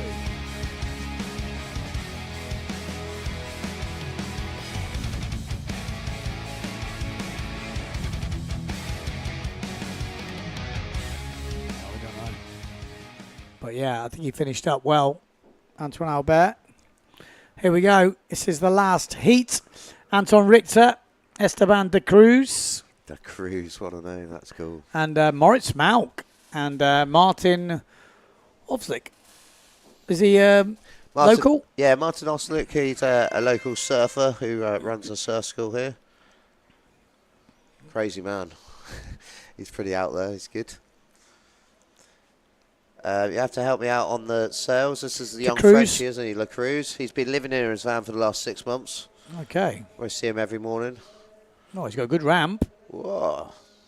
Bam. Nice. Nice way to start the heat for De Cruz. Cruising into the heat with that Hey, see what you did there?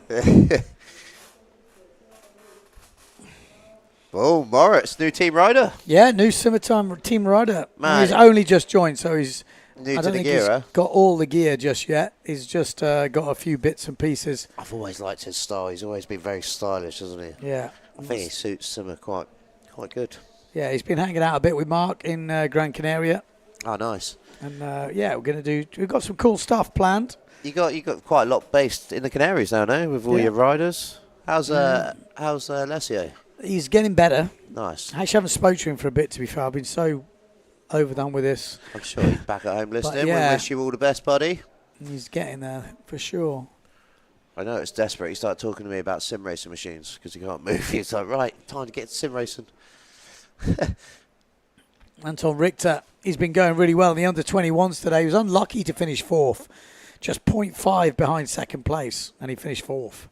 Wow. I mean, it's like 55 and a half points versus 55 points. Nice solid back. Oh, Cruz goes down hard.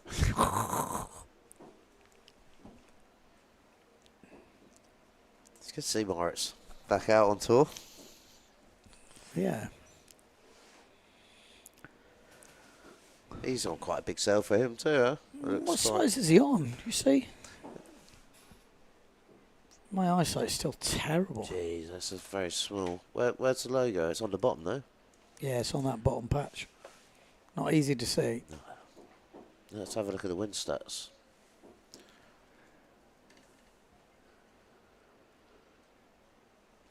it's down. What a time to be down. Been overrun by people trying to check. It's crashed. If you are just tuning in, it's the last heat of the first round of the double elimination. We've got Moritz Malk in this, Anton Richter, De Cruz, and Ovzik. Oh, Anton Richter, bam, underneath it. Nice. Come up with a big breath. Oh, just missed the end of his wave. I'm sure we'll catch up on the highlights. Well, that's a nice size wave. Boom. Looks like the gear's working for him, Ben. Yeah, looking all right. That was a nice turn, wasn't it? Yeah, that's what we're used to seeing from Moritz. Must be for the Pozo guys quite nice to come in because it's just not as onshore, is it? It's got a little bit. Yeah, I was saying earlier, I feel like you've got Pozo riders and Tenerife riders. Well, Gran Canaria riders and Tenerife riders. Some people really prefer one or the other. Yeah. It's not rarely that they like both, but I think you do get certain people that like to be cranking on 3.7. Osvik. 3 turns on that. Is that how you pronounce it? Osvik? Sick? Osvik. Osvik. I don't know, but that was pretty like sick Osvik. anyway. Yeah, He just got 3 turns on that Osvik wave. Obviously sick. That was nice. Yeah, Brucey boards. Yeah. And Sail Loft Hamburg. Seemed to be a popular combination. Ovsik is actually leading at the moment with a 4.38 forward. Nice. Obviously early days. Actually, Malk's just gone to the lead. 3.62 and a 5.12 on the waves. La Cruz. Boom. Oh, sick. Little aerial there. That's going to definitely help. Oh, big forward from Ovsik. That was nice. Wow. Spray. Oh, spit. Oh, he gets back in. Nice. Nice. Very nice. Now, it's good to see the Simmer family growing. Yeah.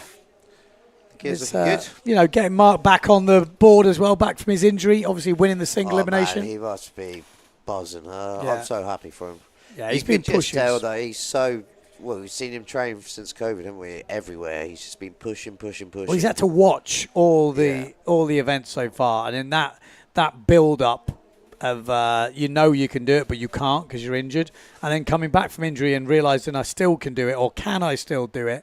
There's a lot of unanswered questions. So this event was obviously massive. Yeah. You had to sit and watch Pozo, see Marino win. You know, there's a lot going on there. Salmon second, who's been his training partner for life.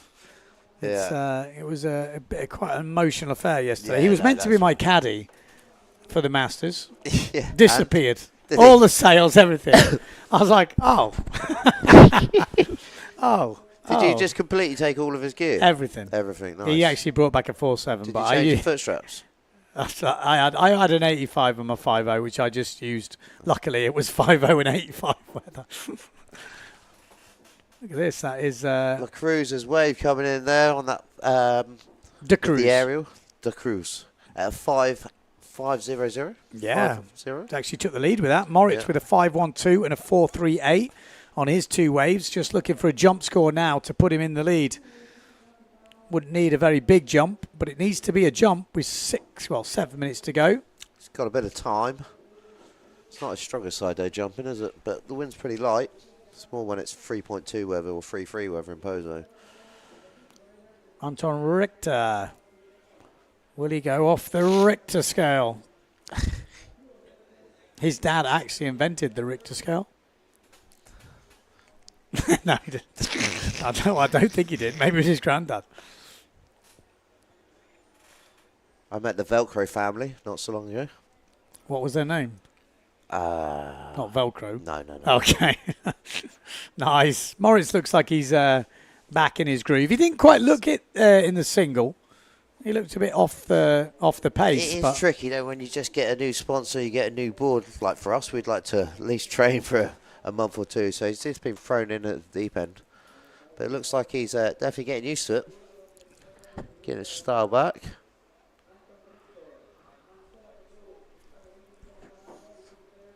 How did the Cruz do in the under 21s?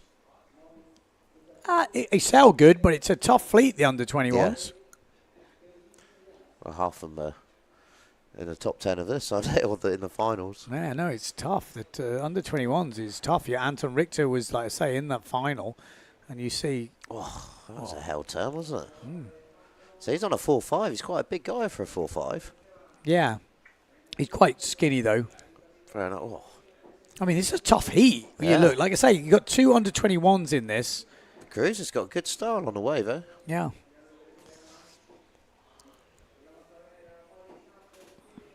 Richter off. I'm a big fan of the big sizes on the sails of what size it is. Yeah.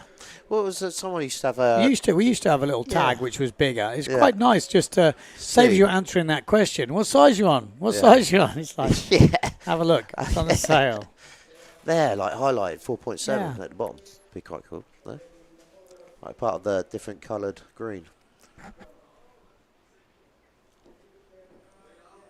So at the moment, let's have a refresh of the scores. Moritz still hasn't had a jump. With 4 minutes 30 on. Well, he's about to do one then. Forward. I think that was a table forward, maybe. I don't know. Maybe a little donkey. Didn't quite see the landing, but that will put him in the lead, no doubt. But it's definitely not a foregone conclusion. Back loop from De Cruz. Bit of a head dip. Bit of a flat landing. Yeah, he's not destroyed it on the waves, Moritz, when you look at the other scores. You know, De Cruz could cause some problems here. But I haven't seen many aerials throughout the whole competition, to be fair. I saw Victor land a few in the pro fleet yesterday. So it's definitely what the judges want to see if they're not seeing it on every wave. Yeah, so I think Moritz will... Look at that. Oh, that was a sick turn. Moritz will go into the lead just when that forward loop comes in. But it will probably come down right to the wire between these boys. There we go. Moritz does go into the lead. 13.55 to Cruz in second. And Anton Richter in third place at the moment. Ovsik in fourth. But it's not all over at all. A lot can happen in 3 minutes. Yeah. Thing is with Moritz, he's not going to try and pump to get another jump in now. He's got a 4-point jump, and now he can just concentrate on the waves. You know, he like can definitely do way more damage on the wave. Oh, there's a bit of a... Yeah, it's off six wave, but he's not going to take it. So Moritz is free to hit it. Boom. That's better. No, nothing on it else on it. It's definitely better, I think, sometimes to wait. Yeah. You know, the difference between... You can have a lot of those one-hit waves here in Tenerife, but they don't, you know, unless it's a really big hit. It's quite tricky sometimes here because you think you're on a big wave and then suddenly it just dies out and it peaks so much further downwind or upwind. It's like, Yeah. It's not so bad in the heat because there's less riders. You know, when you're free sailing, there's always somebody there. Yeah. There's always, every time you drop off a wave or let one go, there's another guy there. So I think in the heat, I found it a bit easier. I get frustrated free sailing sometimes. Yeah, I was getting pretty annoyed in the morning today, actually, because everybody's over there. Yeah. Because Cabezo's kind of closed off. Look at the scores. Super close That's in a this nice heat. wave there from Osik. Yeah. Nice tack on him. There we go. Anton Richter. He's going to be a beast, isn't it, at some point? He might. When he grows into his feet. What does he need to do? Well, he needs to improve his wave score. That's what he needs to do. Not easy, because Moritz has got a 5.12 and De Cruz has got a 5-point wave. Moritz on a bomb here too. What's he got for us? 1 minute 20. Moritz Malk looks like he's found a much better wave here. Oh, there we go. Yes, nice. He's going to get another couple of turns here. This is opening much better for Moritz Malk. Nice. It's just being that little bit patient, isn't it, and waiting. Oh, boom, tacker. Oh, get that churned up water down that bottom end. Just tripped the tail then. That's a bit savage. Oh, nice size wave. So there's definitely waves out there. Anton Richter could score a couple of points here. He could, a good scoring wave from him could put De Cruz out. It's that close. I think Ovsik's got a bit too much work to do to take out the top guys, but Richter with a decent wave score dropping in would make a difference. So this is the last of the first round of the double? Yes. Perfect. Oh, 1-point backy from That's Richter. That's good help, isn't it? What's he needs on Yeah, De Cruz. Let's see if this changes things. Needs a good wave. It's not really happening down. What is it? No, definitely not. And there we go. End of the heat. Will there be any changes? Taka. Whoa. He's still on that wave. Cool. Tough one. What do you reckon? That's going to be better in his Moritz scoring a 5? 5.88 for the last wave, so he is nice and safe. But De Cruz should be safe. It would need a pretty solid wave score or a big up in the jump score, which I don't think we're going to see from Anton Richter. So that's 1 foot backy though. Yeah, but he might score an extra point. Yeah, but then he would need a 4-point wave. Again, he did need 2 upgrades if that's the case. The last wave he got to wasn't really. No, I don't think it was a 4-pointer. Right. Oh, so that was a nice little aerial there.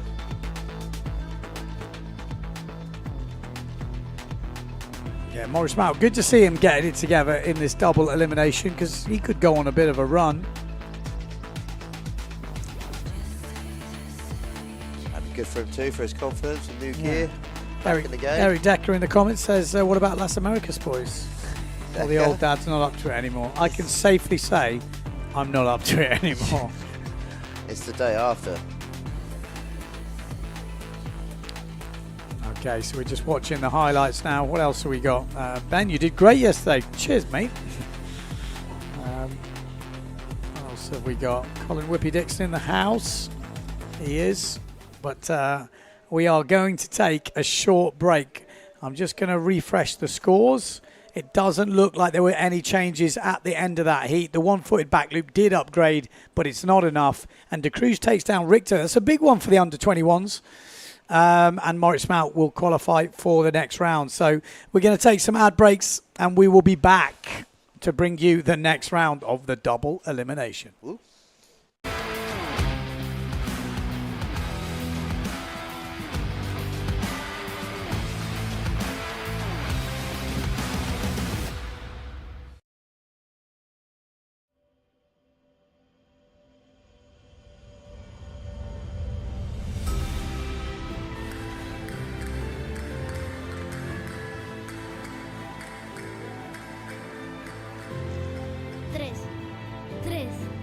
Rituales.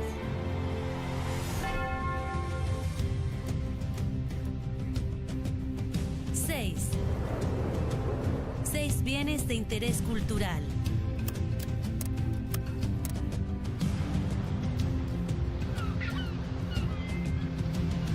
$22. 22 grados de temperatura media.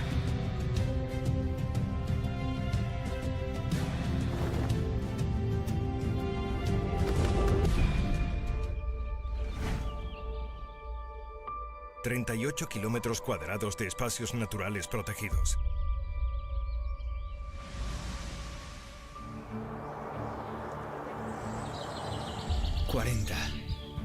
...40 kilómetros de red de senderos.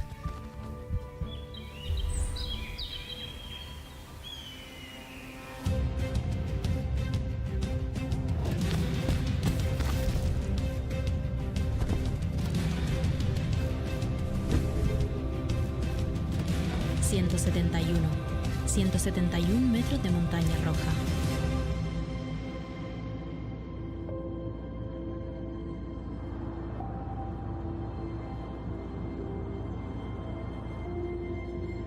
...288 hectáreas de zona arqueológica.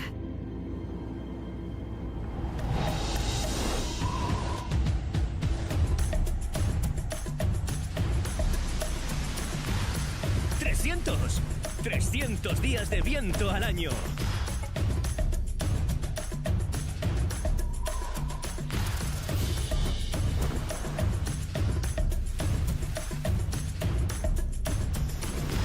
504 años de la escala de Magallanes y Elcano en la costa. 750 metros de arena del Médano. 898.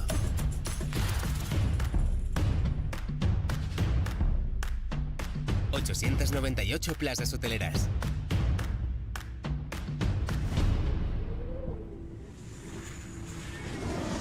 1000 Granadilla de Bona.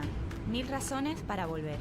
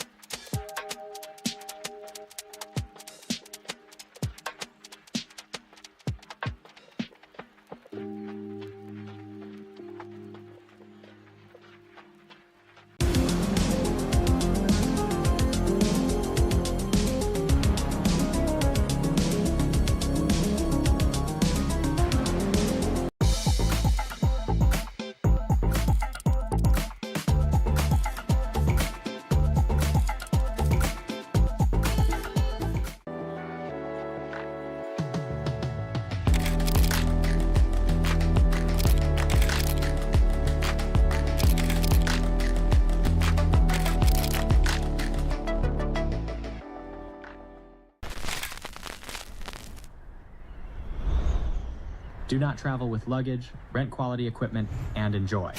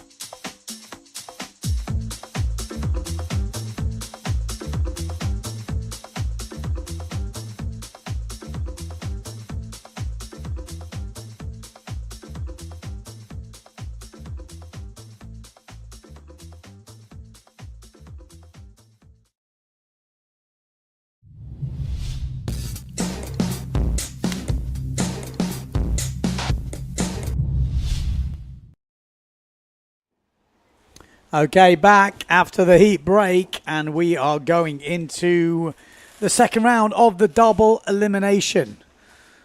We've got Staphopoulos in this from Greece. We've got Bem from the Czech Republic. We've got Van Dam. Yeah, we have got Van Dam, Tim Van Dam, the local rider, and Jochen Stoltz, also local rider. Jochen was third in the Masters yesterday, obviously on Bruce boards and Simmer style. Good to see him representing the Masters in this double elimination. Actually, we've got a couple of Masters representing. Good to see the boys doing both fleets. Could he take out any of the young guns? He will have to take out a young gun if he's going to get through to the next round. There he is. I guess he's on his 5-3.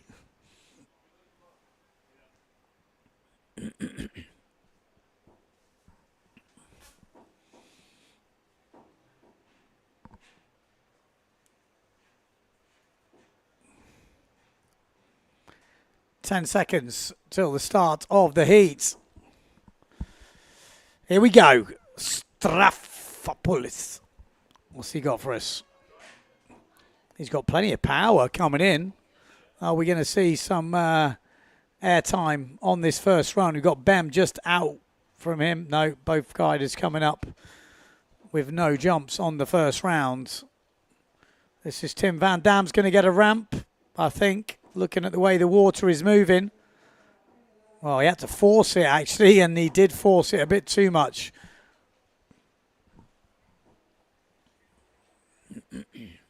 Jochen, first up to right. Look at this lip. Bam. Lovely. Thank you very much.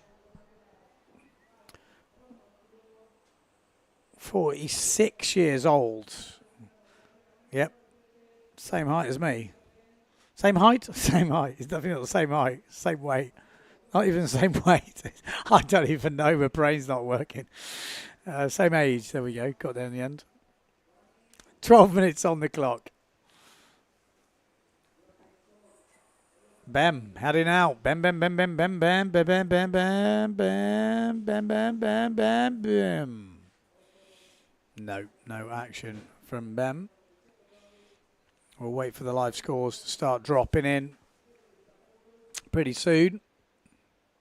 4 points for that first wave from Jochen.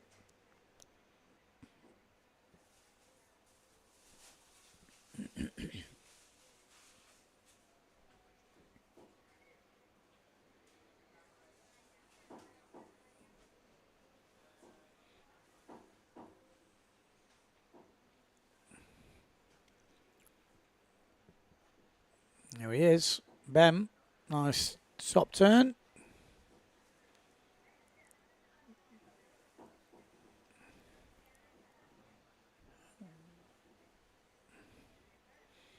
Yeah, trying to force a few turns there. We'll get some points. What have we got? We haven't seen much jumping action so far. Tim Van Dam, look at this for a set. Should get a really nice bowl here.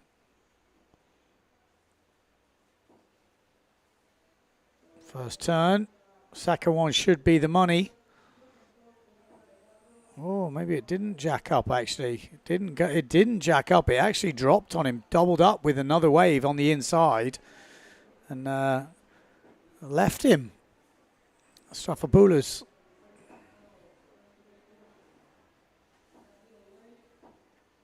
No, and that's the problem with trying to find your jumps early on. If you don't get them, you end up with a lot of wasted time when you're just on the jump run. Got that wave going, begging. Directly outside the bunker where it breaks. The further you come up to this side, you're going to be left with only a one hit, and then you have to go back upwind and then come back for the second hit as Van Dam goes around the forward loop.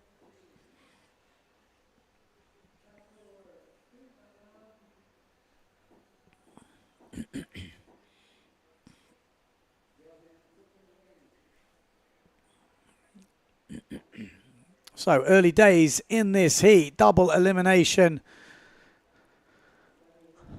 Let us know where you're watching from. 3.75 from Bem on his first wave.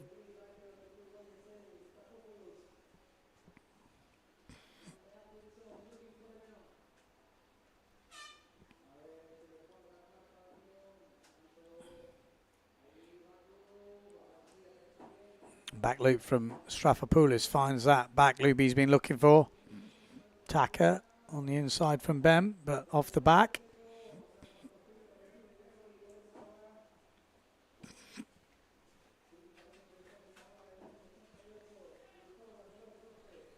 Just under 9 minutes left in this heat. Look at the sets coming through. Look at this thing on Strafopoulos. Oh, this could be good. It's already breaking though, and he gets absolutely smashed. Ouch, that didn't work. A bit too low on the reef, but that was a good size wave. Look at these, they are coming in now. Maybe not holding up as nicely, but there's some size to them. Oh, and Van Dam going down as well. This could suit Jochen here.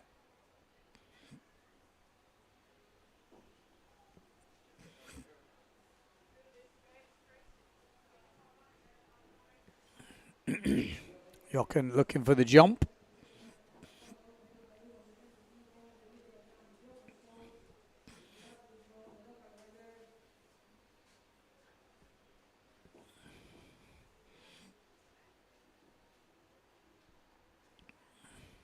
Strafopoulos, the back loop not dropping in yet. There we go. Jochen Strolz. There's the backy. Not the best of takeoff. Had to take off on the other side of the peak, so it didn't kick him up into wind. Had to force a rotation. It's sometimes like that in competition. You don't get to pick.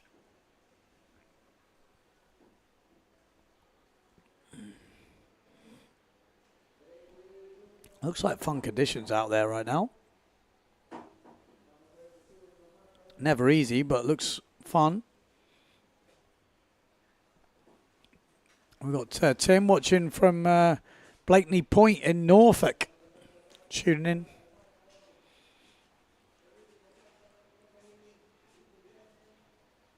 in. Tack on the inside from Jochen on the Simmer and Bruce combo. Got the Goya heading out of Bem. What's he got for us? Just a little floaty jump.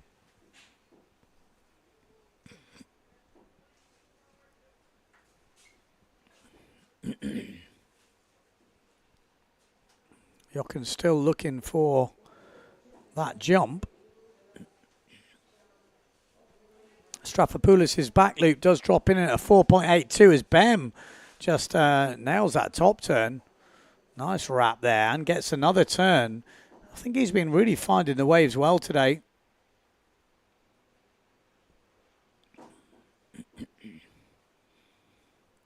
Jochen needs to find the jump and a second wave score.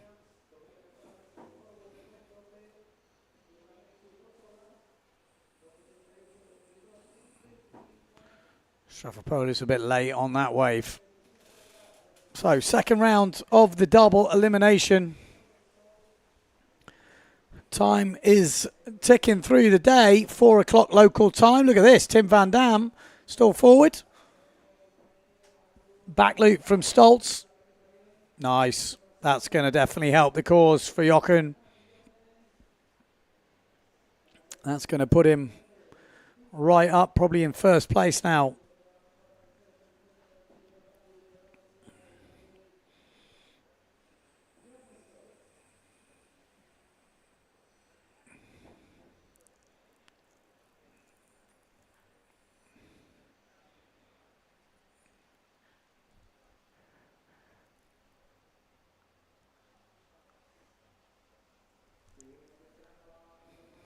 .440 on the clock.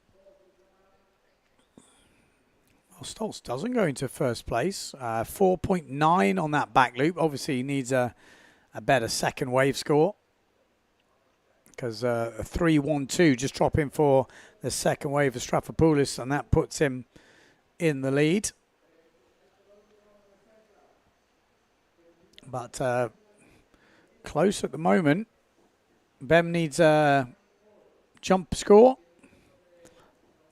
So all to play for in this heat.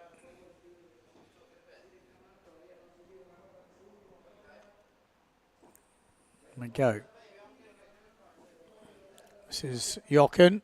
Oh, nice. Oh, not so nice. Time's ticking down. 3 minutes 45 to go.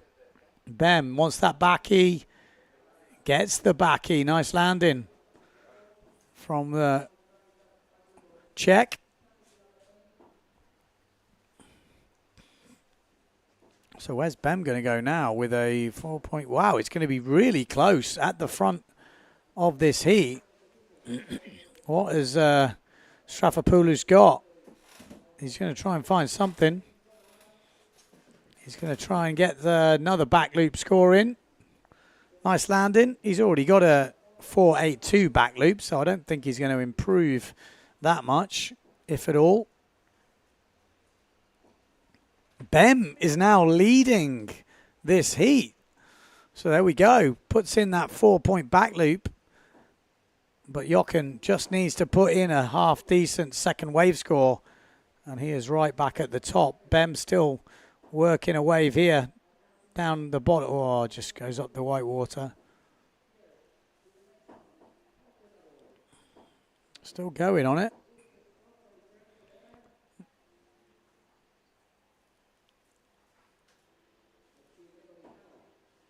There we go, Strafopoulos.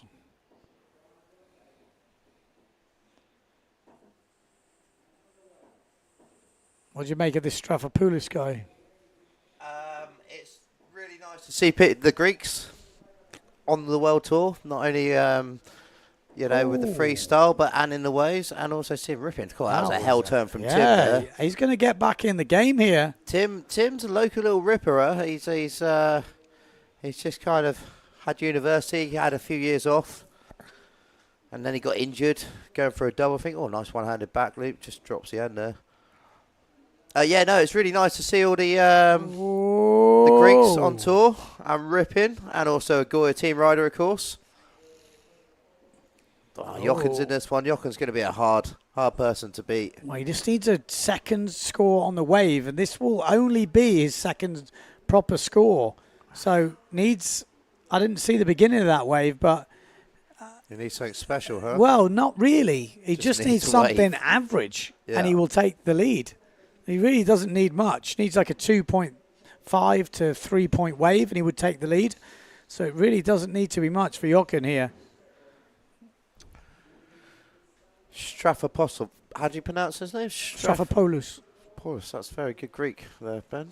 Hello, Luludaki. Ella. Hey, he sailed great in Pozo, huh?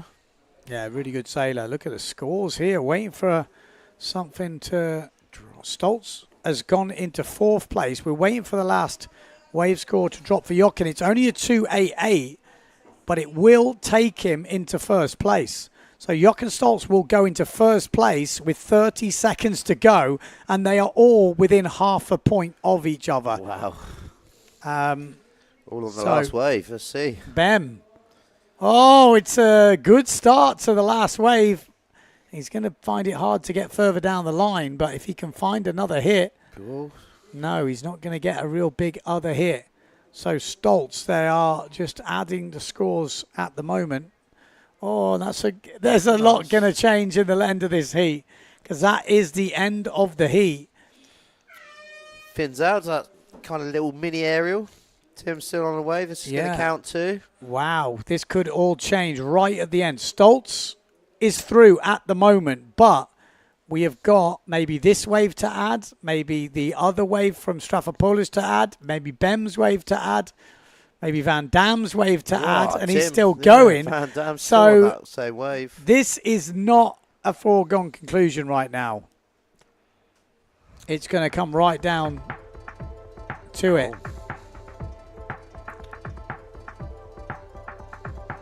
Oh, I didn't see that. Nice. Inside 3.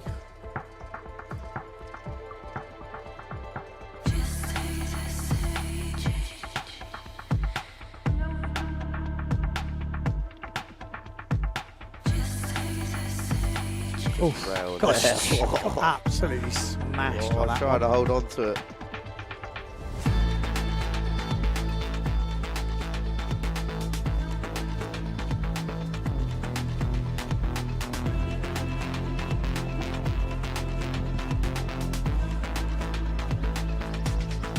John Sky in the house, just popping in to say hello to his RRD team riders, who's had pretty good competition, both the Ishis right up there.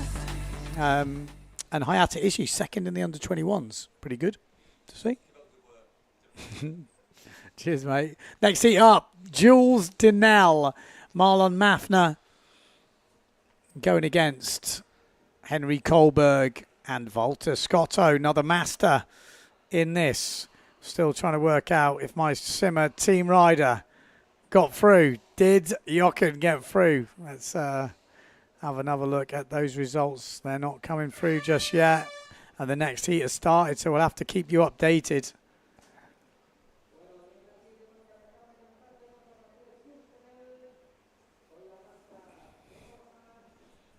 Who's your money on in this heat, Cole? It's a tricky one. I'm not sure, really. It looks to me, sorry, going back to the other heat, it looks like Jochen Stoltz has just beaten Tim by 0.06. Wow.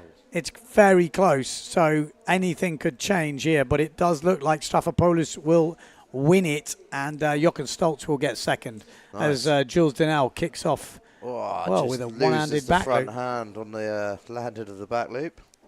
New sponsor. He's on GA sales.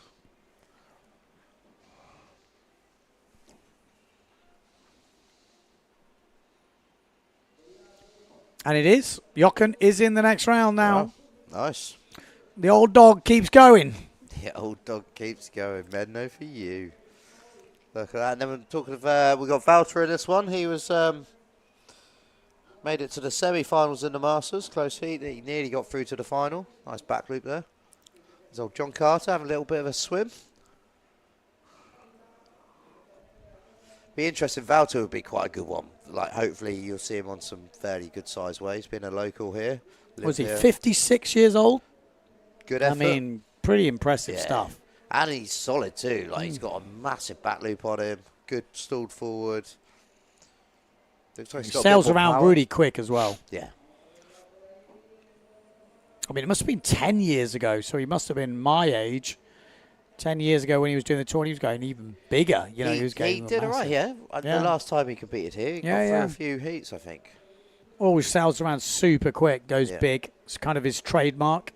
He's changed his sponsors over the last couple of years. But he's got a tough one here. It's not going to be easy from now on, really, is it? Jules Dinell, he's definitely a solid competitor. He knows how to add the points up. It's going to take a while for me to get used to him on GA and Taboo, though. I'm so used to seeing him on his old sponsors. I bet all of his entourage are pretty upset. They have to change all of their gear because he used to always hang out with so many of his mates. Had Pride and JP. So, but I haven't really caught up with him yet. He's now a father. Dad club. A lot of the boys on tour now have become dads over COVID. Nice, there we go. There's that back loop for Walter. That will add. He needs to get some points in for the jump. Remember, it's one jump, two waves. They haven't changed that, have they? It's still one jump, two waves. Yeah.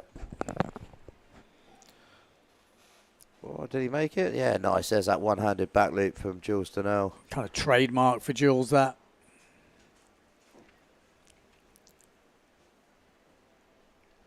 So is that a standard production board he's on? Do you know? Jules? Yeah. I guess so. I have no clue. With those graphics, it looks pretty... I think that is their new graphics, Really? actually. Yeah. Wow. X marks the spot.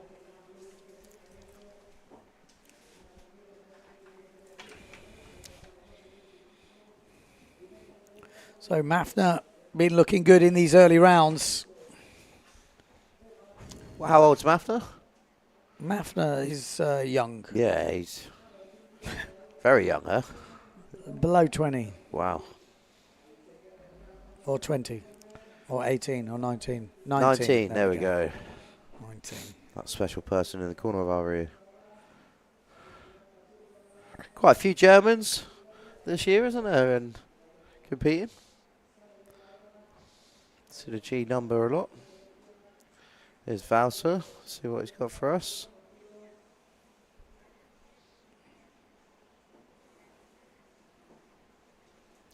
Nice the conditions are staying too. I was a bit worried that it may get too high tide and just... You were worried. I was excited. Yeah, I know. Oh, here we go. There Changing. you go. He's 4-5. got a 4-5. That's pretty wow. small, isn't it? He's going to 4-7. Cool, that's not much of a difference. But I suppose every little difference makes the difference. Yeah, every little bit. So there's definitely wind out there if he's on a 4-5. Yeah. Well, he's changed to 4-7, but I mean, it's not 5-3 weather, so it's definitely I wonder what he conditions. was on yesterday. Through the Masters? Yeah. Interesting. That's quite a small sail, eh? Robert DeLuce has oh, nice. Just back to the stream. Do I hear Colin Dixon? Yes, you do. Colin Dixon on the stream. He might have to take over full time because I'm about to keel over. There you go. Valter's got a bit more power now. He's got a 4-7. He's fully powered on his way out. He's got a good jump in, has he? Let's have a look. No, he's got a 2.50 on the back loop, and he's definitely got more than Juice that now, in his isn't he? jumping. Yeah, he's got power now. George Donnell, see what he's got for us. Someone says here Colin Whippy Dixon is a proper legend. Who said that? Exactly, that's what I was wondering. Timmy. Oh, that didn't really sit right. He's It got is a bit of starting time. to go a bit funky, isn't it? Like, Yeah, it does. When it gets too high tide, it kind of ends up. But there's a bit more swell today, so you never know. When there's big swell, it's not a problem, but there's not much, and there is definitely some out there. Look at Carter, John. Must be pretty fit paddling out there all day, no? There we go. Looks like we're on for a set, so let's see what we got. Oh, nice. But again, judges looking for more than just that one hit. Oh, nice backside. Sounds he's wrong. only young, mate. You can't So say I that. just saw a young lady walk past there. Backside hit, windsurfing. Oh, there we go. That was nice again. Looking for, what's that move? That is a solid backside. Hit. Hit. Yeah, no, hit, obviously. Hit. What's the move that Costa does all the time? The rewind, is it? Or where it's like Reverse. reverse. Yeah. Oh, I want to learn that so badly. Can you do them? Would you do him? Could I do them or would I do them? I've been trying to do them, but this is not my tack for grubbies. It's just a grubby, really, in theory. I can do it the other way. I've done a couple on starboard because that's my way to grubby, like you say. It's basically a grubby. Yeah, once you get round onto the nose. So It does help to remove some fins as well. But looking at this heat, Kohlberg leading the way at the moment. Donnell clear in second, but not with any high wave scores. So he's not sitting comfortable in second place. Mafner, if he gets a good decent jump in, he'll be straight into challenging. Walter Scotto hasn't got any waves of any note yet. It's took him this long to get that 3.5 back loop. So he needs to find some waves and sharpish. With 5 minutes left. Yeah. That's the problem. You get stuck in that right. It's like, I need to get a jump. I need to get a jump. Look, he's even thinking about it now, I think. And then if you miss the first one, then you kind of start that. Oh, my God. Has panic Walter got a attack. good backside? Has Walter got a good backside? I'm not sure. I think he likes a good backside smack. No, he's 56. He's in good shape. And that is a nice front side from Mafner. Nice, solid. You can get very close this pretty quickly. With 4 minutes 20 to go, there's no real big standout scores. In fact, Kohlberg has laid it down with a 4.5 and a 4.5. And actually, as I said that, Jules Donnell just putting in a 4.75, and that will make a difference now. So Jules Donnell looking much more comfortable. And this man. Oh, hello. Oh, lucky. Well, that could have been a big score. That's what we want to see. Oh, that's better from Walter. Jules on the way behind.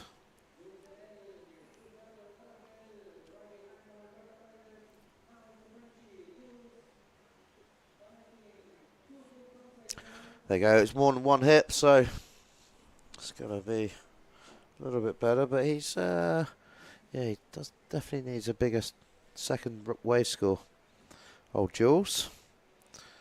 Valter still haven't got any wave scores down on the board at the moment, so not sure what's going on unless he's caught any waves. Have you seen him catch any waves yet? No, he's about to drop one wave score. Oh, look at that set coming in. Bit of a nugget out back. Yeah, there's a few. 3 minutes to go. 2 runaway first and second at the moment. Nice. Oh, Mafner. Mafner needs a jump, eh? He's got no jumping score at the moment. No, he definitely needs a jump. And Walter needs more waves. Donnell looking good. Running out of time. 2:45 left on the clock. Henry Kohlberg slips down to second place. Kohlberg's coming in, so looks like he's changing down or changing up. I think he's going for a jump run. He definitely needs it. Oh, actually, well, he could upgrade that for sure. I don't think he's going to upgrade his waves. I think they're pretty solid. Jules Donnell, a little bit of a nugget down the line. What's he got for us? It's a spray out the back. Bam. Boom.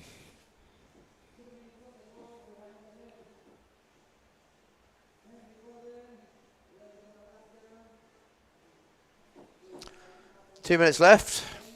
So it looks like Jules is pretty solid in first place there.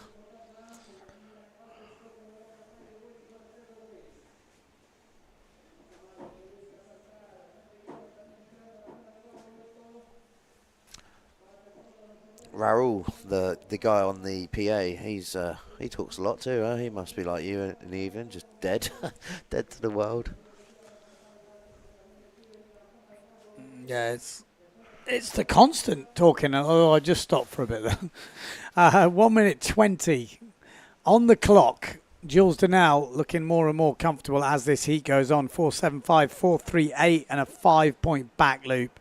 It's looking good. Henry Kohlberg also looking solid in second. It's going to be very hard for the other boys to challenge right now. Mafner really needed a jump, and he's left it very late. And he hasn't really got the big scores on the wave, so he'd need a pretty monstrous jump. He's going to need a jump and a big wave score to end this heat if he's going to make any indent. He hasn't got long left. Nah, I think he's left it too late. Too little, too late, and hasn't got the big enough scores on the waves. But you've heard that before, make a challenge. Oh. He's going to get it. Yeah. Is that going to improve what he did? Had no jump? He had no jump. It'll improve, but he's then got to still get better waves. So with 25 seconds to go, it feels like it's done. Oh, Walter on a wave. Walter's just recovered from a knee injury, actually. I'm not sure if he's 100% fit. So he's not at his prime right now. Jules Donnell. Slashing apart anything you can find. And that is the end of the heat. I mean, Jules has come back from injury as well. And being a dad, that's always quite hard, isn't it? Yeah. Okay, end of the heat. Pretty clear, I think, from what we saw there. Is Kohlberg and Donnell will make it through to the next round. And just 2 more heats in this second round of the double elimination. We're on the, where are we now? So, perfect. So heat number 34 coming up next. These are the highlights from the heat number 33. Oh, he was unlucky on that wave through. Yeah, looked good that. Yeah, it was good. Jules Denal ripping it up. Tries to spray out the back. Going to rip it up.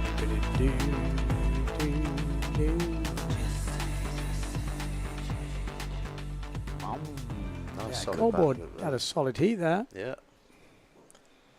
So you can see the tide's definitely getting quite high. We got Pons against the Cruz. The Cruz, yes. Pons against the Cruz. And then Omar Sanchez and Antoine Albert also in this heat.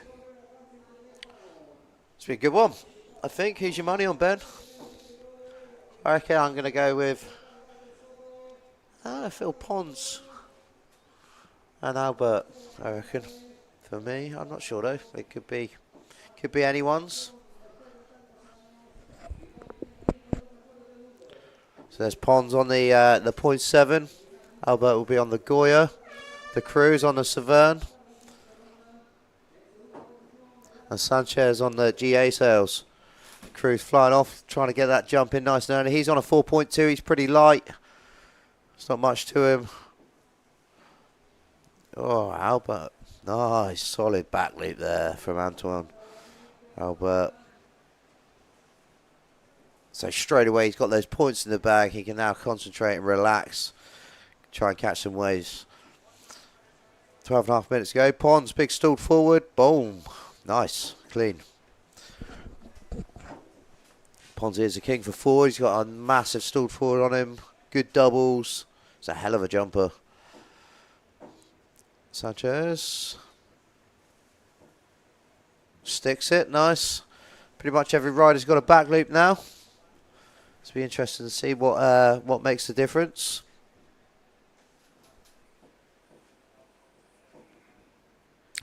Now it's a bit of a waiting game.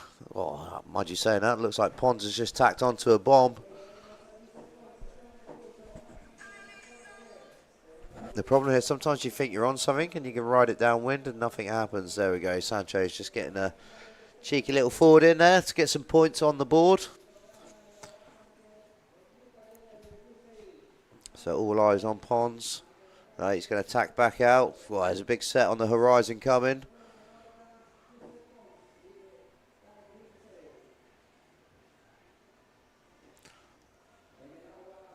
Looks like Albert has got something. Sanchez on the inside. Nothing really happened for Omar. Albert. Whoa. Boom. Nice. Attacks that. Very rarely goes from that sort of angle of attack. Cabezzo usually punishes you. Nice from Pons. Have you lost your shoes, Colin?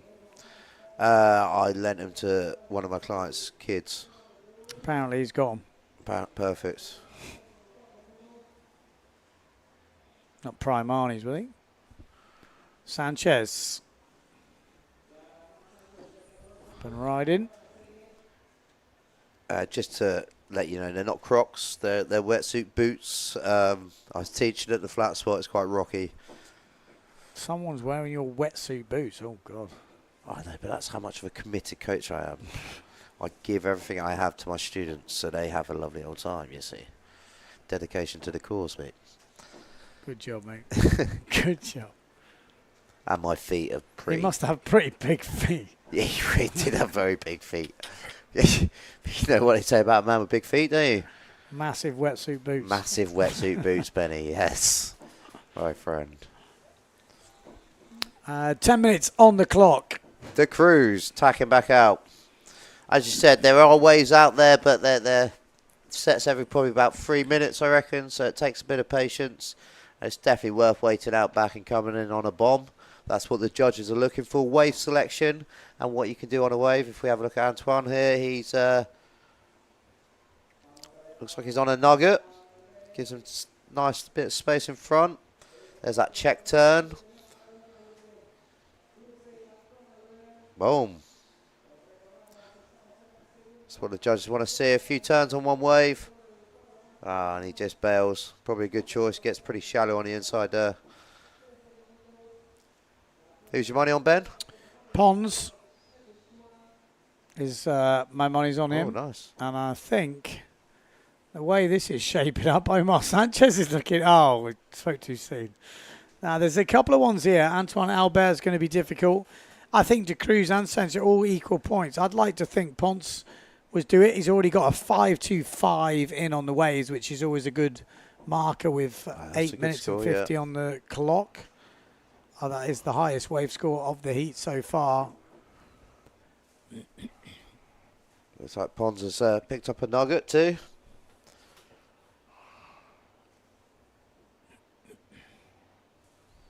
Oh.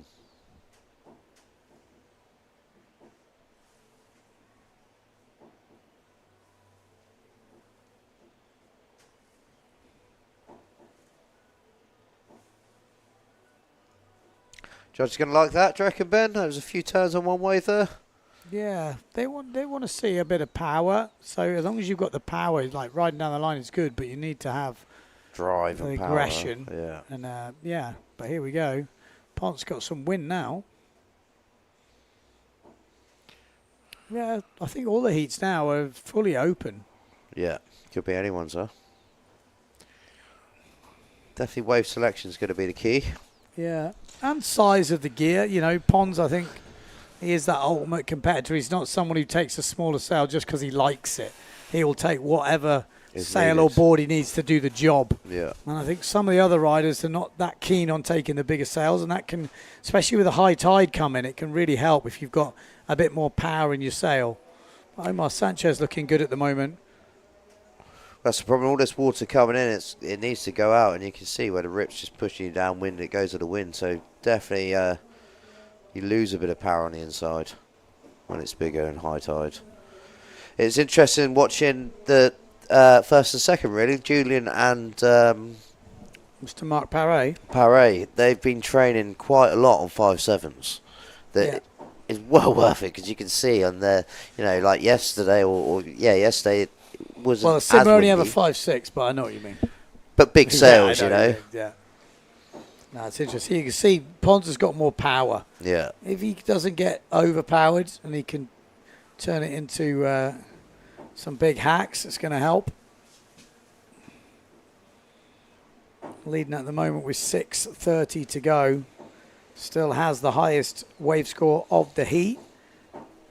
And one a pretty average jump score for him of 4.30.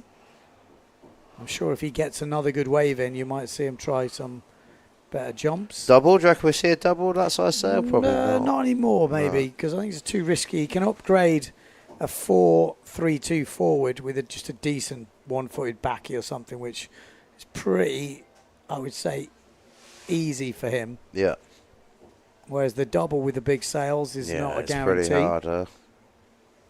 But it would not surprise me. He's one of the best doublers in the business. So probably not used to doing them on such big sails, though, being a Pozo local. Exactly.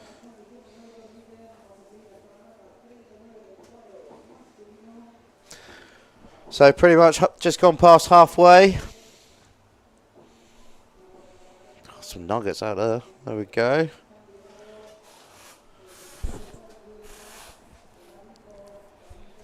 It sometimes gets a little bit messy on the inside too with this high tide. That can be a bit of a pain. As you see there, Saragita getting Sanchez on the bunker there, so that's exactly the problems. And if you get down there and smack the rocks and do your fins, you're screwed. Like, that's your whole heat gone, because it's a long way to walk back up to the rigging area to grab your kit. So you've got to be careful. It is high tide, so that's good effort there getting onto the rocks. You must have left it pretty late. I was about to say, you must have rowed up the rocks. Normally on low tide you end up on the rocks for sure, but high tide, that's good effort. Rock star of the day, shall we say, so far? The tide is high. Actually, isn't there a song about that? The rock star or tide is high? Maybe we can and name that tune. You want to be a perfect voice. You want to be a rock superstar. That could be Onar's on his Instagram reel later. his fans.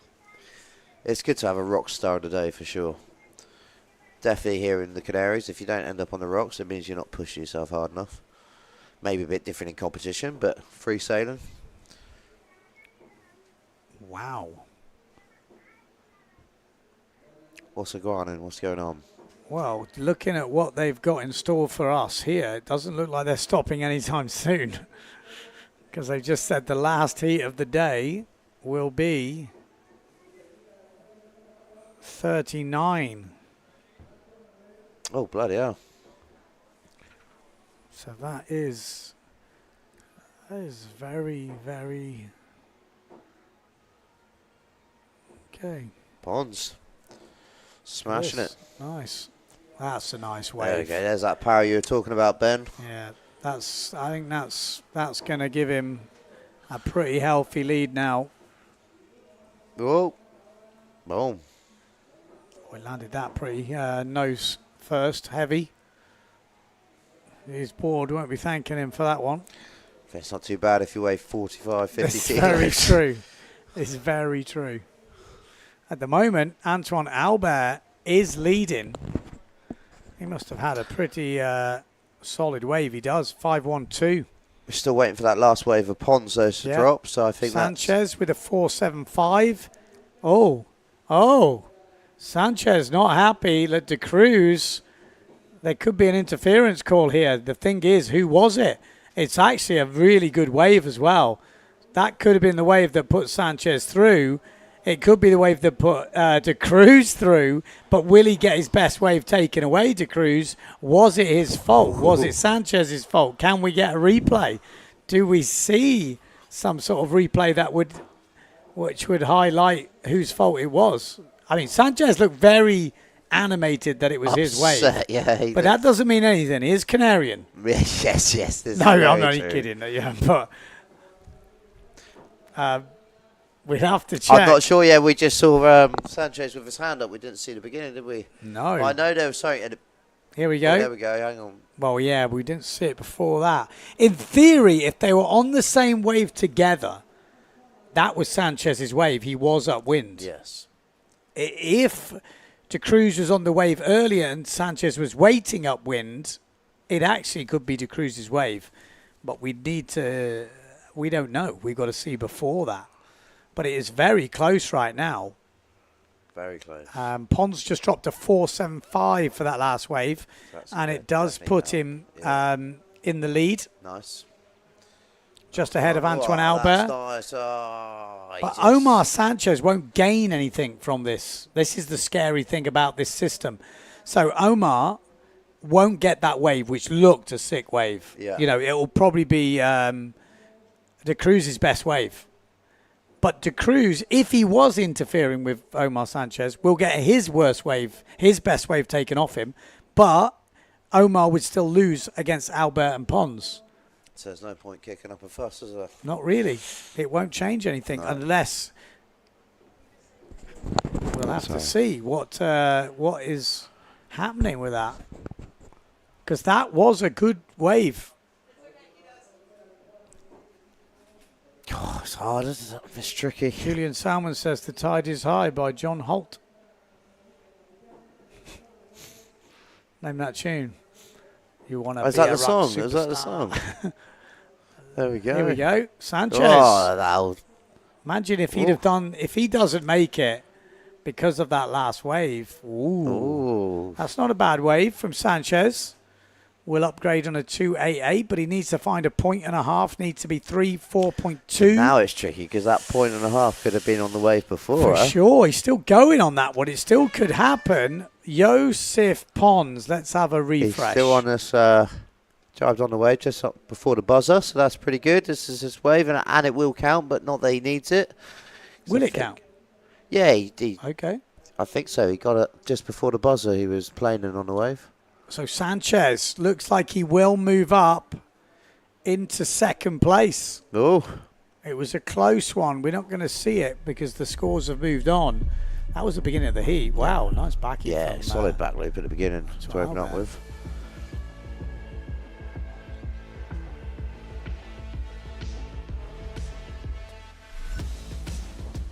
But what could be the difference is if Sanchez was an interference, but he didn't interfere because De Cruz rode that wave. So actually, it shouldn't make any difference if he qualified automatically. Well, it's going to be a very interesting heat, yeah. So no, we're not certain on the results yet. No, no, we're not just at still all. waiting. Here we go. It looks like Sanchez got a 4.75 with his last wave. It puts him just 0.28 ahead of Antoine Albert. Albert's out. De Cruz is out. And Sanchez and Pons move through to the next Pretty round. close, though.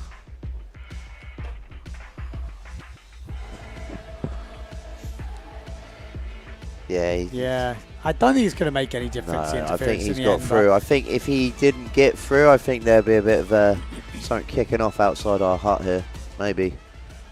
But he saved it with that last wave. It was really nice from Sanchez. Yeah. So who we got? Next up, we've got Samuel Ferrero and we've got Carlos Kiefer, both 17, 18 years old. And then we've got Moritz Mount, 28 years old, going against Ryu Nogoshi. I think he's like 17, 16 or something. Wow, young heat. Young heat. So Morris Mount, Simmer teammate, come on, son. New rider on the Simmer Style team for 2024, late edition. Late edition, but a good edition, I think. The guy's got style. I've always loved his wave riding style. Let's see if he can turn it on. Nogoshi, back loop. Straight in there. Clean. As a whistle. Is a whistle clean? Brand new one would be, yeah, hopefully. Yeah. Yeah, maybe not your old school teacher's whistle. Is that an innuendo? No, not at all. I was just saying, that would be a dirty whistle, I would have thought. There's a little back loop there for Kiefer. All right, picking up something out back I just saw. A swave. Is he on a swave? Swave. Swave. Moritz Milk. Bam. Ooh.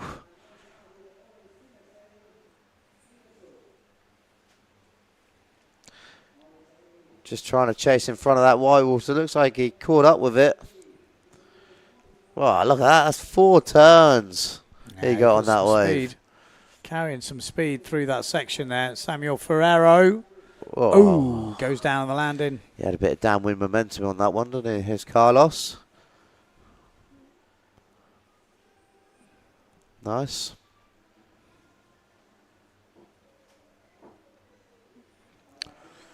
Yeah, it looks like there's a lot of water moving around at the front there now with this mega high tide.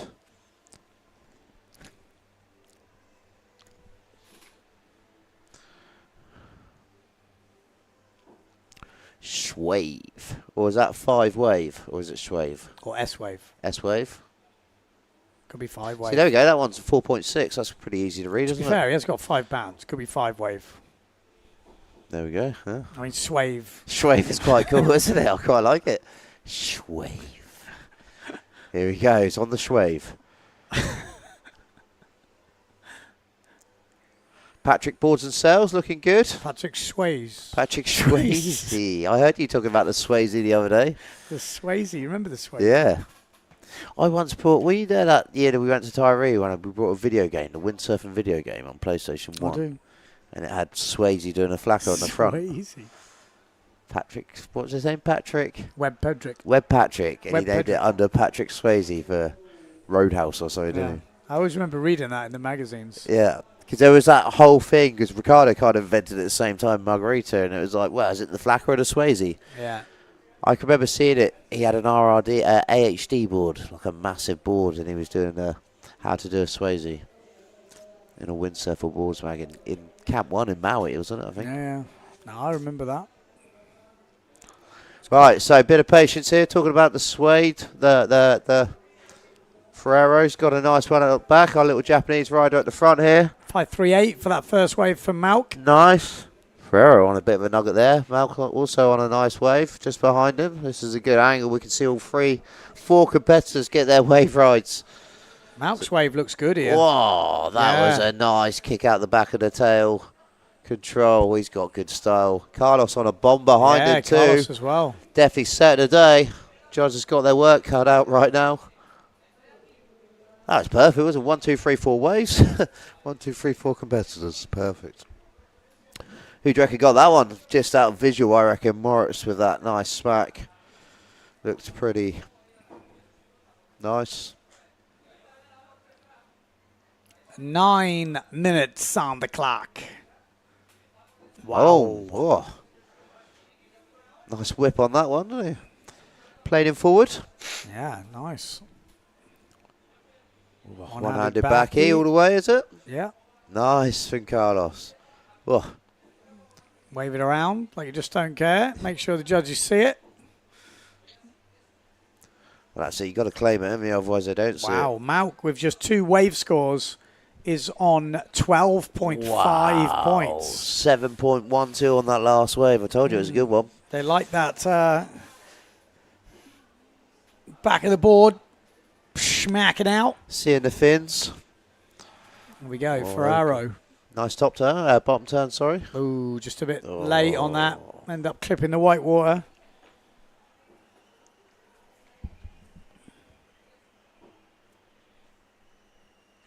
.7. Yeah, Malk on the 4.7. That's a big sale for him, though, isn't it?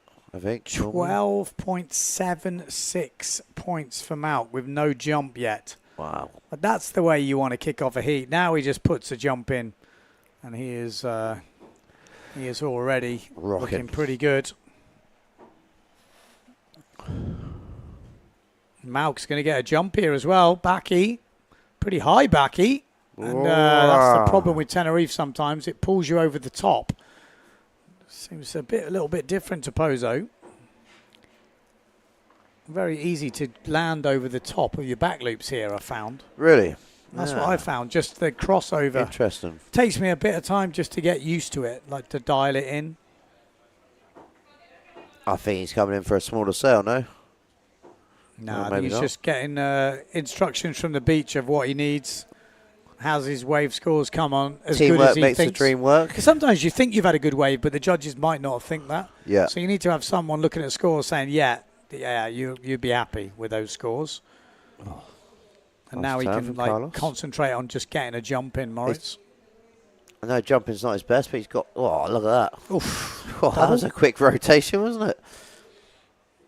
There you go. Still not got his jump in, though. The other boys are riding. What he knows is, though, now with a 5.38 and a 7.38, he literally just needs a jump from the scores we've seen, dropping in so far. He'd be pretty safe. One-handed chop hop. Well, a spin loop would probably be very helpful. I think that's what he just tried to do, actually. He just overcooked it. Yeah.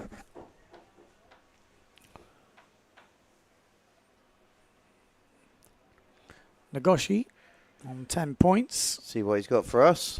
He's also very small and light. There we go. There's Mal. that forward for us. Bit of a donkey kick tabletop. tabletop. A bit of a table in there. And that will give him pretty solid score. Be up near 17 points.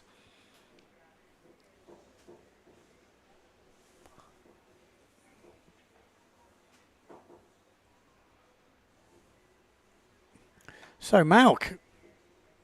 All over it Simerstar will be happy back in the office. They're watching at home. I'm sure they are. I can always just remember him in Whoa, nice. Nagoshi getting some height on that one. Bit of a table on that, was it? Yeah, a little bit table on that, for sure. I can always remember Moritz doing so well on Pozo, but just the double let him down a few times before, and I was gutted for him. But his wave ride, he makes Pozo look like who keeper. That's not many people in the world do that. Yeah, so he does get a 3.38 for that forward donkey forward. Wonder what Nagoshi's going to get for his. It was definitely a bit higher. Malk, you kind of think he probably could just keep going until he gets a decent back loop. Or he could just try and ride some more waves. Looks like he's gone for the wave option.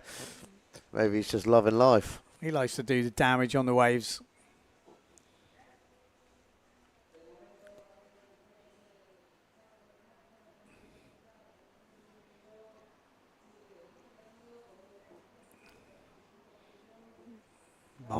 Bom, bom, bom.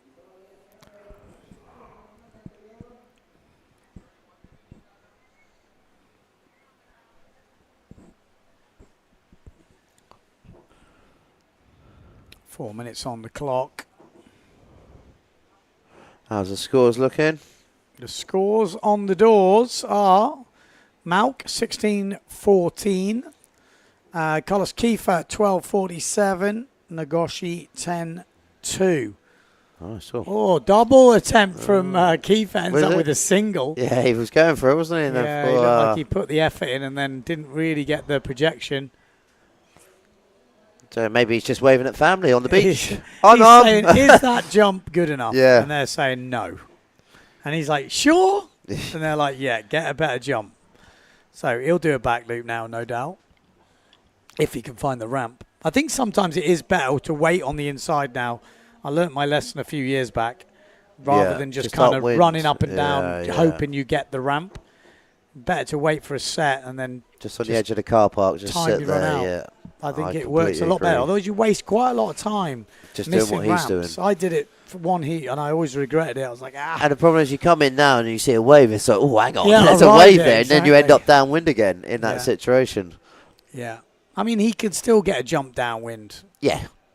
I'll never forget Jager Stone did that push loop that's forward nice, down near the Taka bunker. Did he make that? It looked like Caught he the was edge of it. going to. Maybe I have to wait for the highlights. Yeah. Oh, yeah, look, he's still on the same wave. There we go.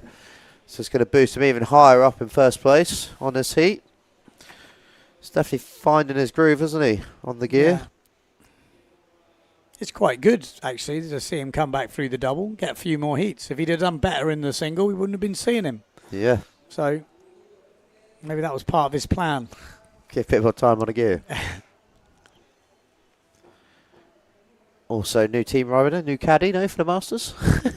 Yeah. I've been let down by my caddies. Pons has been my best caddy, and he's not even on the team. Yeah, but your caddy won the event. He's probably been a rock star somewhere. Just going. He was. He said he had to have a get away from it. I'm like, oh, Yeah, cheers, mate. fair enough. You could see the emotion. It was been a big build-up, as you said, from the injuries and stuff. Seen him today? I haven't. No. We went out for food, actually, last night with Julian, Salmon, Nice. Mark Perret, and Xavi from the hotel. Oh, yeah, nice. And families. Oh, cool. Victor Fernandez. Whoa. Name dropping. They probably wasn't mentioning me when they went for dinner. No, it was good. Probably mentioned your baby instead. Yeah, we went to some banana plantation thing. Oh, yeah? Quite mad. Nice. Look at this. Finish to the heat. It's all action. Sets galore. I think we're getting about 2 good sets in a heat here, aren't we? Yeah. 2, just maybe 3 if we're lucky. Oh, look at that. That's a nice size wave. Oh, that's a Nice. good turn. Oh. Oh, goes down. Unlucky. That was a hell turn. Second place is up here. Oh, Mounts. Oh, does he? Oh, yes. There we go. That's like we're used to seeing from Mount. That's his style, wasn't it? Yeah. Got a little bit stuck on it, but just he looks like he's warming up. Which is bad news for everyone else, but he's definitely warming up right now.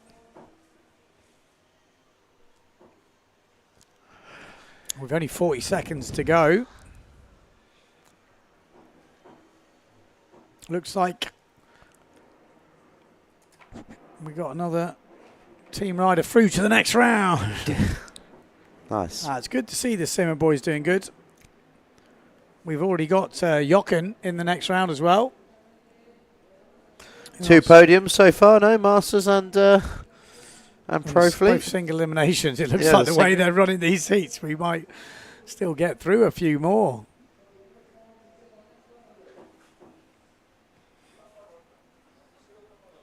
And that is the end of the heat. There's no one really riding at the moment. So an easy one for Moritz Malk, Simmer style. And it looks like Duotone in second place with Kiefer Quintana. I think we're still on, though. Nah, I think he was Oh. well after the hoot. Oh, really? Yeah, he finished actually the heat pretty strong, a 4.25 and a 5.38. So Carlos Kiefer. That must have been. This way's amazing. Yeah. To the backside 360.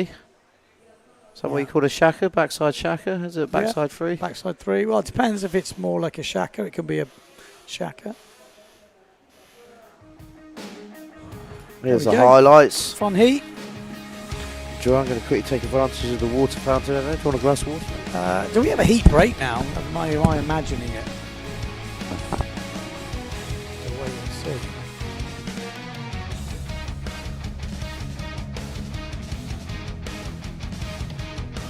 Okay, so we will have a heat break coming up. So we're going to take some breaks. I mean, adverts. I can't even speak. We're going to take a break. We'll leave you with the adverts. We'll be back very soon.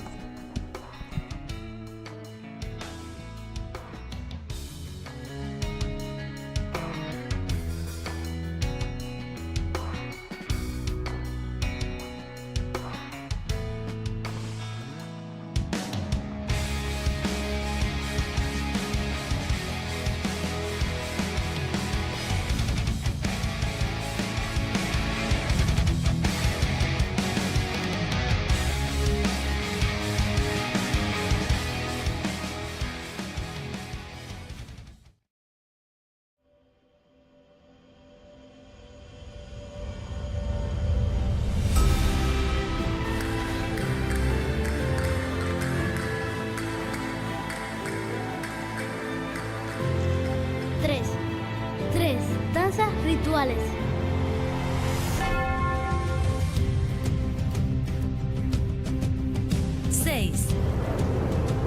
Seis bienes de interés cultural.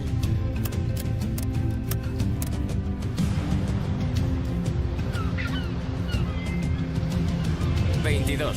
22 grados de temperatura media.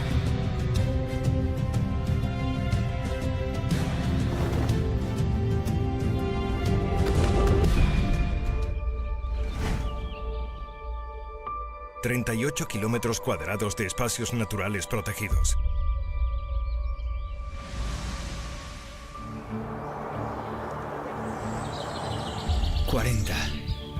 ...40 kilómetros de red de senderos.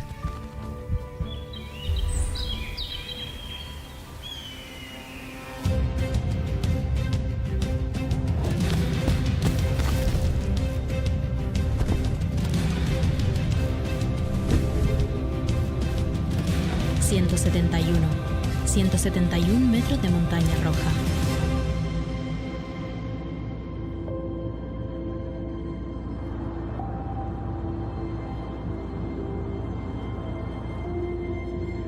...288 hectáreas de zona arqueológica.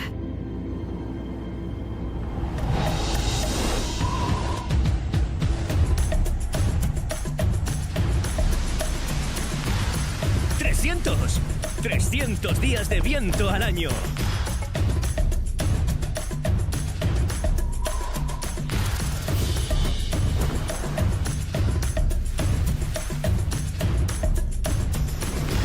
...504 años de la escala de Magallanes y Elcano en la costa.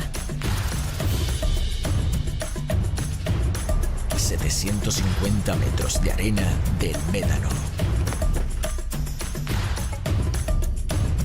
898.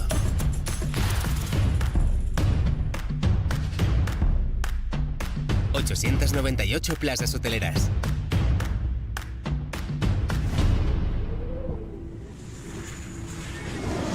1000 Granadilla de Bona. 1000 razones para volver.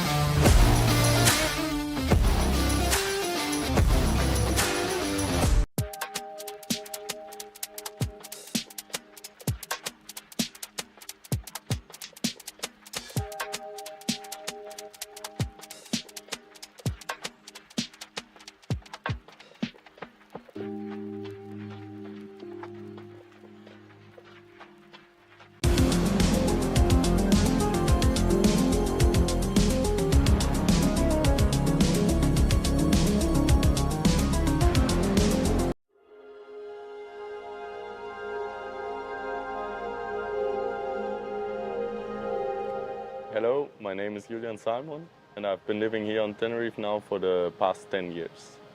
I will just give you a quick explanation on the spot a bit. So today I think we're going to be our final day. In the morning we are having low tide right now, so that usually means that the waves are a bit smaller. But the tide will be pushing during the morning, so I think actually we'll have a perfect window to get some really good conditions.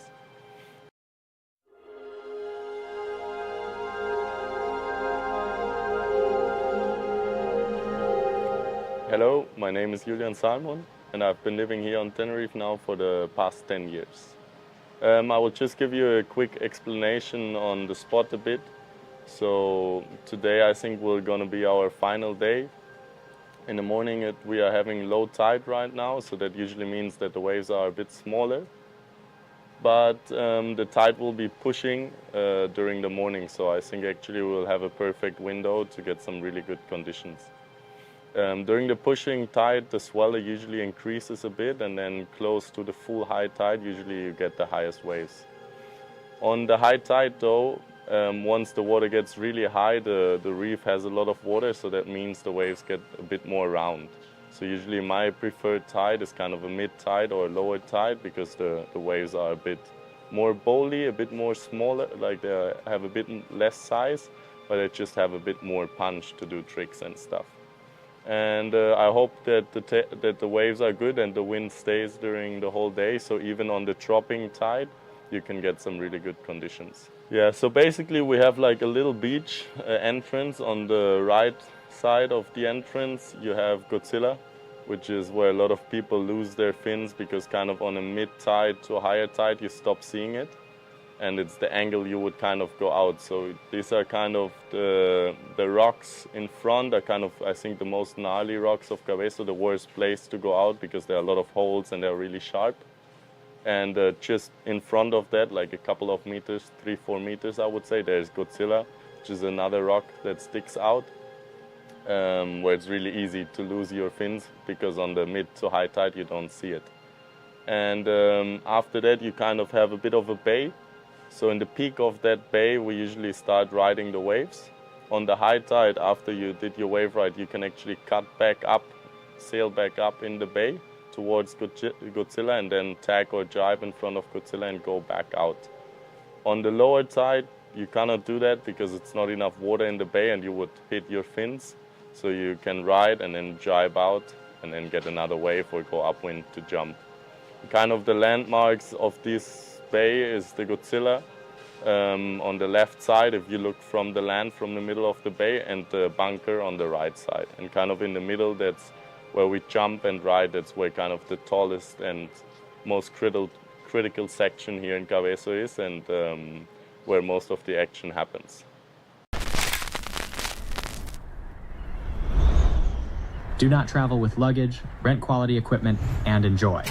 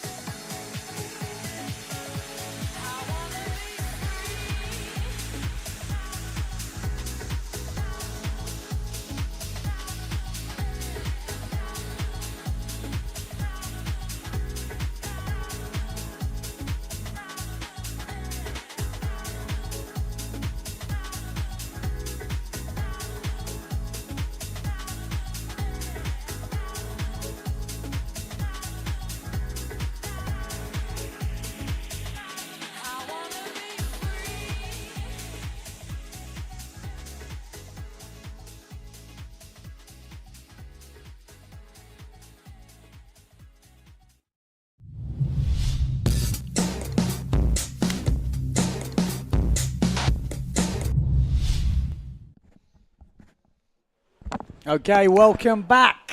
We are still going strong. We've got, I think, 2 hours left of competition, and we have got the women up next. Caroline Weber going against Julia Meyer.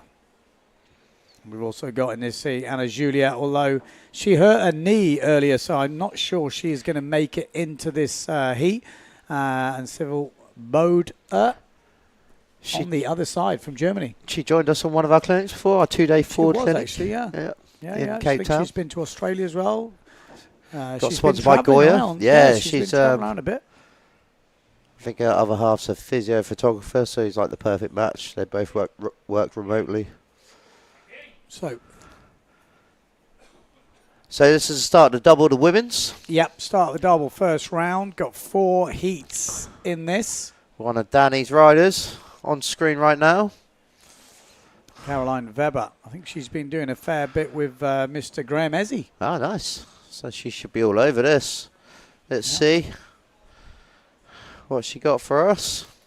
Yeah, again, it's going to be, well, as we noticed the last heats. Oh, is that the start of the heat? Sorry, that was my bad. Yeah, that is the start of the heat. Oh. Maybe jibing for a wave, for a jump. 1 jump, 2 waves. Yep, same as before. 1 jump, 2 waves. This is Maya. It's a funky board she's on, isn't it? It is. Rainbow. Loft sails. Going for a forward. Oh, goes for a donkey kick tabletop from Weber. Yeah, we actually saw pretty solid tabletop in the Masters. It's an old school move, you know. It's a move that you don't see. Did you see also the shove it? Sandro. Yeah, Sandro with a tweak shove it. There we go. Cal Weber. That's better, is it? Boom. Oh. Manages to get the sail up relatively quickly. Will add as a jump, but it wasn't as clean as the judges would want. Looking kind of for the sail to stay up. We've got to give you an update as well, because we have had some interesting news from the men. Lots going on. Esteban de Cruz did get his best wave taken away from him, but also, that's JC looking like he's had a rough session there. That's not the nicest place to come out there. Looks nasty, doesn't it? But yeah, Esteban de Cruz had his best wave taken away from him, but so did Omar Sanchez. So Omar Sanchez didn't make it either, and it was Antoine Albert that made it through. Wow. So Omar Sanchez was not happy. No, I can imagine. That's pretty savage. Hope he doesn't set all his 350,000 followers on us. Or not us, the judges. We're just a middleman that pass on the information. We're just passing on the news. It was nothing to do with us. Look at this wave from Civil Bode. It's unlucky. Just that check turn. People push too hard on the first turn. There's the rocks. No, that doesn't. The rainbow. Be careful of your feet, because it's easy to get the gear washed onto you. Yeah, this is where people get put off by the place. It is the place where I've broken most gear in my life, Cabezo. Is it? Yeah. I've got probably about 10 fins out there somewhere. A GoPro, a couple booms. Where is she? She's just there. Okay. She's going out also the wrong way, but it's pretty tricky to tell from the helicopter. Hopefully she's got some boots on. Lucky enough we don't get many sea urchins here, so that's quite a result. Okay. And the rocks are soft. Rock star of the day for the ladies so far on the first heat. That is maybe taking over from John Carter. Yeah. Well, John Carter's always a rock star, isn't he? Yeah, that is for sure. Well, Weber leading at the moment, and this is looking better, but unfortunately just get a bit back-winded on that way. Or she's running. She's keen. She's keen to get back out there. Has she got a second sail? I like the way her harness matches her board. Very colour-coded there with a rainbow on the back of her harness. So Weber's back up. She'd be disappointed about that. She's got some good turns on her, Weber. I've seen her hit some hell lips. So she's going to be hunted out. We've still got 10 minutes, just under 10 minutes to go. So we've got loads of time. Looks like she's driving onto something. Concentration face. Oh.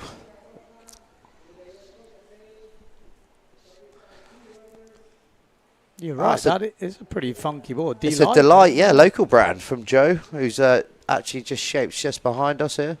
It's not easy to get out when it's like this. High tides are sucky, yeah. Because you get sucked onto that little Godzilla rock too. Yeah. can actually not even get off the beach and end up on the rock. I've seen it happen. We saw it with Lena that year. Can you remember? I've seen it happen with a few people, yeah, and some good riders as well. For you guys watching, and if you ever want to come and sail Cabezo, there is an upwind bit that I've just been teaching in the morning. It's a little bit easier launching and landing. Definitely when it's mega. Actually, on high tide, I wouldn't really recommend sailing up there, but it's definitely in Tenerife. Whichever the tide states, you go to certain places. Like the wall's really good, but when it's too high tide at the wall, it bounces off the wall, so you get that backwash. So it's quite good for like pushing tides. Do need a bit of local knowledge, or yeah, to watch the spot a bit. There we go. Oh, I thought she was going to go for it. And that's pretty much anywhere you go in the world, isn't it? Yeah, normally 100%. A good sign if you go somewhere and it looks like it's going off and there's no one there. It's normally a no-go zone. They're probably just round the corner having loads of fun. And there's a reason why there's no one out. Yeah, 8 minutes 20 on the clock. We got some scores. We have got some scores. Maya has got a 238 for a wave, which she must have got before she hit the rocks. Yeah, she may have got it just turning. Maybe she ended up on the rock right or at the end of the wave, when sometimes you turn, can catch you out if there's a nugget behind it. So even when you're tacking and jibing on the inside, you've got to be so careful what's behind the wave that you're on. So yeah, maybe that happened. So she's cruising now. Look, she looks pretty comfy out back again. So she's second. Oh no, she's winning at the moment on the waves. This is Boda, first wave score to drop in. Again, what size sail is she on? Probably 4.2, I think. I don't know. I can't. Okay. I don't know what. I never know where the sail size is on certain brands. I know you're on Goya, so it's. Yeah, it's down. It's a bit like yours. It's down at the bottom. It's quite hard to tell. Oh, this looks better from Weber. Nice. She's going to keep on it. That high tide can be tricky. Oh, she's got one behind it. She can maybe take advantage of this and take this one in. She just needs to wait a little bit longer. There we go. There's that little bit longer wait. She's got a nice face. Boom. Keeps at it. Yes, nice. Cranking up wind. Is she going to sneak in another turn? She's looking for it.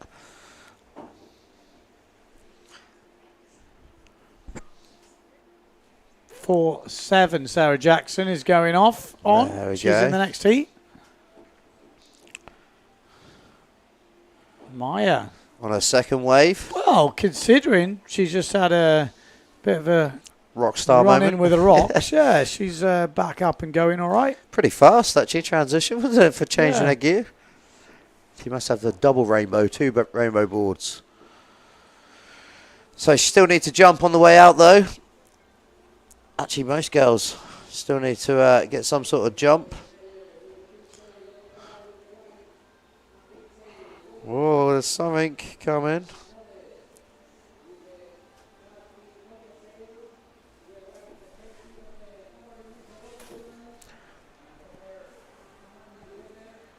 Oh, nice, there we go. That was a nice wave, wasn't it? That wave still going. 2 turns, nice. Stay on it. This is what the judges want to see. A good score. That was a good runner. That was a good runner. That's opening her wave account. See, this is where it gets tricky now. She needs to get out there quick because you've got to always see what's behind it. Well, wait for that score to drop in. It should be pretty decent.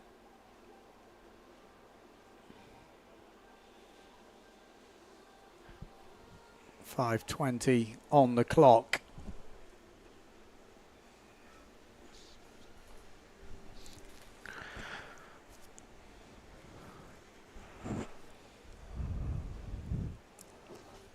Scores have dropped in. Bode again, a 6 point wave. Nice. So that is going to prove, I would imagine, pretty interesting in this type of heat. This is Maya. Oh, nice. Not bad first turn. Just, oh, that was unlucky. She had that second turn to come in. Would have been probably a good point score of that. But Boda looking good here with a 6 point wave. Yeah, she's just losing it off the top at the moment, Weber. Yeah, it's costing her some points here. It's just with that high tide, it's not really throwing, is it? It's nothing throwing you forward, so you've got to be careful off the top there. You can't push too hard, otherwise you end up just pushing it straight out the back. Oh, there's lines though there. Look at that for a couple of lines. Who's on it? You can still see where that triangle is down that bottom end. That's the real place you want to be, opposite the bunker. The triangle of love or the triangle of doom if you're a rock star. If you're in there going, oh my God. Yeah, look at That's that. a great view though, isn't it? It's a really...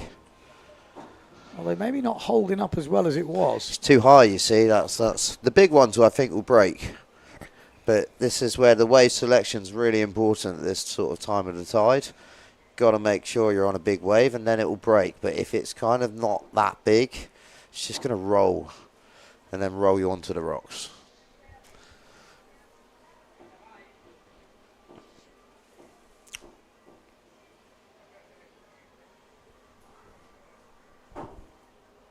So let's see what she's got for us. Her last wave was pretty up there, so she's been very patient. She's pretty far out back. Where is she? Which one?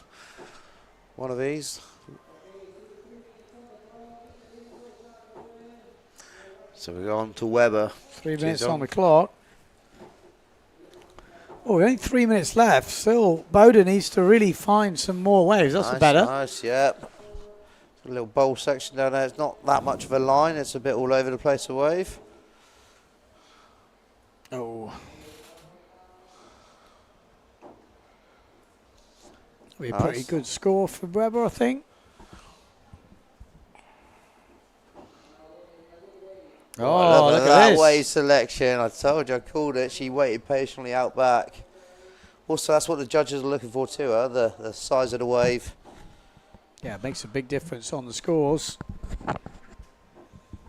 I mean, she only needs a half-decent score, really, to take the lead when you've already got a 6 point on the board. She needs a jump of some sort. To be fair, with a 6 point wave, she might not even need a jump. But it would be nice for her confidence if she wants to, you know, keep going through these rounds. Her wave selection is great, so she needs some sort of donkey kick, tabletop. So still in second place with just one wave score counting. And Boda does take the lead with a 4.25 on the second wave. Weber's on a nice wave here, though. 2 wave scores counting. Oh, that was nice. better from There Weber. we go. And again, and again. Can she get another turn in there? That's what we need. Come on, go, girl. Nice.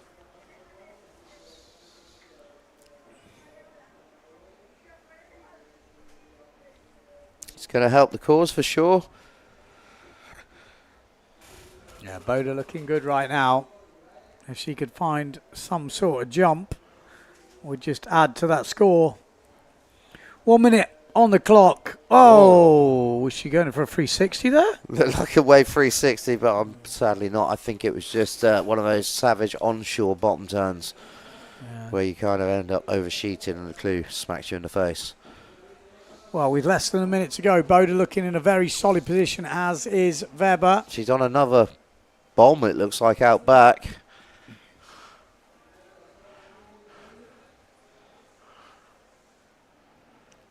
Still one jump to count, 2 waves. 35 seconds on the clock. Anna Julia obviously not in this heat. Injured a knee earlier, unfortunately. Haven't heard any updates on that. 20 seconds to go. 15 and counting down. Boda is going to, doesn't probably know, but she's going to go without a jump by the looks of it. She's going to get another wave with 2 seconds to go. There's a hooter.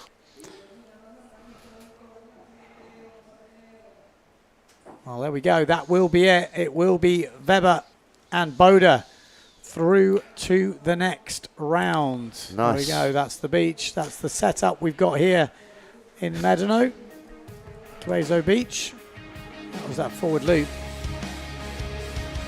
Oh, there's a rock star moment. To save all the gear. Nothing happened. Good job she's got boots on. Clever lady. Yeah, sometimes boots are definitely useful. I always get stuck in the strap. Yeah, and me. Sure she had boots. Yeah. The way she was running across those rocks, yeah, look. There she's got some dark feet. Or hairy. That was a good But wave. no, they're definitely boots, yeah. The way she was running over the rocks, there's no way she could do that barefoot. Yeah. I've been on those rocks many times. Now, Weber, for example, if she got in that situation, it would probably take her about 2 or 3 minutes longer to get back out there, Yeah. I think, without boots. So actually, it could be a good tactic wearing boots here. You know, if you do end up. And the problem here, oh, here we go. Blanket Alabao in this one. This is good. We've already seen Matteo Yukina. We've got Sarah Jackson, social media. What do we call her? Social media manager? Yeah. She does everything, so I Yeah. don't know. Social Also, media. Just call her competes, PWA both social ladies media. compete on the slalom. Yeah. World both Tour. Slalom riders. And there is only 3 people in this book. Corey McFarlane. We know her, Colin. don't Corey, you? I know Corey very, very well. She's been on many of my clinics. She's been ill though. I think she's been very ill. Oh, really? Yeah, I saw her parents yesterday, but she's out on the water there with a blue Goya sail. She's got a hell of a smack on her. Mate, her wave riding's unbelievable. Yeah. Like, she improved so much on the week clinic that we had. I brought her to Cabezzo, taught her how to onshore wave ride that's completely different to down the line. And once she got that, it was amazing. And she's solid. Yeah, for sure. Ross Tiger, local, Yeah, back at home. And her parents have just bought a place down in the bay, so she's been working and studying out here. Blanket Alabao flying around Yeah. due to the slalom. There we go. Got some speed. Are we going to see Oh, a forward? Yes, forward, we are. yes. Blanket Alabao with a forward off the bat. We got Sarah Jackson. She's got to do a jump now. Oh, wants a little... does she jump? That's a good question. Well, I guess we're going to find out. They've all got to learn to jump if they want to do slalom X. She Yeah, can she can do forward, forwards. yeah. Sure, she led a bit of freestyle back in the day. Looks like Corey's just picked up a nugget on the inside. So a couple of Brits in this one. We're going to have one of them go through. Minimum.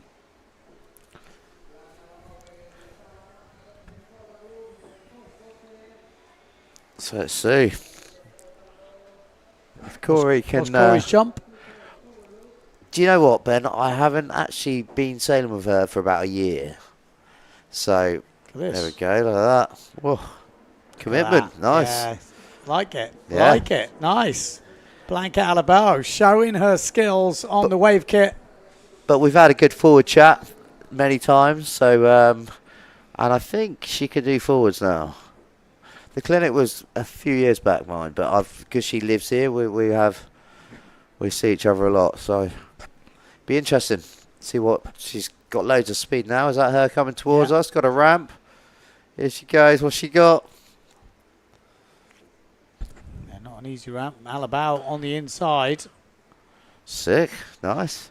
Look at Oh, Jackson. Sarah. Bam, Boom, hello. yes. Hello. We might not be And getting an again. Instagram post for a bit if this carries on. Nice. That was a great bomb turn there. That was I'm sorry, Miss Jackson. Boo! I am for real. Is that going to be the music on the reel? Sure. I heard that from you once upon a time. When she first started competing in the slalom. Was it Yeah. Portugal she did really well? You might be right. Yeah, and then you were getting very excited for her being a Brit. You were like, I'm sorry, Miss Jackson. Woo! It was good. No, she's all over it. That was a lovely turn. Let's see if she can get her jump together. Are we going to see the forward loop? She's got She's power. got a ramp here. Oh, thought about it. Hand was too far forward, I think. You thought about it. Here's Corey. Got a little bit of a nugget. Nice size wave. Oh, decided to pull out. That could be a good choice. It's definitely going to be that wave selection. Still waiting for some more scores to drop. The girls are doing good, huh? They've all had good waves. Yeah. There we go. Jackson getting a 4-1-2. Nice. Oh, there we go. There's Corey with a forward solid. Sticks Nice it. forward. Nice. And that's what she'd be looking for. Now she can rest easy, just concentrate on the wave scores, and that will be the best forward of the heat. That was good. That was solid. Good landing. Here's a replay. Backhouse down. Boom. Yeah, good rotation, actually. Do you reckon having a long hair in your long hair like that helps the rotation with the whip? Used to when I used to have long hair. It was a few years ago now, though. Did you ever meet that Corey guy from Australia with the dreads that did the back loops?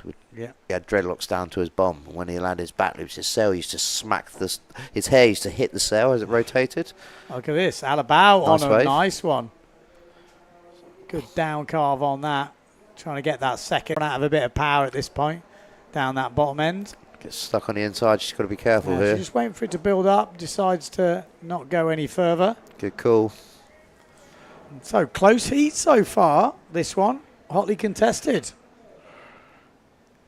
McFarlane 4.38 for that forward loop. Nice. Now she needs to find some waves. 8:30 on the clock. So do we miss a forward from Sarah? No. Bit confused.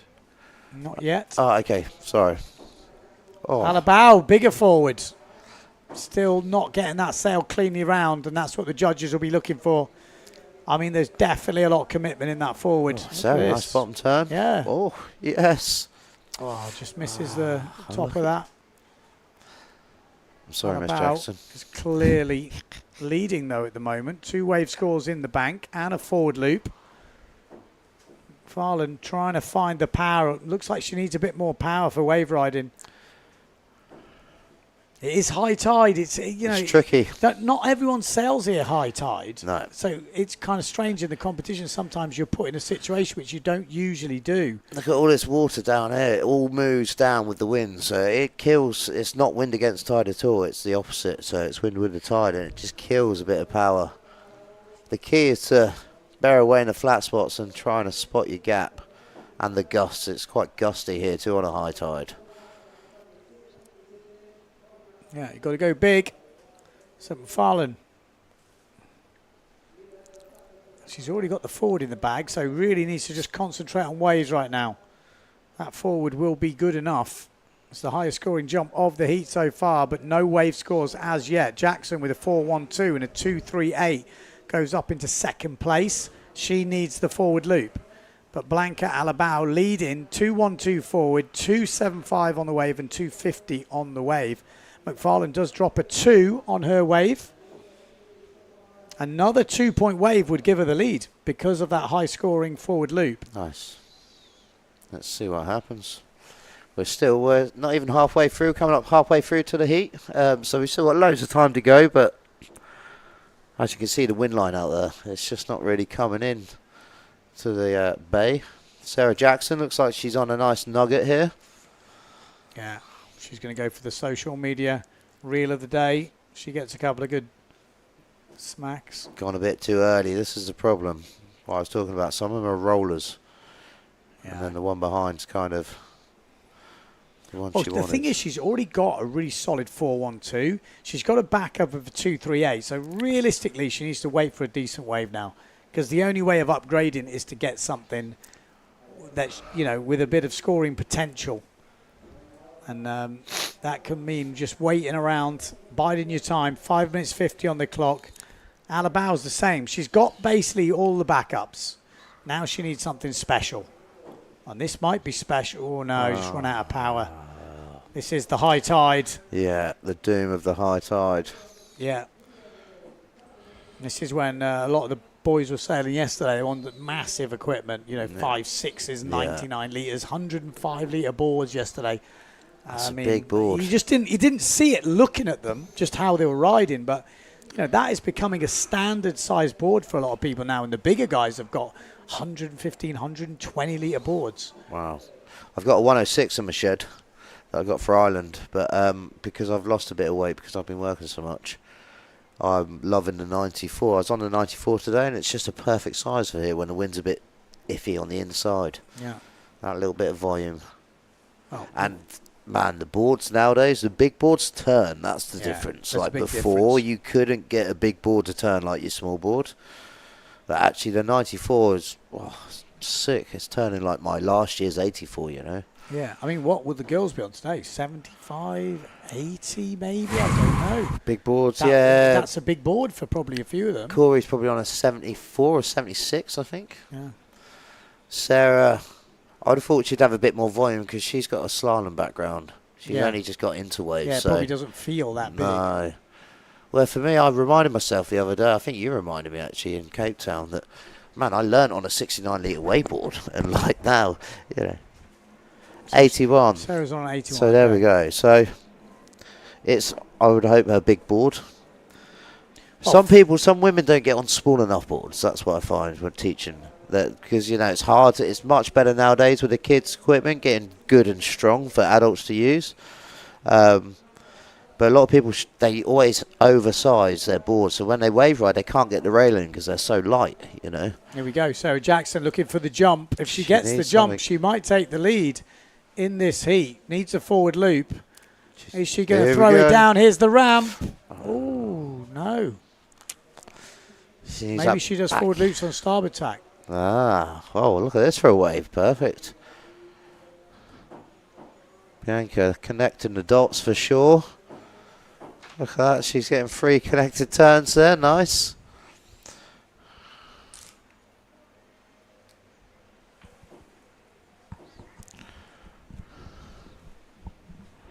Goes for the safety. Quickly drop in before the shore dump comes. Here. One little wave for McFarlane would probably give her the lead here. One half decent turn on a wave would give her the lead. And there we go. That's down by the harbour wall. That is a harbour wall working very well. There's down in the bay. There's our main sponsor over there in the hotel right in the far corner. Yep. Hotel Player Surf. Supporting this competition this year, and I hear he's super keen for next year too, so it looks like everything's happening. 2 minutes 35. Jackson trying to upgrade her wave scores. Could she take the lead? It's only a point off, but would need to find a point upgrade. Needs a 3.5 point wave. Not going to do it with that. Where's McFarlane? Needs a wave here. She's on her way out. She's got 2 minutes. She's just on the inside if here. She doesn't find another wave in this seat, she's going to look back and realise that gutted. Yeah, she just needs. She looks like she's undercooked. And at the moment, Blanca Alabao, last year's slalom world champion, is leading this heat. She is on it.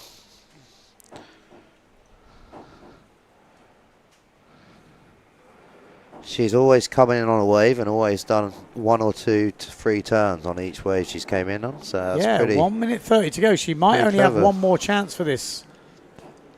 I mean, she's already got a decent forward. I don't think she needs to upgrade any more on the jump. Alabao, though, is going to have this if we don't see any more waves ridden. Could Alabao stretch that lead with a good wave towards the end of this heat? 1 minute to go. Just over. I still think McFarlane could get this with a last-ditch wave. A 2-point wave would give her the win. That's how little it is, and she's gonna get an opportunity for it. Even if it was a small wave, just a front side hit with a bit of power would give her the win. Sarah. She really is running out of time. Sarah's going to get a whitewater hit here. It's going to be difficult to hold on to. She didn't come out deep enough, really, to get round into the face. Maybe needs to just wait. Hang on. She's onto a nugget here. Yeah, she's going to use the speed. Yes, to do this. This will work. There we go. Can't afford to mess it up now, and she's going to hit the whitewater. It's going to be difficult, yeah. It was always going to be difficult, and that's the problem with not going high enough upwind. You end up, it breaks before you can ride it. It's such a tricky wave if you're not in the right position. She's going to be and kicking that herself. McFarlane going to be upset, I think, with herself there. Yeah. I think we know what she's capable of doing, but couldn't quite get it together in that heat. But good job to Blanca Alabao. A consistent performance from Blanca. Smashed it. Yeah. And it will be Sarah Jackson getting that second spot. That first forward was the best one, I thought, out of all of their forwards. Yeah.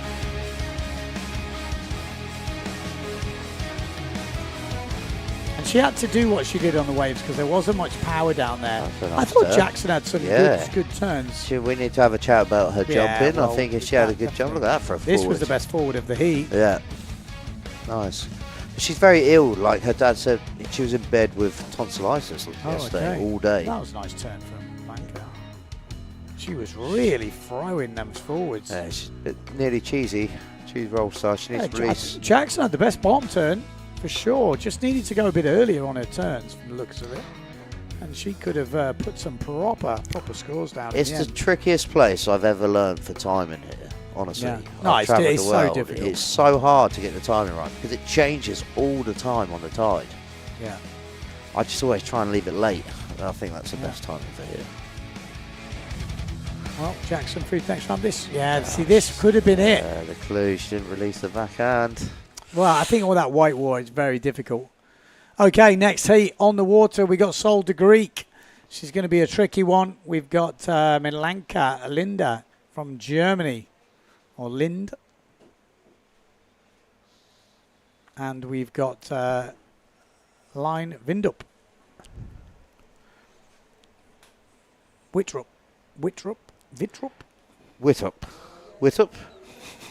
Line bang Wittup. Sorry, I'm Lena. Helena. Look at those sails on the beach. That reminds me of the old days with the aerial shots. That's a great all shot, the isn't gear it? on the beach. This goes to show how well this place is set up for windsurfing. Kind of see Godzilla rock there too. There's a shape of it. Poking out. Yeah. Right, straight into it. So you're going to have to help me out here a little bit, Ben, with Sol de Greek. Sails to...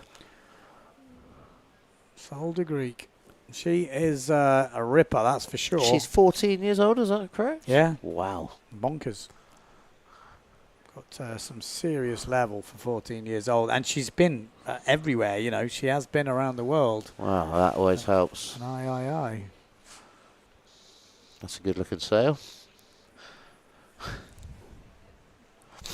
Yeah, Sol de Greek. Super light on her feet. She looks like she's on the red back.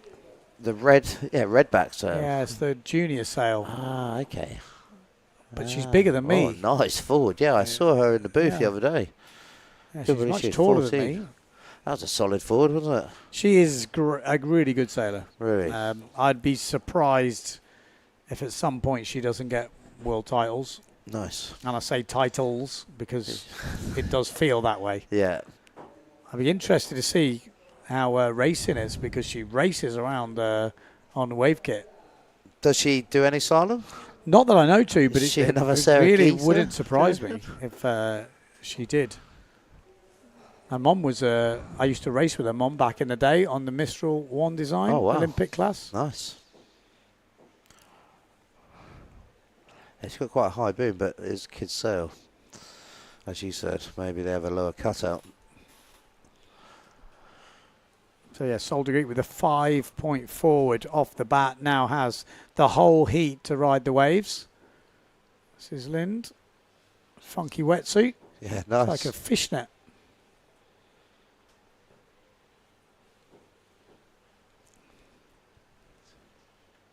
This is Lena. Lena Bang. She's got a good jump on her. Yeah, if she can do some moves. There she goes. She's got speed. Yeah, loving the speed. Oh, that's a hell turn there. Nice. Oh, I can see where you're coming with this, Ben. I have to apologise. I haven't been watching all of the heats because I've been working. Oh, she's a ripper. Yeah, that's for sure. See now. Wow, that was a hell turn. I'm actually saying that I've seen this sail. She's the only person in the bay with that kind of sail. And I've been upwind and I've been seeing, I thought it was Pauline for a while. Yeah. Maybe Pauline's got that sail as well. Okay. But planing all the way through the break, you know what I mean? We haven't seen that. It's not as easy. No. This state of the tide to plane through the break, but Sol de Greek looking very comfortable. You see, she's got a good pumping technique. The sail's always moving to keep her going. Kicking the board off downwind as she's jumping upwind to keep the speed and power.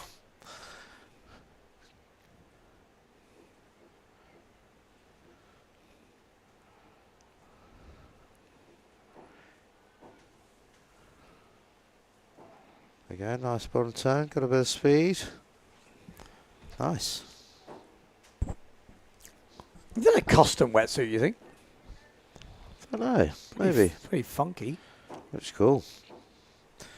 Do you know why they have the stripes on the hurley? You do, no? Do you know that? To stop the sharks biting. Yeah, apparently if you put a black and white stripe on most things underwater, it confuses them. So that's why you see that some of the foils with the black and white stripes. Not sure I want to confuse a shark. Well, you don't Might get want to upset. invite him. Here we go, Sol de Greek. No. So 5-point wave ride, 5.4. De Greek already over 10 points. Wow. I'm expecting her to go on a bit of a run in Having this a double good elimination. jump helps a lot, though, doesn't it? That's Yeah. where we saw in the last heat. You know, with Sarah, she had some great wave riding, but just missing that solid jump.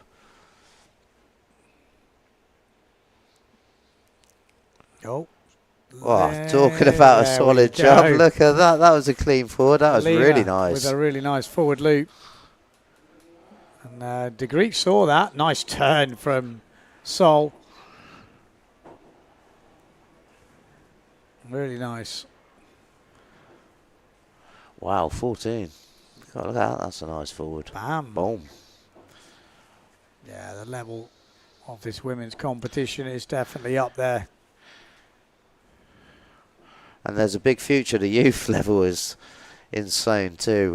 There's a good future in our sport for sure. Well, Lena with that forward loop has moved up into second place. Nice. What did she get for that? She got a 4.62. Sol with a second wave score 4.38 moves on to 14.38 points. Wow. Really solid score with still 7 minutes to go, so more than half the heat to go.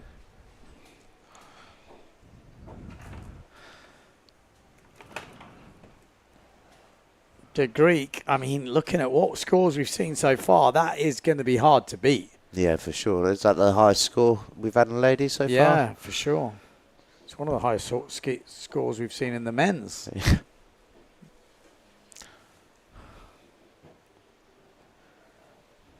Obviously, the scale is a little bit different to the men's, but still, you can see we haven't seen many 5 and 4.38 scoring waves. When it look like it's dropping, there's still wind error, I think. Just about.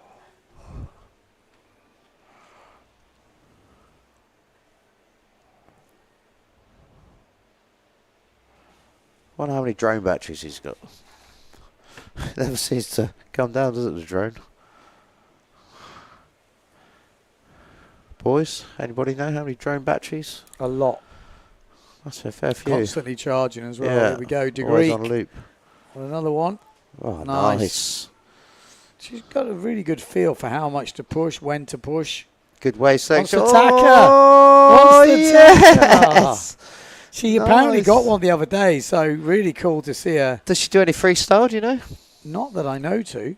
Not that I don't think, well, maybe she does some freestyle moves, but I don't think she does any freestyle competition or anything. No, but I mean, yeah, any moves, like, you know, maybe a flacker or upwind freeze and stuff. She looked like she knew what she was doing there. That's For all I sure. can say. Yeah. Wasn't her first if she'd have attempt. got a little bit freer on that first turn, that would have been perfect. And I wouldn't put it past her to do one in this heat. She's already got 2 good waves in the bag. Have you seen any tackers in the ladies yet this year? Was there any? Sarah Keogh, I don't know.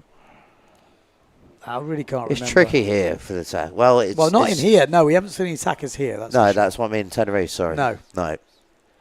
You've got to really make sure the wave's throwing you forward because. Well, you do get a bit of white water off the top of some of the bigger swelly ones, which can be the perfect tacker wave, to be fair. You know, it just helps you get the tail out and you've still got not a big crunching lip. Yeah. So those waves are probably the easiest. You do get them at high tide. Does actually happen quite a bit. So I wouldn't bet against her getting one in this heat. Nice. Linda in third place at the moment. Lena in second. Vitrup and De Greek in first place. Looks like she's on another wave, De Greek. Whoa, nice. How much speed she carries. Look how much she's working the sail, though. Yeah. That's the difference. The sail's always moving. She's got loads of energy when she just tips the cap. Oh, there we go. Forward from Lind. Good solid tack on the inside. That's a very important skill to have as a wave sailor. Definitely if you want to catch more waves.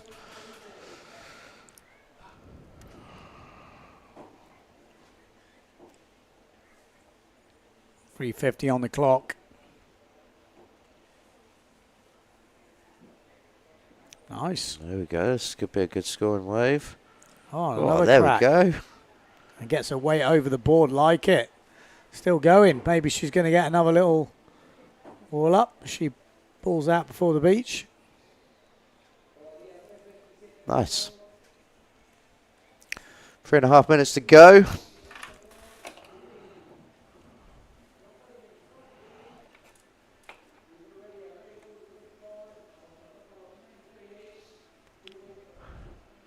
Whoa, that was a good turn. Yeah. Trying to ride out through the white water. Nice. That's going to help. Well, she's got 288. Still waiting for a few scores to drop on my sheet. Oh, I think I've done something to my nose.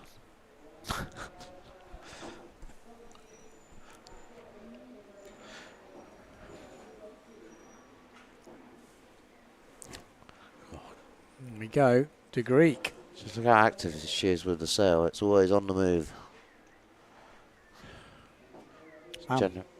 Boom. Pump, pump, pump. Bit more speed. Goes again. Yes, she's 14 years old. Constantly working the board as well. You can tell the difference. Boom. Oh. Good control. Nice.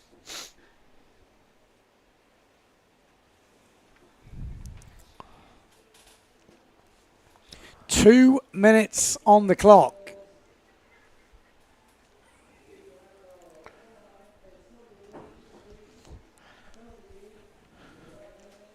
Well, let's have a look, see what we got for our last couple of minutes.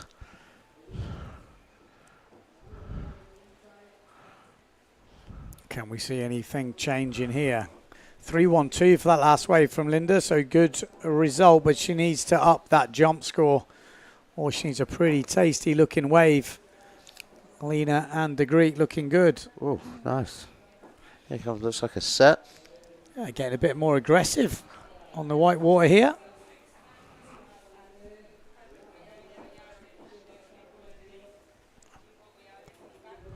End of the long day, long week, long How many month. hours have you been in here, my man? When? This week? Today. So just today. Just today. Just today. Oh, not that long. 7 hours.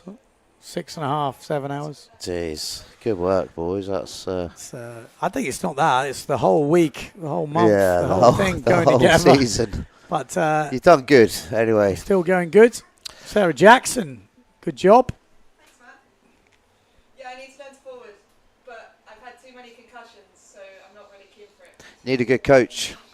40 seconds. Not yet, no.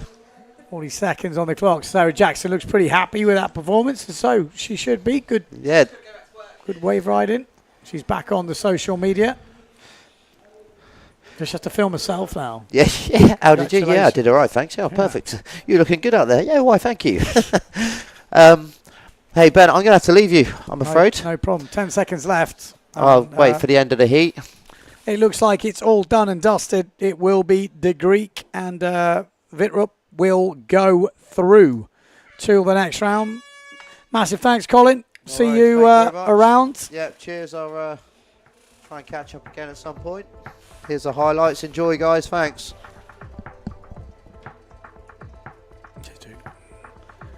All right, so there we go. Watching the highlights of that heat.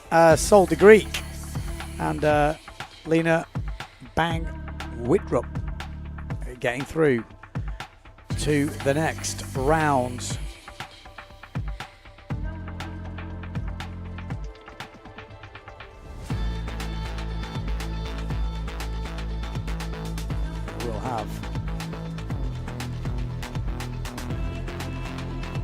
heat of women's. Oh, nearly getting that tacker. Really good. See, it's going to happen in a competition heat pretty soon by the looks of it.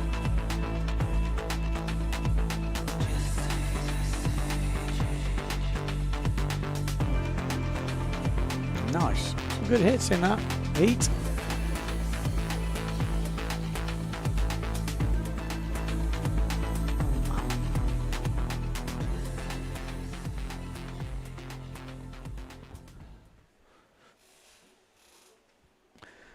Okay, next heat, we've got up 4 riders. Maria Morales trying to fight her way back through this double elimination. Currently ranked 2nd in the world, going against Alina Dominic, the freestyler, on her debut on the Wave Tour. We've got Liz-Lotte Schilling, done really well in the under-18s category. And we've got Lisa Kloster, another freestyler debuting in the Waves. Liz-Lotte Schilling, only 14 years old. And she had some really great hits earlier in the day. Even the horn.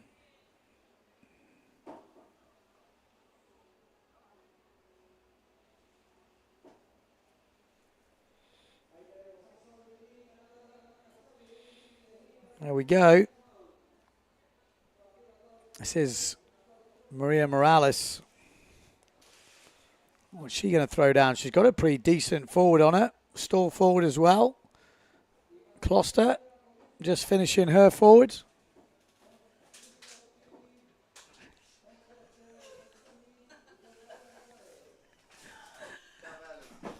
We're about to pump up the energy because we are. What are we getting in this? Which Sarah Kita are we getting at this late in the day? You know, I don't know. There's one or two. There's one. Exactly. There's 2 versions. I've seen the one in Nalu. Oh, look at Boom! that. That was beautiful, wasn't it? Nice Maria, stall forward. she's on it.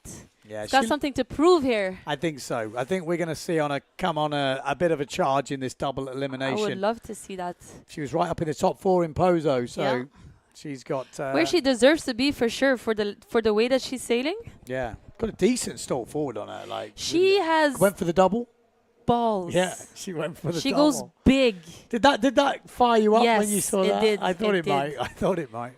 I get competitive like that for sure. When I saw it, I was like, oh, I have to go and do it. Yeah. But if anything, I think, oh, nice forward by Elena. Nice one. It's good to see her on the wave board. I was going to say, a couple of freestylers debuting on the Wave Tour. I think that's what this event has done, hasn't it? Nice. Over 20 women. Wow, she's on a mission, yo. Throwing some spray. Well, it's a local beach, so she's got the support Yeah. of all the local crew. Yeah. She knows the spot, Yeah. and she's fired up. She's on it. It's cool to see like all these girls, kids. They were like competing in the junior division, and now they're shredding in the pro fleet. Yeah. And there was a time where I would compete against Maria, and I was like, oh, it's okay. Maria, but actually, this year it changed. It's like, oh, Maria Morales, and especially here in Tenerife. So you must like that. Like, like you don't like it, but you like it. No, it's I kind of like it. Yeah, Yeah, exactly. Yeah.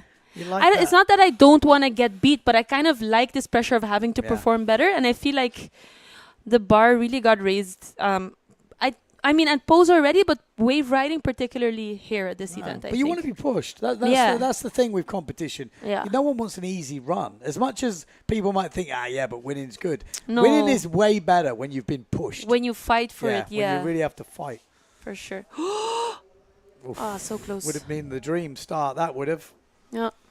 Kloster. Lisa. Good speed on the bottom turn there. Yep. Not easy to do here in Cabezzo. Keep the speed up on that bottom turn. Another one. Dominique. Pretty good. Is she sailing a freak? Maybe. Yeah. She is. Okay. Yeah, she's got plenty of power in the freak. It's a freestyle Severn sail. They're easier to forward. Yeah. What about Schilling?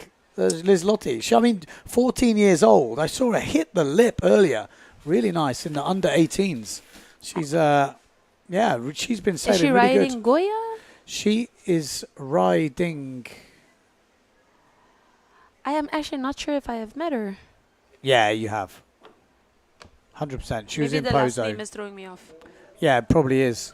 Liz Lottie. Oh, yeah, of course. Oh, she's so cute. Yeah, Hey, she's charging in pozo. Yeah, that's what The I'm saying. forwards, she got a big forward on her now. Nice, Elena. That's the thing. When you meet girls, you don't necessarily know their second name. Yeah, the last name, it's throwing me off a bit. Yeah, I'm the same. I know people by their last name. So okay. So I'm like, I'm the oppositely confused. She's great. She's like Sol. She's probably the youngest one as well. She's 14, I think. Yeah. No, Big she had a really good smack earlier, right under the lip in the under 18s category. This morning, yeah, I did watch that. Yeah. Really good crack. Even there, the level was high. Yeah, pushing away. Thought about it. I was out there for a bit. It was fun. I sailed a bit downwind from the bunker, and there was some big swell coming through.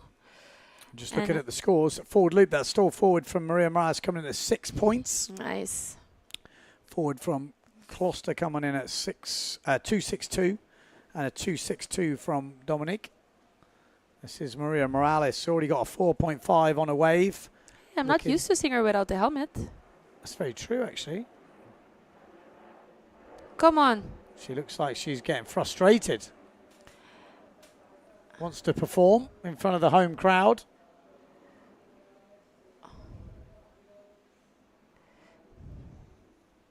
It's pretty warm in here this time of day. Still a bit of a breeze going on. Where is Liz Lottie? She was just on the screen. She had a nice wave there. Backside. I did hear you talking before about the freestylers joining the wave. You mentioned Tiento. Yeah.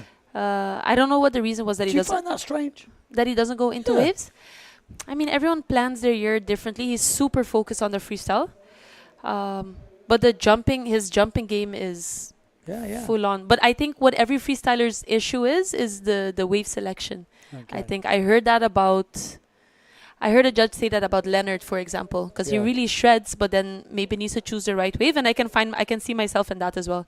I used to fill my score sheet. Like I'd have 10 waves, and then Ibaia would have like 3 perfect ones, you know? Yeah. So. For here, I mean, it's definitely key, isn't it? Like, not burning every wave. Yeah. You don't need every wave. You need the good ones. And sometimes waiting is a bit stressful. Waiting feels weird sometimes, but when it works out, it's smugly like, yeah, exactly.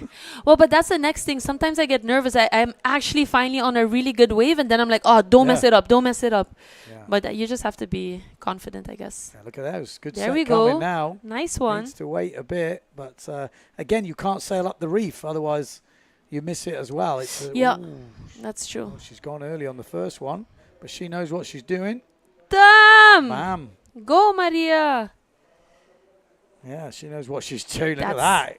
Aggressive frontside hits there. Oh, we didn't see the third turn, but I'm going to put... It's a good score, that, isn't it? Bet it's a 6. I think she's got this heat wrapped up. Nice one. Pretty much already. 6 point forward, stall forward. She's got a 4.62 and a 4. And then whatever she scores there will get rid of that lower score. And that will be above a 4. I'm pretty sure about that.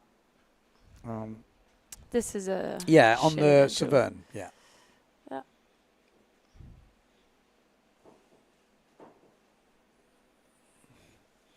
So, second place still up for grabs here. Liz Lottie got a 3.12 forward, which is the highest jump of the other riders, not counting Maria Morales. And she has a backup score of a 2. So if she gets above a 2, there's a very good chance she will go into the lead if she can put down a good wave score. Although 3.86 for Dominique. So that's a really good wave score. That's what's keeping her ahead at the moment. Oh.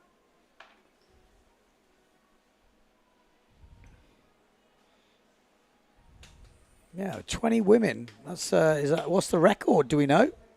I don't know if it was Pozo or here, but actually must have been here. 23. I think it's 22 at this event. Okay. Yeah. So we're close. Close. It's pretty stacked, the event. Yeah. Well, the single elimination was ridiculous. You're looking at heats in the semis going, Well, there's no guarantees here. No, not at No all. guarantees at all. Oh, there goes Liselott. Not. Oh, she's on a good wave. Ooh. Oof.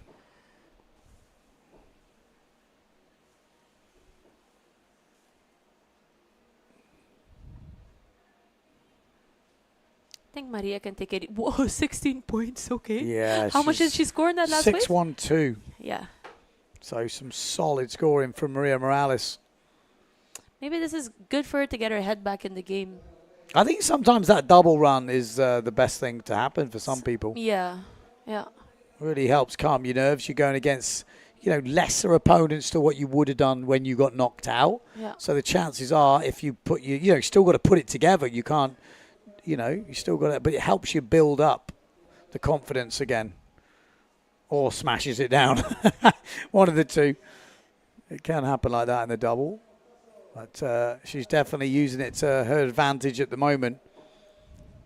3 minutes and 10 seconds on the clock. Colorful setup. Yeah. I like it. So, yeah, some good scores getting dropped by the freestyler. I'm going to call her the freestyler because she is using a freestyle sail. Yeah. And it is her first event in the waves. But the two freestylers. But Dominique's actually the one scoring the biggest on the waves at the moment. 3.88 and a 3. Keeps her in second place quite comfortably. Oh. Oh. Or she catches the net. Oh. Could Schilling find a decent crack? She had a 6-point wave earlier, I think, with that hit. There's the start. Nice. Can she find the second? Oh, not bad.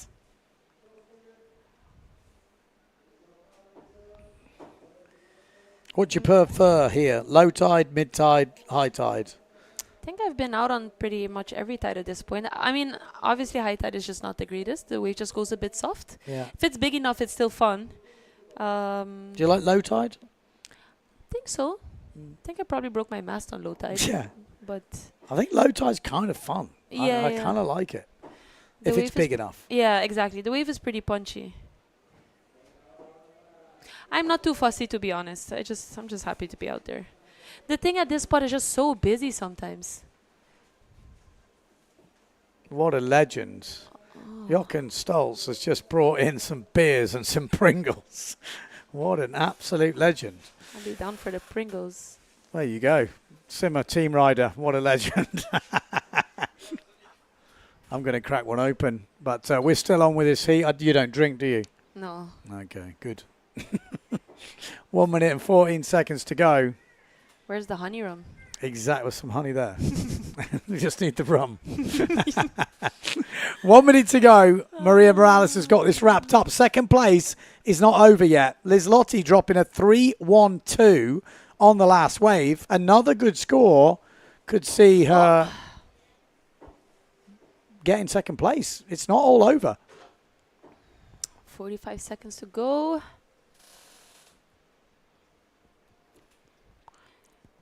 You're going to see how these girls are going to convert to wave sailing after this event. Yeah, I'm imagining so. Like I said, I'm surprised we don't see more a crossover. I think there is a good crossover. We've seen it with Cowley, Ricardo, Yeah, true. I mean, you. Yeah. I mean, you are the official freestyle starter. That's then true. into slalom, or is it then into waves? I can't remember. First slalom. Oh, nice one. Nice one from Lisa right at the end. Could that make a difference? I tell you what, it probably could. You think she could make it up to second? Well, looking at the score, it's only a 2.5 forward, which might hurt her a little bit. But Liselott had the best chance if she could have found something. She needed to find 0.25. She needed a 3.25. Not a big score. I'm not sure about her last wave. We'll have to wait to see what the judges gave her. Whoa, massive forward. Yeah, that was that forward right at the beginning.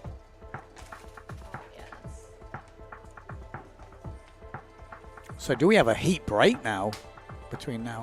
Okay, so there is a heat break coming up as we watch the highlights from this round. I'm just looking to see if any of the scores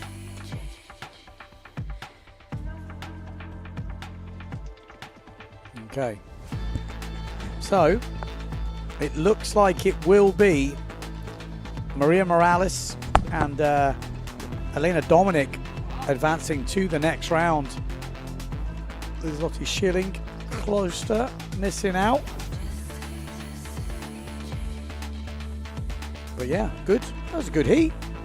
Some action. I mean, high tide's never easy.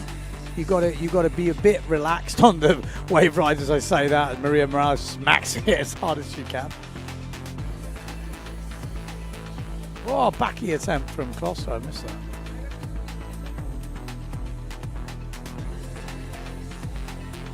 Yeah, we might see it get better. This was the Maria Morales show. Yeah, she looked like.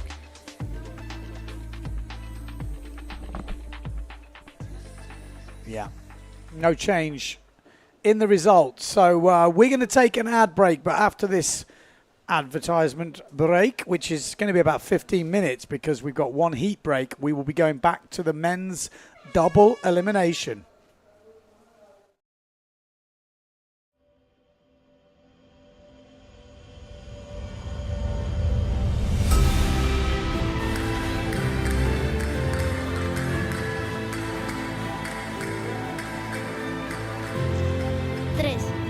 Tres danzas rituales.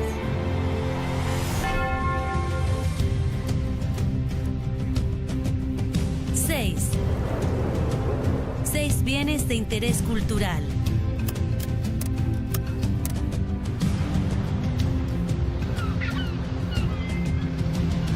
$22. 22 grados de temperatura media.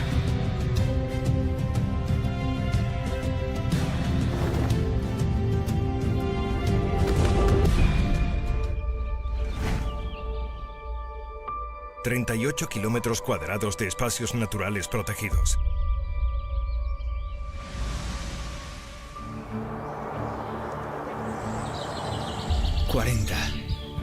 ...40 kilómetros de red de senderos.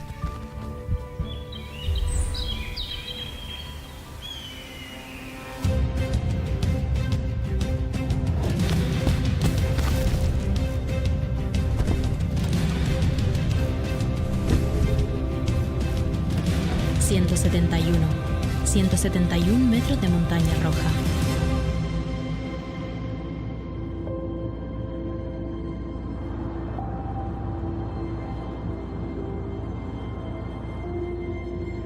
...288 hectáreas de zona arqueológica.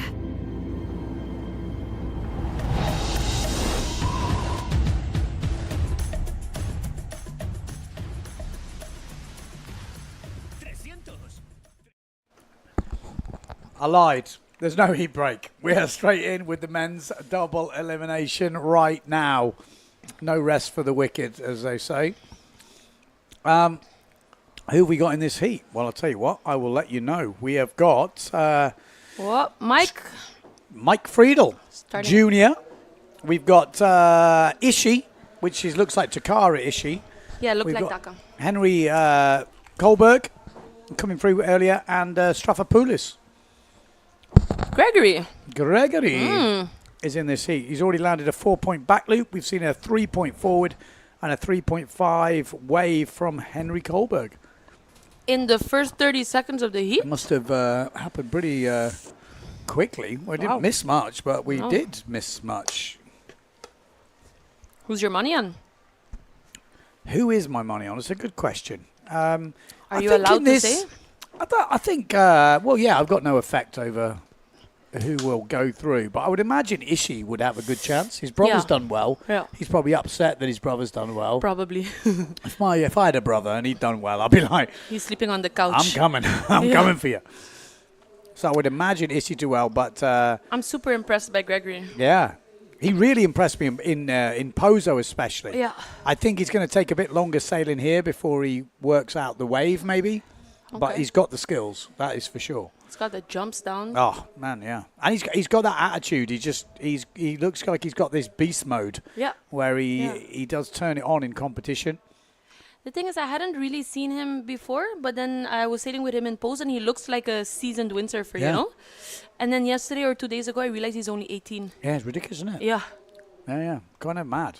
Because he's not come out of nowhere, because I remember him last year, and he had moments where I was like, who's this Greek guy? Like, you know, and he had a hard name to pronounce for me. And I was like, keep my eye. I didn't think much of it. And then this year, he looked like he'd gone up a couple of levels. Definitely. And we got a few Greek riders now, so they're all kind of pushing each other, which I think is quite nice. Obviously, Leonard going into the waves has a big movement on that. I think that's super smart. I do. I mean, there's not enough freestyle action, is there, for the whole year? Yeah, but just in general to improve your yeah, skills. Yeah, exactly. Well, like I said, you see it with Cowley, Ricardo, and all these guys. Yeah. I mean, I could think of many more. But there was always been a few who never crossed over, you know, and they're the ones that dropped out, if you think about it. From freestyle to wave? Well, if you think of Kiri, never did waves. Kind of True. dropped out a little bit. Maybe Tati, but he did slalom instead of waves. You know, they were doing another discipline. And there's more. I think there's more if you like Cheo or someone like this. Yeah. You know. So the key is to do more than one discipline. I think so. To keep the longevity, if you want to call it that. Although Yentl seems to be around for ages and he's not slowing down at all. So maybe he's an exception to the rule. Oh, nice one by Mike. Floater. So at the moment, Henry Kohlberg, he could be a shout for this as well. He looked very good in the heat before this. He looked like he was really tuned in, actually. Everything seemed to be working. Nice. He had a bit of a rhythm going, which I think a rhythm is very important here in Médano. You can see the guys when they've got a bit of a rhythm, it's hard to stop. But when you're out of rhythm here, everything just doesn't work. It's like you can see he just seems to be working. Yeah. And that usually pays off in one way or another. But here we go. Takara Ishii. I maybe was expecting him to step up a little bit this year, and I feel like he hasn't.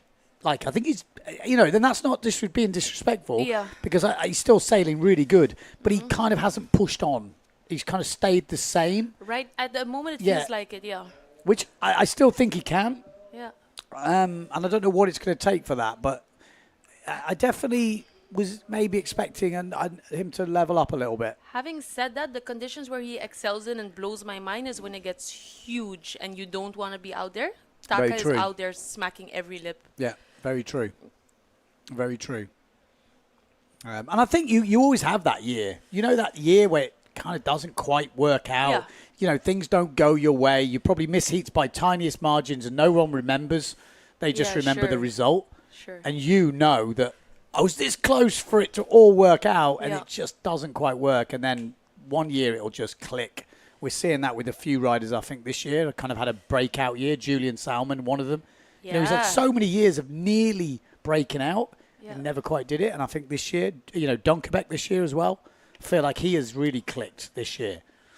And even more at this event, I feel like, than Pozo. Yeah, yeah. Just it's almost like apart. Pozo fired him up even more, like because he was close but didn't quite get the result he probably wanted, even though it was a hell of a result.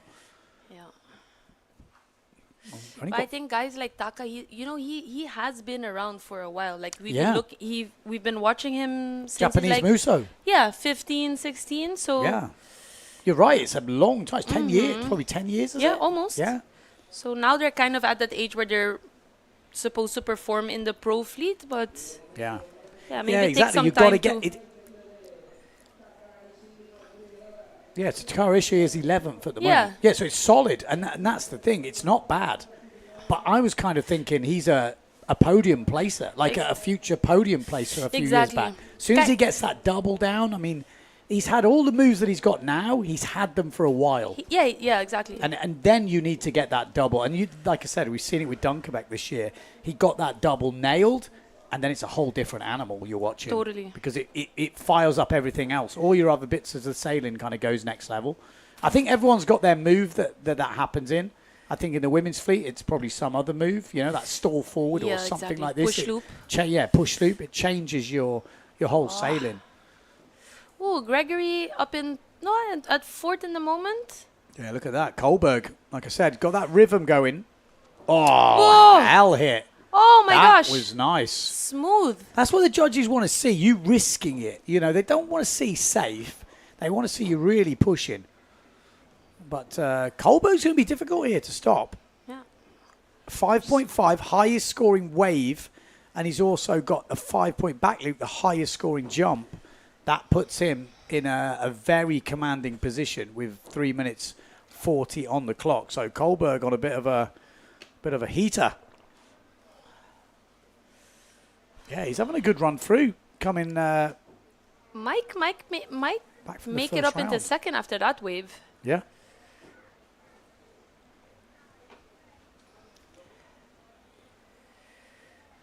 Just looking, Kohlberg coming from the first round, won the first heat. He's second in the second heat. It's not even a point apart between the second, third, and fourth place. Super close. 0.7. And there we go. Mike with a 4-1-2 for that last wave. Moves him up into second place on his own. Nice. Couple of points ahead of Takara Ishii. Takara, what's he got? A 4-2-2 back loop. 3-5 as maybe his backup if he can get a bigger one. Not too bad, but still needs a good wave with 2 minutes 44 to go. Just see how much that sail's touching the boom.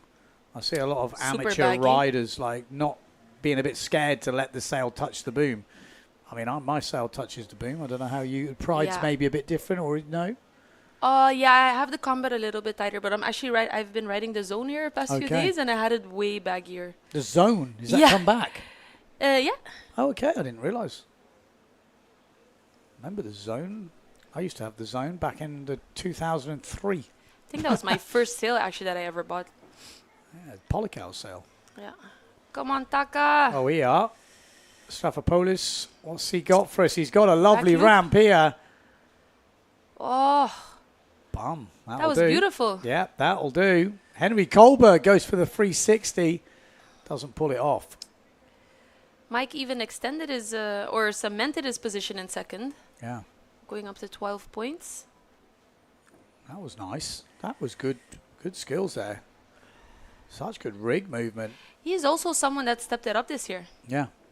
I think that whole Pozo crew is like pushing each other right now. I think like the new standard is Marino Gill, and how good is Marino right now? So if that's the new standard, we're going to see everyone leveling up. It's kind of crazy.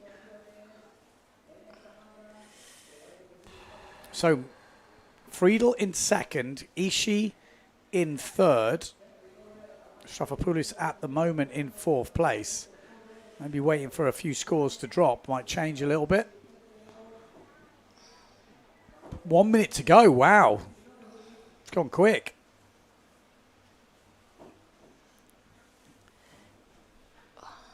Takara Ishii needs to find something special here. That's not special. Oh. It's nice. Well, more special than I thought, actually.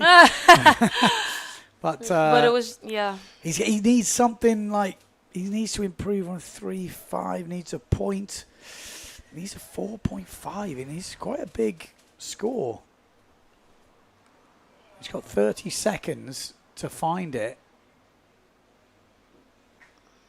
Yeah, I'm not sure I'm seeing those points out there. Double. It needs something special. Pretty perfect, though. Yeah. Maybe not big enough. Straight back loop. He's already got a 4.22 on a back loop. So you're like, maybe it would have been worth trying to stick a leg out or something just to get that extra score. 3.38 was a scoring wave for him. He's moved up, but it's only an upgrade of a nothing, really. And that's not going to make a difference. It looks like it will be Friedel, unless Stavropoulos might drop something in. He would actually be upgrading the better. We didn't say much about Henry, but he was just he just super solid. Smoked the beginning of that heat. He really did. Like I said, he just looked on on a real good roll at the moment, Henry Kohlberg. Very consistent, just doing what he needed to do. Yeah, and he's had a couple of good heats already. So he's, like I say, he's in the rhythm. These guys, you know, two of these riders coming in cold. You know, Friedel and Ishii. Oh, I see. They probably found it harder than actually Henry. Henry looked like he'd got his kind of game face on. Friedel looked good. I think he warmed up through that heat, actually. Looks like he's coming in. See that movement? Look at that. Move of the day. Could have got more points. Of the heat. What an angle for the drone. Yeah, that's pretty crazy, that. Yeah.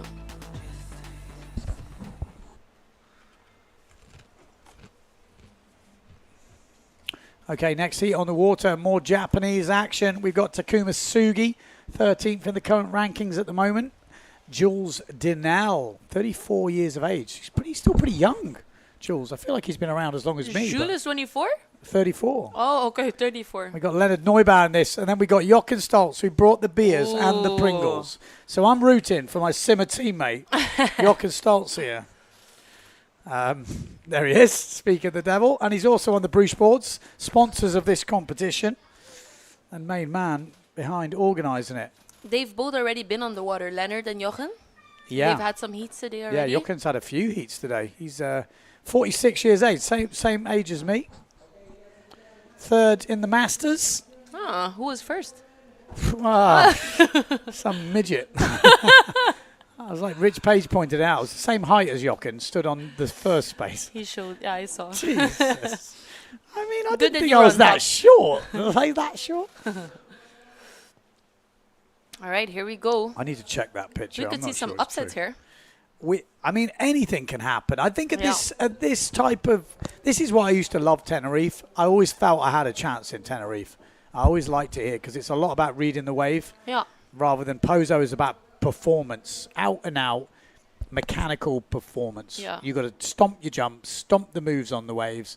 You know, whereas here there's a lot more, you know, a little bit more tactics, a bit more wave choice, your positional, you know, risk versus. There's a lot more my cup of tea, Tenerife.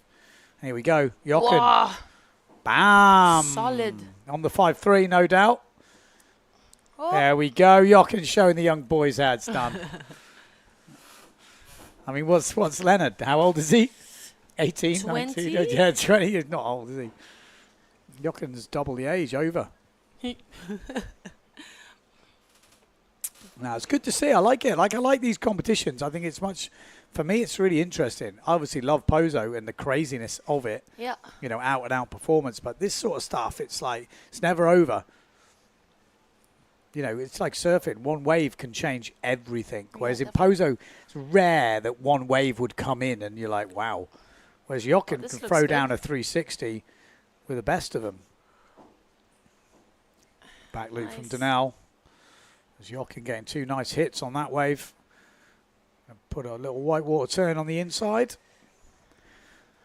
There we go. Yeah, nice Leonard with a back loop. Jochen getting a 4.95 with that first back loop. Denal with a 4.12 on his first wave. Pretty solid.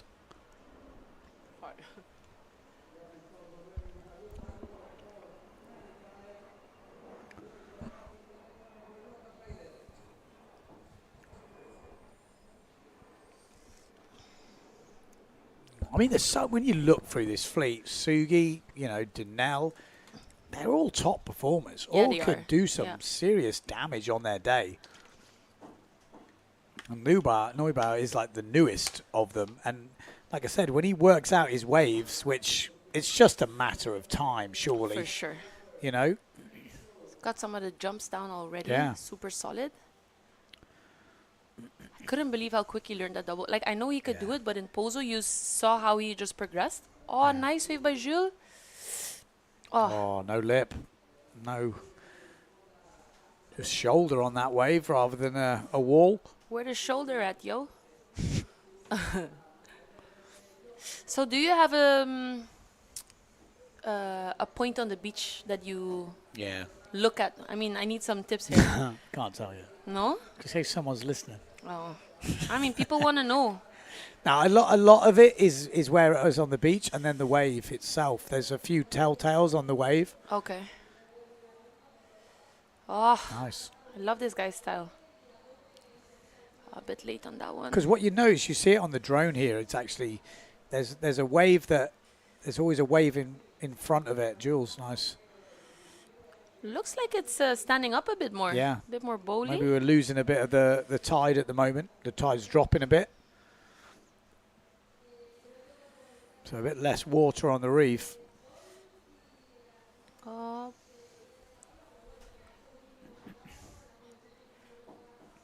That's a pretty nice slash. Yeah. Let's see if it gets Letting the it taka all next. hang out. Tail throw from Jochen. He was in here 10 minutes ago bringing you beers. He's taking care of you. What a legend. Well, we're going to big him up in the commentary. I mean, he obviously knows how to do this. He's, you know, it's not his first rodeo, as they say. But yeah, you got to butter up the commentators if you want him to say something good. Oh, Sugi and does he not have any points? That doesn't make sense. Oof, I think he's going to have some pretty soon because I keep seeing him ripping up some waves. And he landed some back loops, no? Yeah, back loop 4.55. Okay. Jules Denal been here we go. It's throwing already in some updated. jump scores.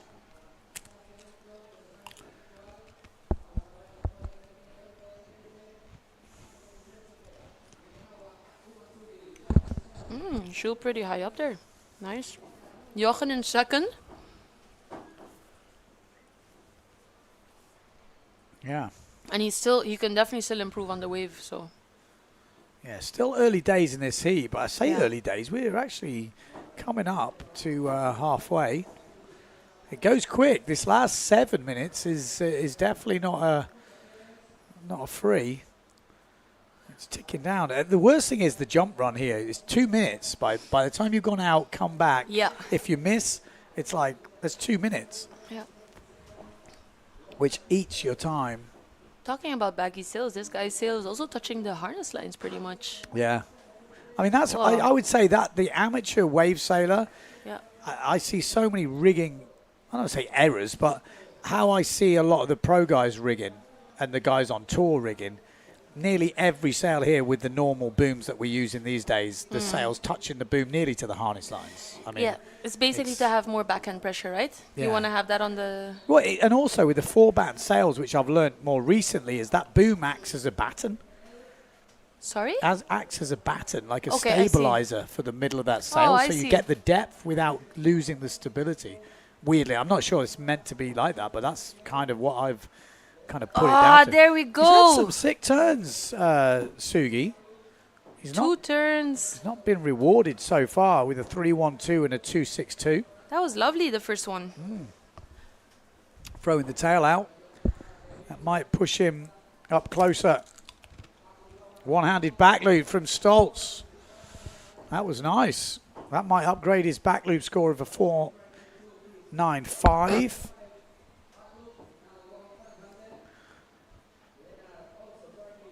Sugi, one hand. Jules. Oh, Jules. Sorry, Jules. That's his trademark. But grab the boom early. Judges are looking at everything now. Okay. You know, back in the day, it was like, oh, he's one-handed. Now it's like, how long was he one-handed? Yeah. When did he put his hand on? How did he land? Was it one-handed all the way through? Yeah. Makes a big difference. Denal, though, is safely in the lead right now. With that back loop coming in at a 5.28. The wave a 4.88 and a 4.12. So Jules safely in the lead. Second place is definitely not secure just yet with 5 minutes on the clock. Looks like Leonard is catching the most waves, to be honest. Sugi has moved up. And actually the one-handed back loop from Stoltz. Oh, this is a good wave from Stoltz. Nice. Bam! That looks like it's set up beautifully for 2 hits. Oh, hold on. Third one, here we go. He's going to get the inside. That is good for Jochen there. That's going to score well. Could be a difference maker. Really big first hit. Second hit, maybe not great, but the last hit looked good. This could be a boost for Jochen. 1 point difference with Takuma, so... Yeah.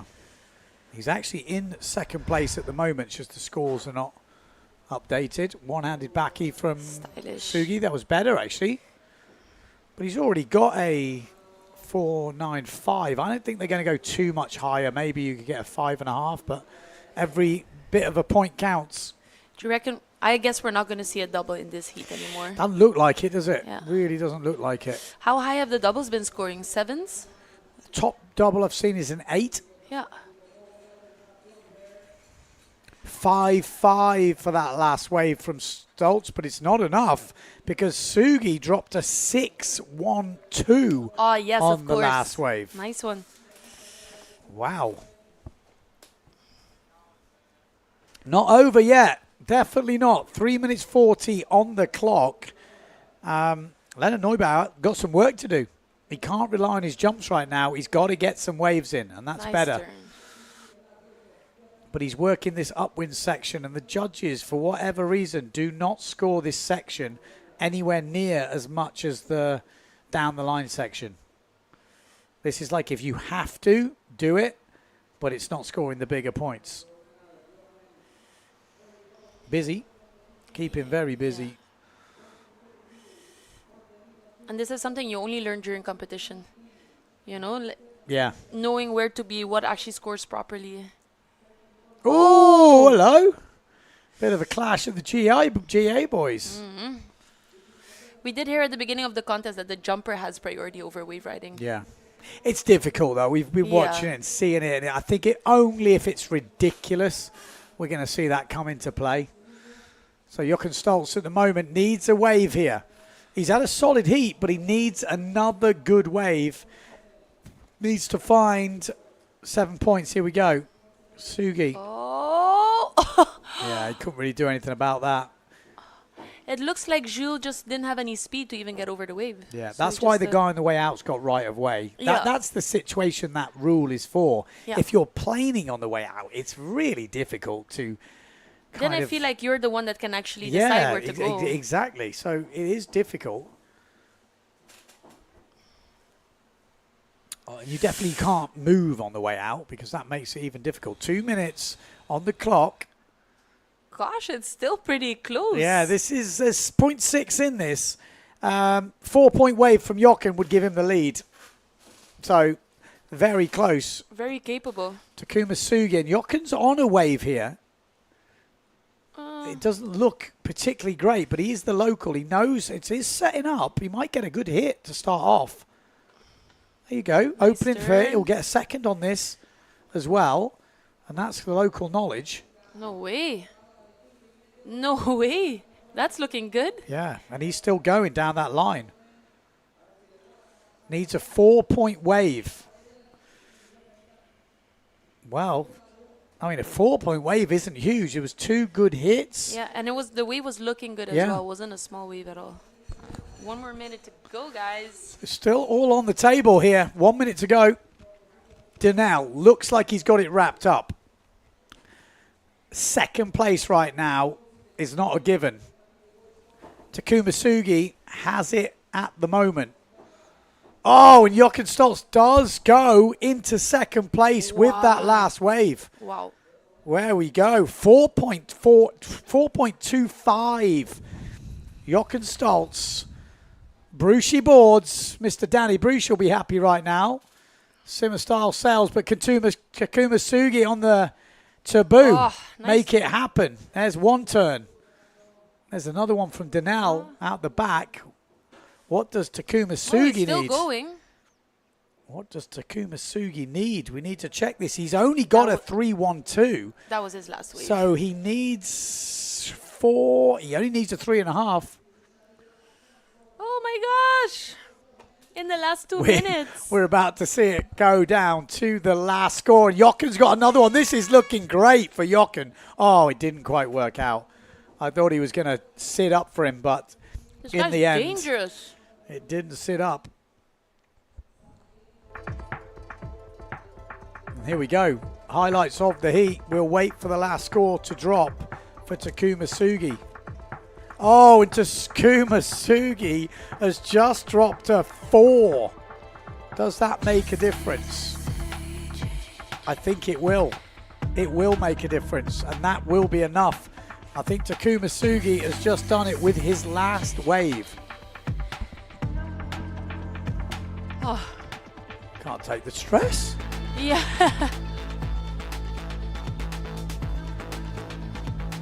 Well, we'll give you official confirmation of that in a minute, but it looks like it has changed right at the last with Takuma Sugi on his last wave. I feel like the points got easier to score towards the end of that heat. I saw some stuff at the beginning which maybe looked better than the stuff at the end. Yeah, I was thinking a bit the same, to be honest. Okay, next heat. On the water, Tobias Bjorn has been looking good in these conditions. Only 18 years old. Josef Ponce on the other end of the scale, 40 years old. 7th in Pozo last year is his best result on tour. Adam Vorchol, he's going to be a danger man in this one. From Poland, living in Pozo. And then Carlos Kiefer, also a Pozo local. Again, maybe not Carlos's conditions these, but still going to be a danger mouse. Adam Vorchol could be hard to keep within this. This could suit him. Yeah. Josef Pons looks like a man on a mission. Stalled forward or double forward? And it is official. Sugi goes through and Danel goes through. Oh, it goes massive. Wow, he boosted that forward out of nowhere, but then disappeared on the landing. Maybe need a bit more power in his sail? He literally disappeared. He went huge. Wow. There we go. Kiefer, as the wind just picked up, as the tide has dropped off a bit.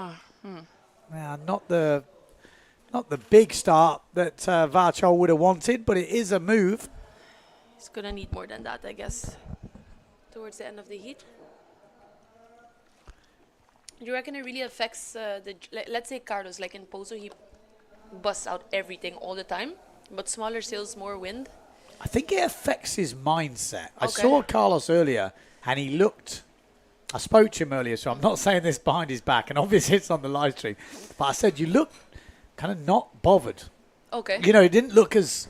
He On just it? looked like he was like, well, you know. Yeah. I think when it's windier, I think he's more focused. Okay. Maybe. Because I also hear him talking about 4.2 as a big sail. Well, which I guess it he's is not for him. Huge. But it's like a 4.2. He should be on a 4.7. Well, 4.2 isn't that big. No, I couldn't get painting on a 4.2 right now. Yeah, well, Ponzi. But he's got all the attributes, Carlos. That's for sure. Tobias, another guy that has really impressed me at this event. Yeah, me too. This suits him. I think if I had to put him somewhere, pick a team for Cabezzo, I'd maybe put him in my team as a young ripper. Oh. He looks comfortable here. Oh, that's better from Varchol. There we go. That's what he wanted. Now he can just relax. He's got the jump in. Now he can just concentrate on waves. And that's kind of all you want to do in Cabezzo. Get a good jump in and then just forget about it. Yeah. Because kind of like that format, to be honest, also. Me too. It's just a little bit more relaxing. Yeah. I mean, it's still like tactical, still stressful, but... He looks like he's on a 4.5. Yeah, maybe he's changed up. Maybe he's... Yeah, this could be his biggest size sail I've seen him on. Good. I think he's been on it before. Yeah. But when we were talking the other day, he's like, I'm on the big sail. I never doubled on it. I was like, what size? He said 4.2. I'm like, well, it's not that big. I was like, not that big. It's not that small anymore. No. You know, like I think a lot of people, and I'm one of them, who suffer from like body dysmorphia. I'm like living my old body when I used to be light. So I'm taking smaller gear than I should. And then these guys are the same. You know, they were youths. They're so used to on the small stuff. And you get bigger so quickly. That's my problem. All of a sudden. Then you're like, oh, shit. You've got to level up. And like, it's just a different thing. Quite funny, really. And get used to bigger stuff. You know, it's easy to go, I don't like bigger boards. It's really easy to say that, I think. But nice one by Adam. Yeah, nice. I think he could be dangerous, Adam. He is. Yeah, I saw him. I think Bjorn and Adam, danger here. Oh, That's so smooth. Yeah, he does look smooth. He's got a good style the way he's got such long legs. He kicks the tail out, looks flowing. He looks comfortable. I think, he's a big fan of the spot. Well, that was nice from Kiefer. I said to him earlier, man, come on. You got to show a bit of fight. Yeah. Like, even if you're not your conditions, you got to push. Because I know when I judged, and I've probably said this too many times on the live stream, but when I judged, the one thing I noticed was that extra bit of effort, that extra bit of makes a hell of a difference when you're judging. Showing that you really want it. Yeah, it's really hard to not notice someone just really putting everything into it. And when it looks very relaxed and almost lazy, it doesn't give this impression. And again, this is just me judging. This is not the judges telling me this. This was just me when I was watching. And it always stuck with me that I always think if I'm not feeling up for it, I just think just put everything in and see where you go. And maybe it helps to claim your moves also a little bit more. But a little bit of want. Yeah. Definitely you give off a different vibe to a lazy. And I think Costa's guilty of that. Like when not on purpose, he made it seem too easy and too smooth, almost like it wasn't hard. And even if it is hard, it's definitely not his fault. But it's subliminal. You don't realize you're doing it. I think. Again, our judges are a bit different to that. Maybe they don't have it, but I definitely notice as an amateur judge watching. Oh, he's on a nice one. Nice. He's definitely putting up a fight, Carlos. Yeah. Good to see. Good to see. Bigger sail. Nice to see him riding a little bit more because he is very good at all the tricks as well in Pozo. But it's nice to see him throw some spray. Wow, what a bottom turn. Yeah. Makes a big difference, that bottom turn, doesn't it? Driving through. Yeah. Varchol with 5 points on his first wave. See that little finish? That extra bit of makes those change of directions rather than cruising through the change. What's the sound it makes?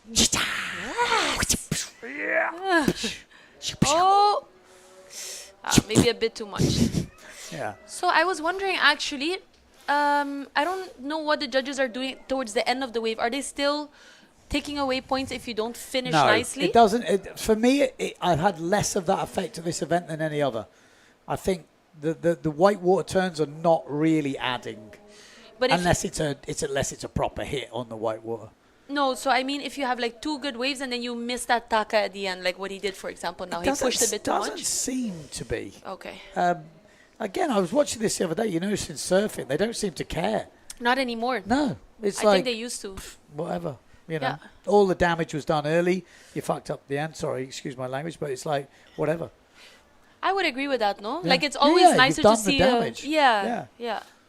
Shouldn't really count against it. Otherwise, like I said, we never end up with 10s because you're always like, well, you could have done another 360 at the end. You're like, well, I just did 2. Yeah, exactly. You're like, there's got to be a point where enough is enough. Like that's a 10, and anything you do extra is just amazing. But you've already done the best you could do, because otherwise it's kind of endless. I wonder what a 10 would be. Look at Varchol. Varchol's already on 13.5 points with 5 minutes 50 on the clock. 5.43 back loop, 5 point on his first wave, 3.12, and now he's just upgrading. Pons with a 4.45 back loop. Took a while to get there, but needs to upgrade the rides. Bjorna, 3.75 on his first wave. Yeah, the rest of them still struggling with some wave scores. Bjorn on a 4.5. It's windy out there. Yeah. Well, you say that. He's probably how heavy? 7? I mean, he's as tall as I am at least. Yeah, he's tall, but he's so skinny. I think I said to him the other day, you must be, and he just lifted his top up, and I was like, oh my God, there is nothing. There is nothing. His waist is the same size as my leg. Ridiculous. Yeah, maybe 70 This is bad kilos. from Pons. Oh, much better. Nice wave.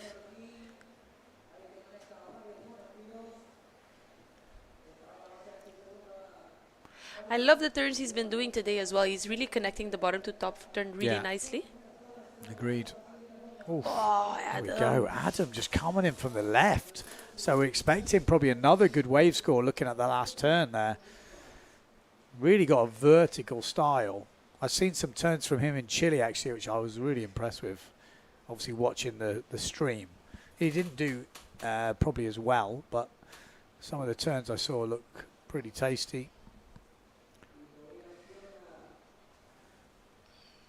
Yeah, 325 on the last wave from Varchol.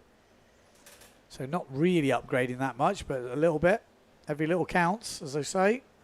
And Pons does move up into third place now, just 0.2 behind with 4 minutes to go. And he has to upgrade on a 238, Bjorna on a 262. They can definitely both upgrade pretty easily. All to play for.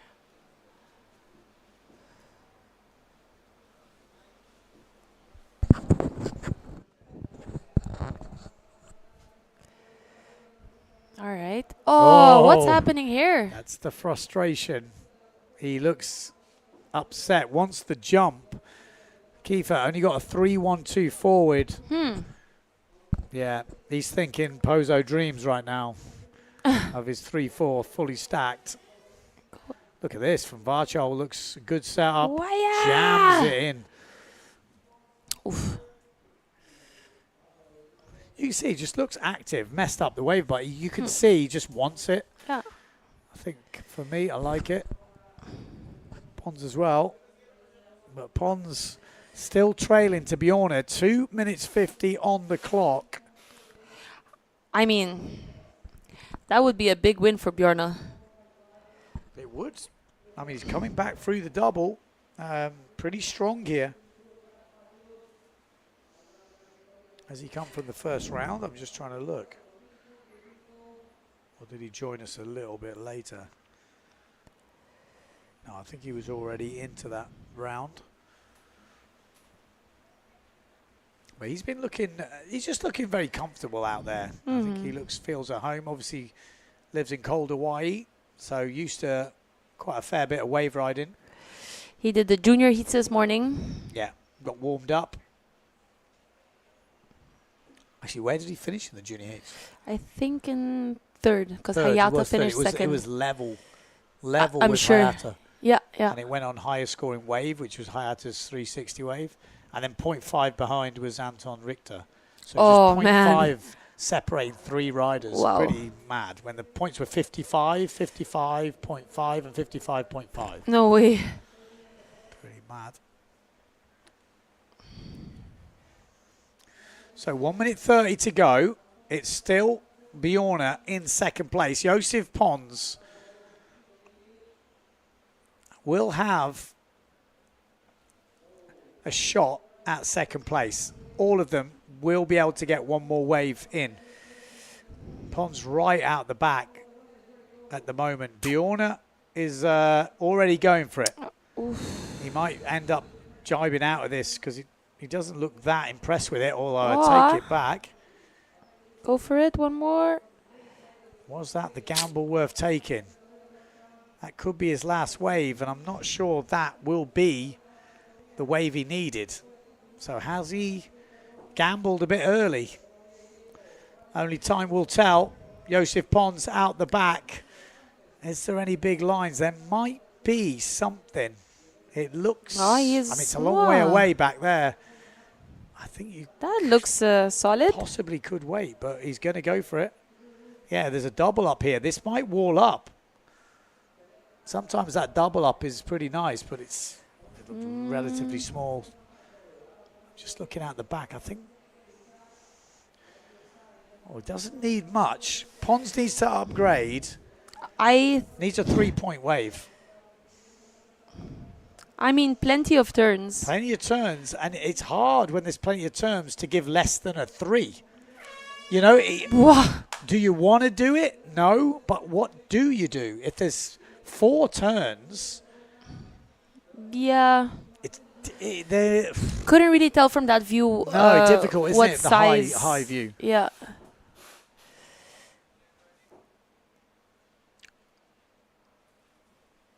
Yeah. Well, let's see what the judges say. Well, actually, Bjorna looks like might have upgraded. Bjorn got a 3.88 on his last wave. That will make it difficult for Josef Pons. Needs a way bigger score now.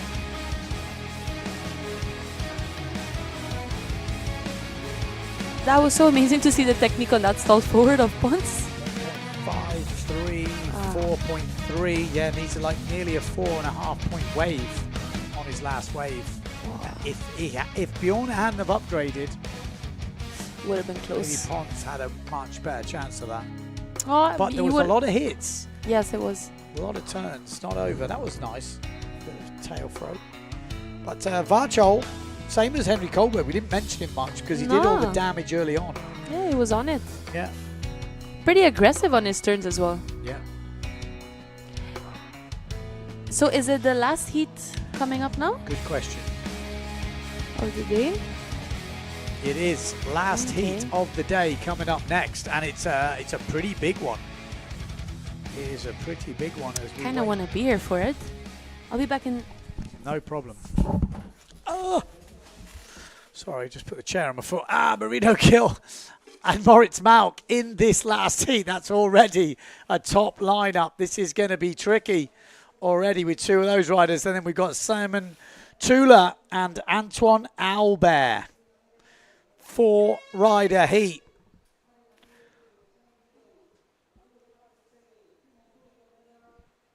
It looks like it is Bjorn and Varchol that go through.